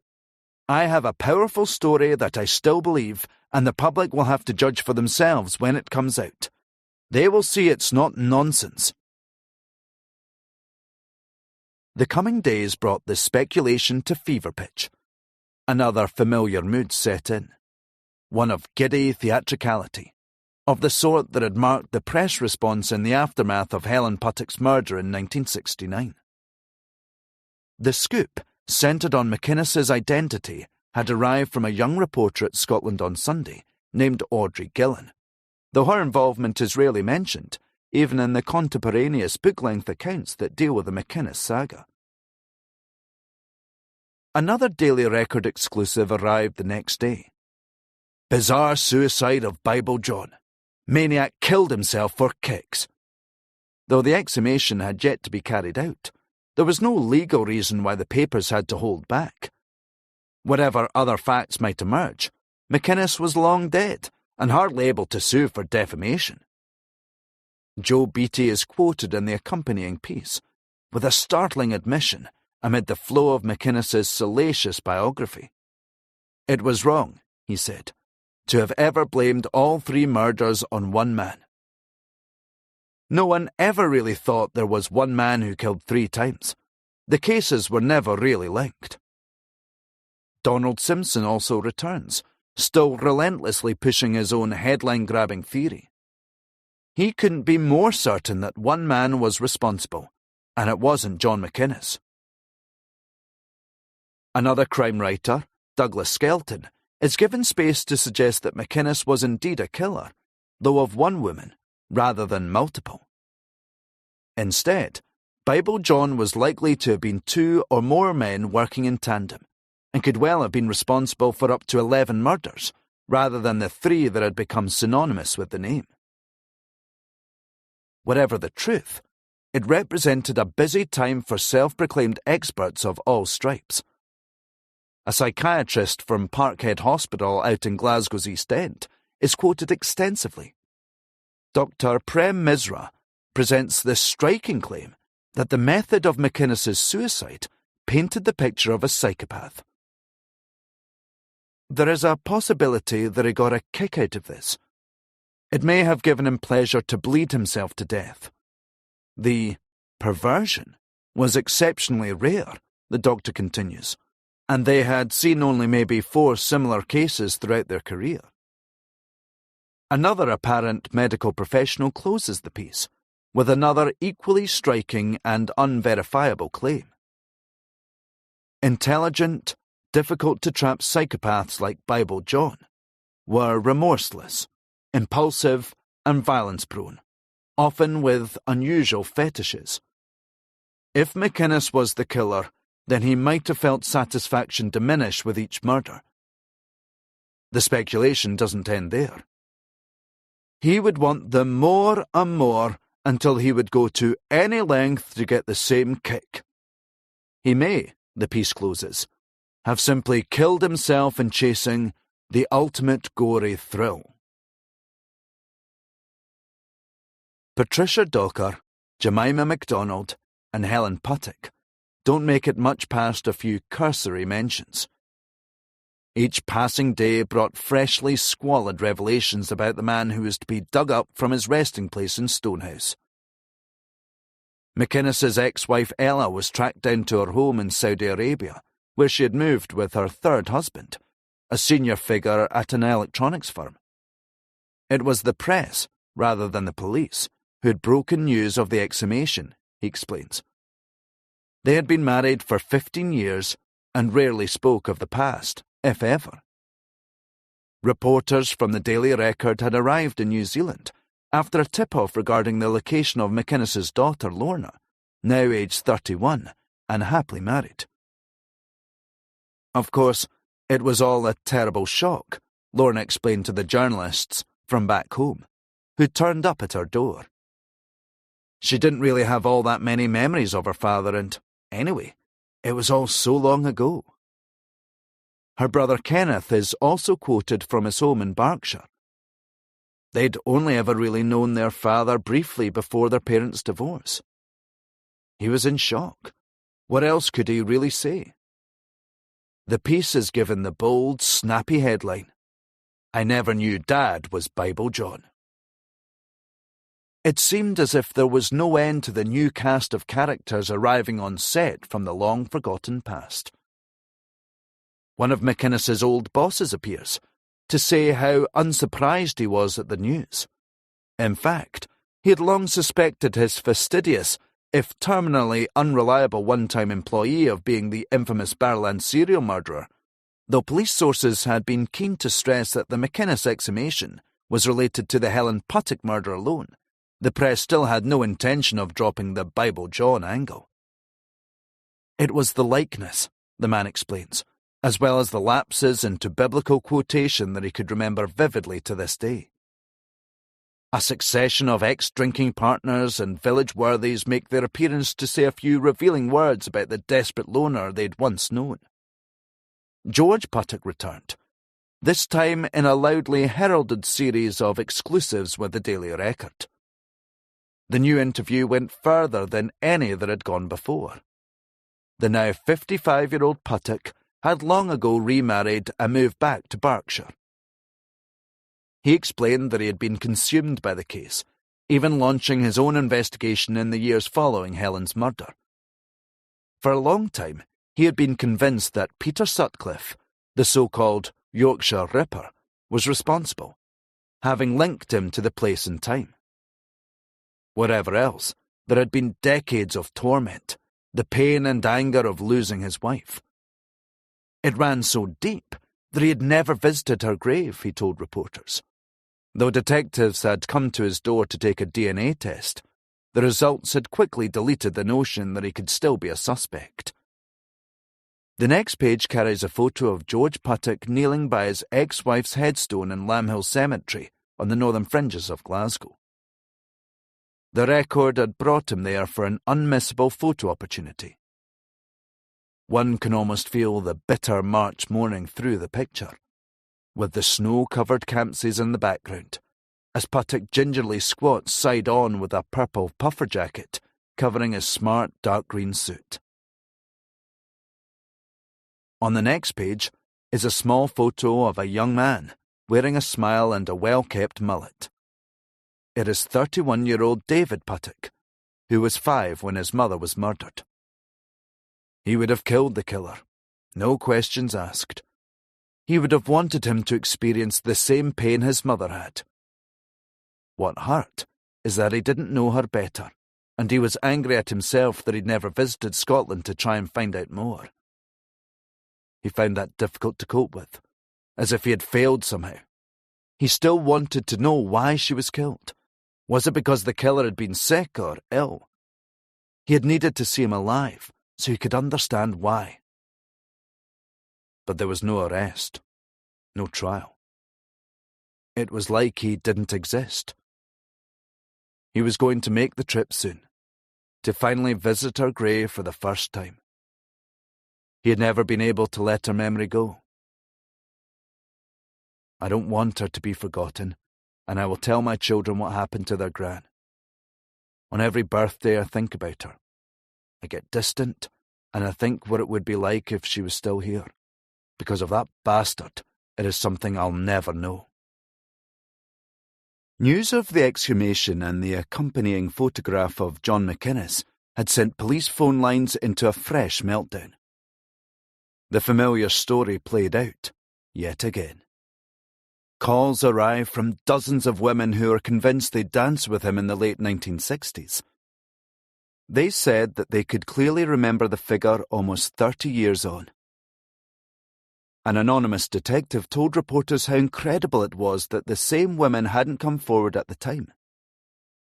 Maybe they'd been too young or frightened, the unnamed source speculates.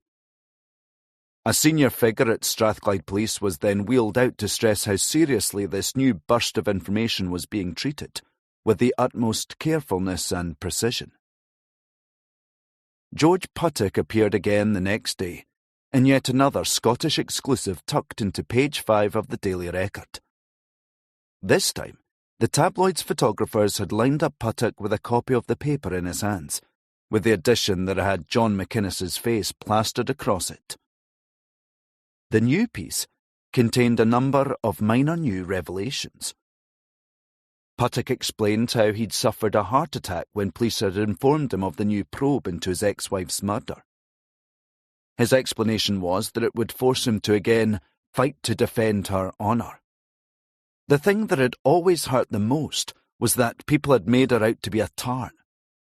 I want people to know what Helen really was. A terrific mum and a vivacious girl.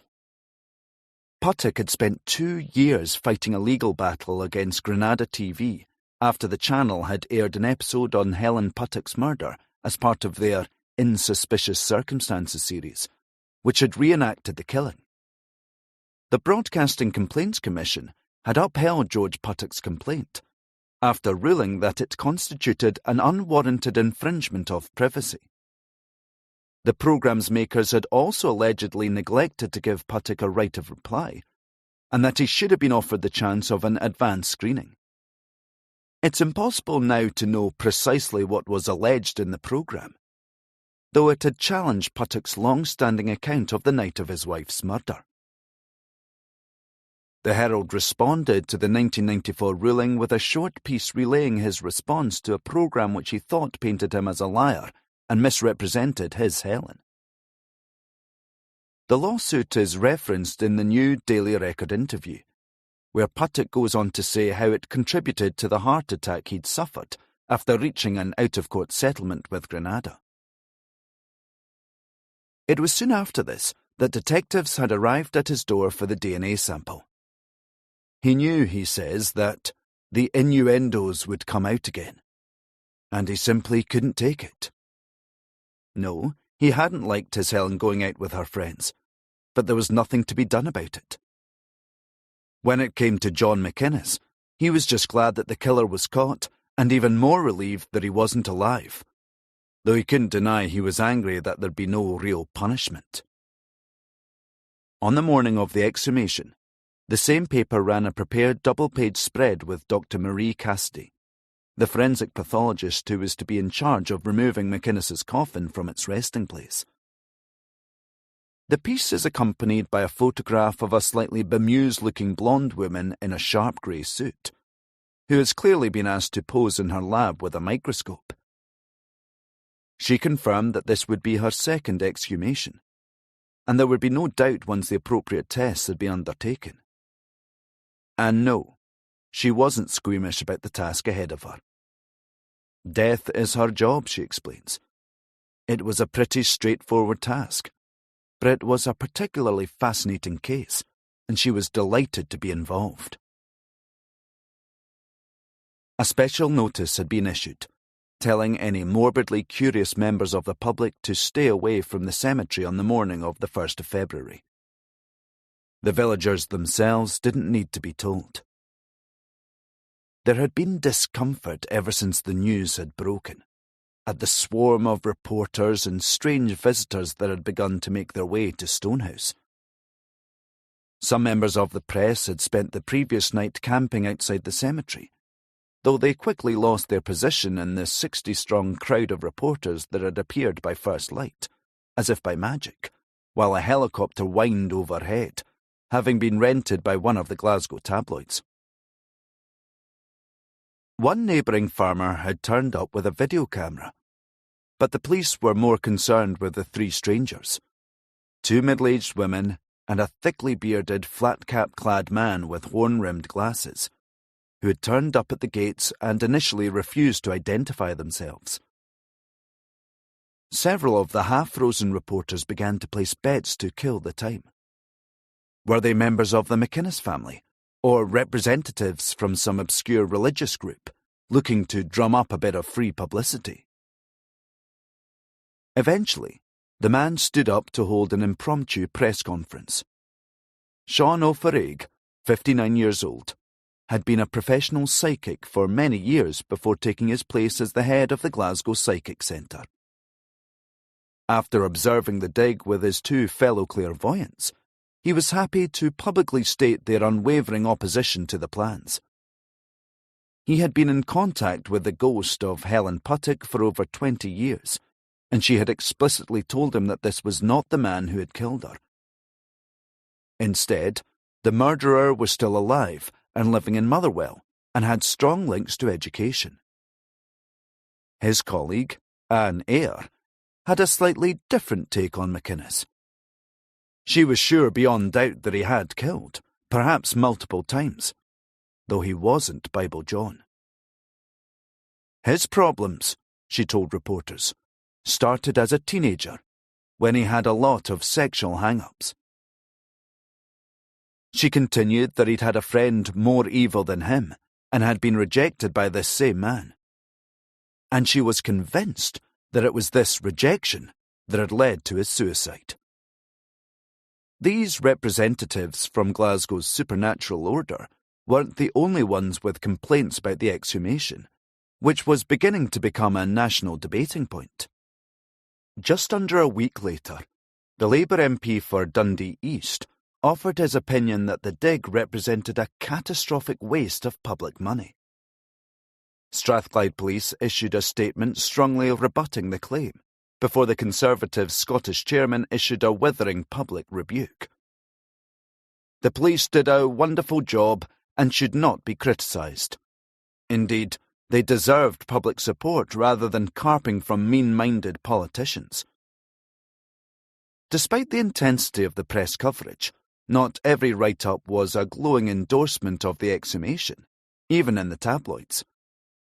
Joan McAlpine wrote in her Daily Record column, the paper which had so aggressively dominated Bible John coverage over the decades, that even the raising of Lazarus never caused this fuss.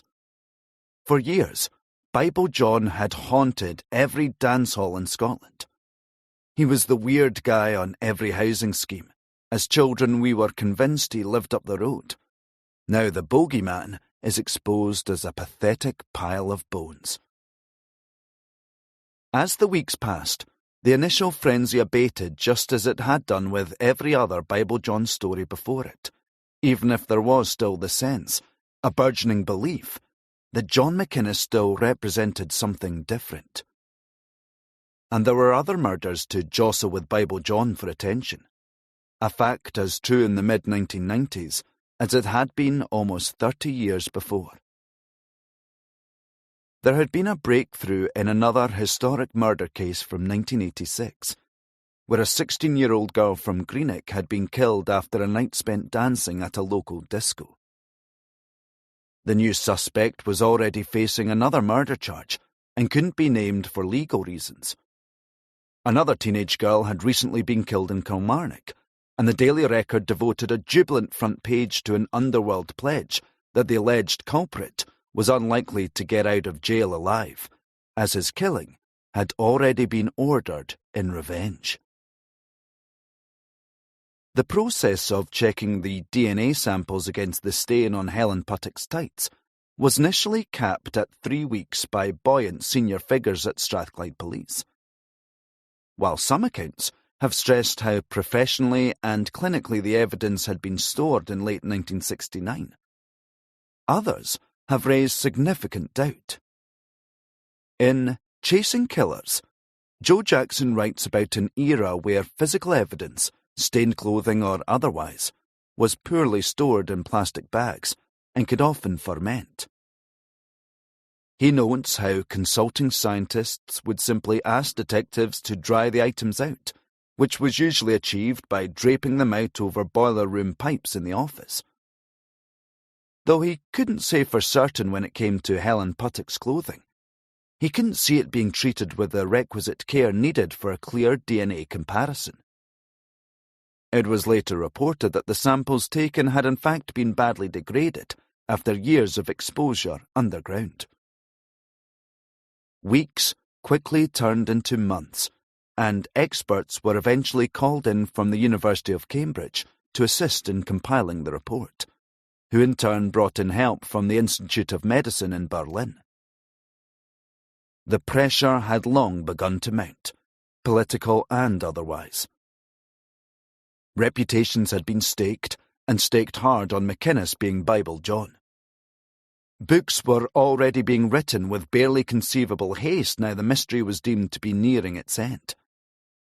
The delay caused nerves to fray, and tempers with them. The months continued to pass. There was little else to do but wait, and doubt began to flourish in the shadow of the long silence. Jeannie Williams was dragged back into the public eye, though she was increasingly certain that McInnes wasn't the man from the taxi the night her sister had been killed. In early July 1996, the Crown Office finally issued a public statement on the exhumation of John McInnes and the long, painstaking scientific process that had followed it. Despite the expense, the Herald reported that the inquiry had cost nearly £1 million, and controversy, despite the weight of column inches and press attention, the results had failed to link John McInnes to the semen stain found on Helen Puttock's clothing. The backlash was swift. One Labour MP demanded a full public apology to the McInnes family, who had found themselves placed under months of intense suspicion and scrutiny. Another opined that while the police had a duty to investigate historic murder cases, the debacle seemed to set a precedent on how not to go about it. The Herald also noted that though the public statement issued from the Crown Office had been unusually detailed, it made no mention of how one of the most sensitive investigations undertaken by a Scottish police force had been so comprehensively leaked to the media. Chapter 9. The Grave. I caught the Caledonian Sleeper from Euston to Glasgow Central in late February 2022. It was stuffy on the train, and I didn't sleep particularly well in my thin little bunk bed, so I switched the overhead light on in the early hours to reread the notes I'd made on John McInnes and the circus that surrounded his exhumation, as well as the string of failures that had followed it. It was my first trip of the year up to Scotland, and had come with a couple of specific thoughts in mind. It had been a while since I'd visited my friends dotted around Glasgow, too long in fact, and I was keen to catch up and see how the long winter months were treating them. Mostly, though, I had come to visit Stonehouse, the Lanarkshire village that had filled my reading and research for so many weeks. To have such a clearly defined mental picture of a place you've never visited is an odd thing. A vivid jumble of old news reports and photographs and whatever might be gleaned from slightly out-of-date Google Street View imagery. Having checked into my hotel, a reassuringly bland new build a few minutes' walk from the station, I took to my phone to find the quickest route by public transport. The first train to Motherwell was cancelled, then the second too. Finally, there was the chance of a train near enough to Lark Hall, where I was to change for the 254 bus which ran through to Stonehouse. Naturally, when the time came, I managed to miss the connection, though it wasn't clear if the bus had been early or just hadn't arrived at all. There was plenty of time to contemplate this deep philosophical axiom as I sheltered from the rain under the bus stop. Around 45 minutes later, I presented my change to the driver and took my seat on the near-empty bus. We weave through a succession of thin country roads, bordered by sodden fields and emancipated hedgerows. After around 20 minutes, the bus pulled up in the centre of the village by a small spar newsagent's and a succession of low, rain-streaked stone buildings. The streets were empty, save for a couple of pensioners wrapped tightly in their waterproofs, carrying a few bags of shopping. I pulled out my phone and tapped at the greasy screen until the map popped up, directing me to the cemetery where John McInnes and his mother had been quietly returned to their burial place in the summer of 1996. I made my way along a deserted residential road, passing a boarded-up amusement arcade and a dark, heavy-looking church. It wasn't long before the pavement gave way to a bare country road that cleaved through the middle of several damp fields. Though the rain had stopped, the wind had redoubled, and I stopped under a severe concrete underpass to fish another jumper from my rucksack. Quarter of a mile or so later, I arrived at the gates of Stonehouse Cemetery, a neat little country graveyard surrounded by a few rows of mid-2000s executive homes. A small printed-out sign tied to a lamppost proclaimed that Sade was here, but you'd never know it because she took her cigarette butts home. It had just gone 12:20 when I walked in, and began to trace the gravel paths underfoot. The sky had turned into a blurred, marbly grey, undercut with a few confused streaks of blue. The cold provoked a few involuntary shivers, and there was the unmistakable sense of being entirely alone. It was hard to imagine the scrum of reporters and officials who had spent the agonizingly bitter morning here in February 1996, as I made my way along the rows of modest headstones. I quickly found a couple of McInneses, though they weren't the right family. They had died early in the 1960s and 1970s, respectively. Though it felt ridiculous, I couldn't quite shake the sudden feeling that I was being watched. It wasn't long before the rain picked back up, as I steeled myself for another loop of the burial ground.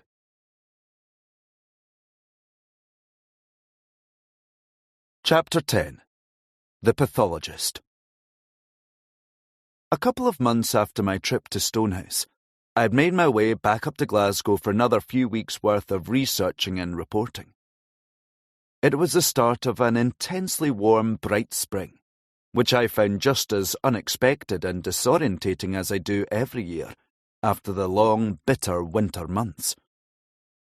The first fortnight went past quietly enough, as I split my time between the Daily Record office and a new perch on the 5th floor of the Mitchell Library, poring through box after box of the same old brittle microfilm, peering closer and closer at the same jumble of old news stories and features, swimming in a pool of gaudy adverts for long-forgotten and discontinued products. John McInnes had become just another frustrating, compelling addition to add to the already cluttered mess of false starts and dead ends underpinning the entire Bible John mythology. I knew this feeling well enough by then. Piles of loose notes and tattered, ugly paperbacks littered my desk as I waded through them for the next illuminating detail, the next jolt of revulsion or pity to keep me going in the stuffy library, as the sun blared down outside. Some of the more recent accounts ignore McInnes entirely, apart from the occasional brief aside which might mention the dramatic winter morning in Stonehouse back in the mid-1990s. I wonder about this silence. Does it stem from embarrassment or simply from the lack of space given over by whichever editor has commissioned the brief recap, designed to hoover up as much easy attention as possible before moving on to fresher, more contemporary violence? I'd wanted to speak with Dr. Marie Casti for a year at least. Something always seemed to come up for one or other of us, whenever we'd set a date. There would be some distraction, an unavoidable conference or short-notice trip out of town. In late 2020, I'd read a series of interviews after the publication of her book, Beyond the Tape, which charted the course of a long and distinguished career as a forensic pathologist. Cassidy always came across well, bereft of pomposity and always ready with a quick aside. Born in 1959 to an Irish Catholic family in Glasgow, she was educated by nuns who were incredulous when she decided to choose a career in medicine. She qualified as a forensic pathologist in 1985 and spent 13 years based in Glasgow University's Department of Forensic Medicine and Science. Her duties were varied and included investigating unnatural deaths and suicides, right through to gangland hits and every other conceivable form of murder. Disillusionment with life in Scotland had set in by the late 1990s. The department was in flux, and Casti had little interest in the same stale office politics. In 1998, she moved to Dublin with her young family to take up a role in Ireland. In 2003, she was promoted to become the first female state pathologist of Ireland, a role she retired from in 2018, before writing her memoirs. To her, the exhumation of John McInnes was just another working day, she told me from her home just outside London, when we finally spoke on the phone in early May 2022. Casti was, as I'd expected, a humorous and resolutely professional interviewee, and repeatedly wanted to stress her limited role in the John McInnes saga, though she was happy to speak in detail about exactly what it had entailed. Our conversation has been edited for length and clarity. Francisco Garcia. I wonder if we could talk about the day of the exhumation itself. Your own recollections of it, if that would be okay. Marie Casti. It was really just another day to me, really. Well, it was unusual in the sense that one didn't do that many exhumations. I'm afraid that I'm not a deep thinker. I just thought, well, this is another job, and that's fine. I was happy to just get on with it. I didn't realize it was going to grow the legs it did. As you know, Bible John has become like the Loch Ness Monster. It's a myth, which in this case dominates the Glasgow and Lanarkshire area. Francisco Garcia. Could you talk me through the morning and what it was like? Marie Casti. I wasn't living too far from there at the time. I was in Blackwood, just a few miles down the road in an old country estate which had been converted into flats. It really wasn't too far for me to go. But as usual with these exhumations, it was the wrong time to be doing it. You're talking about digging through ground in Lanarkshire in February. It's not ideal because the ground is so hard, and for some reason, people have it in their mind that it has to be done at the crack of dawn. I've never, ever understood anything being done at the crack of dawn. I'm afraid I'm not at my best then. But that's what always seems to be the case. I think it's maybe because in the olden days, they wanted to get in and out before anyone noticed, so as not to upset people too much, as the graveyard was being disturbed. But it wasn't like that with McInnes, unfortunately. Everybody knew what was about to happen, that it was imminent. It wouldn't have mattered what time they started. It would have gotten out anyway. People would have flocked to it. Journalists would have flocked to it. And I guess that's what happened. I didn't see too much of it. After I'd arrived, I was immediately escorted to the tent area which was covering the graves. We then put our coveralls on. I spent most of my time away from the media frenzy that was going on somewhere behind me. Over the years, I've always been like that. You don't want to be distracted by people in and around the area. They don't have a part to play. I've always been very good at screening that out. I never really pay any attention to it, particularly cameras and whatever else might be there. I worked in Ireland for so long, where everything was under scrutiny. Sometimes there would even be a camera over your shoulder. You learn to just blank it out, Whatever it is they're up to, just let me get on with my job. That day was the same. Yes, I was there, but I only had a very small part really in the whole procedure. I was only there to safeguard the Crown side of it, as they'd made the decision to do the exhumation. And of course, they needed a forensic pathologist to oversee it, so no one could have any complaints about what was done and what wasn't done. My role was maybe more that of an observer to begin with. And then, I suppose it was really as a technician. I wasn't there to do a post-mortem examination. No, I was there to gather the material that would be necessary for a DNA examination. These exhumations are often working within very strict parameters. Once you get permission to exhume a body, you need to be very careful that you only do what you've legally been allowed to do. I wasn't there to examine the body or make any comments on it. I was there, as I say, almost more as a technician than a pathologist. It was just to make sure we got the material that we thought would be useful for DNA analysis. Francisco Garcia. There were such high expectations that this DNA was about to solve this, even then, incredibly high-profile and historic series of murders. Was this something you felt at the time, or did you really manage to block that noise out entirely? Marie Casti.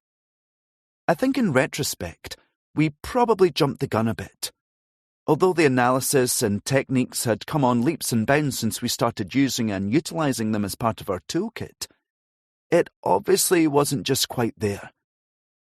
I suppose if we had looked at it long and hard, we would have seen that there were a lot of misses as well as hits when you're dealing with very old material. And it was very old at that time. Maybe, I don't even know if you would be able to get a better result nowadays. But they probably weren't quite there yet. There were always going to be question marks over how reliable the results were going to be, or were. Francisco Garcia. And there was never a sense of pressure when this was all going on. Marie Casti. No, it really was removed from what I'd normally be doing. If I'd been there in my capacity as a forensic pathologist, and had been there to examine the body closely for anything that might have been of interest, well, that would have been different. There would have been a pressure on me then. But because I was dealing with something that would be analysed in the lab, the only pressure I felt was in getting the right samples. And when it came to the analysis, it didn't have anything to do with me at all. I mean, it made no odds to me whether it worked or didn't work. That was someone else's area of expertise. It's certainly not mine. And so I didn't feel any great pressure on what the results were going to be. I was just there to hopefully get the right material, or enough of the right material, for the analysis. Francisco Garcia. What about the challenge of the plot itself, and the fact that John McInnes was below his mother's casket? Marie Casti. There was one below and one above him. When it comes down to it, you have to be very, very careful. We had to make sure we didn't unnecessarily disturb the other bodies. Yes, we had to remove the first one, the coffin of McInnes's mother. We were hoping against all odds that the coffins hadn't deteriorated, you know? You never know until you start going in. You never know how robust these coffins are going to be. You never know if they're going to have withstood the test of time.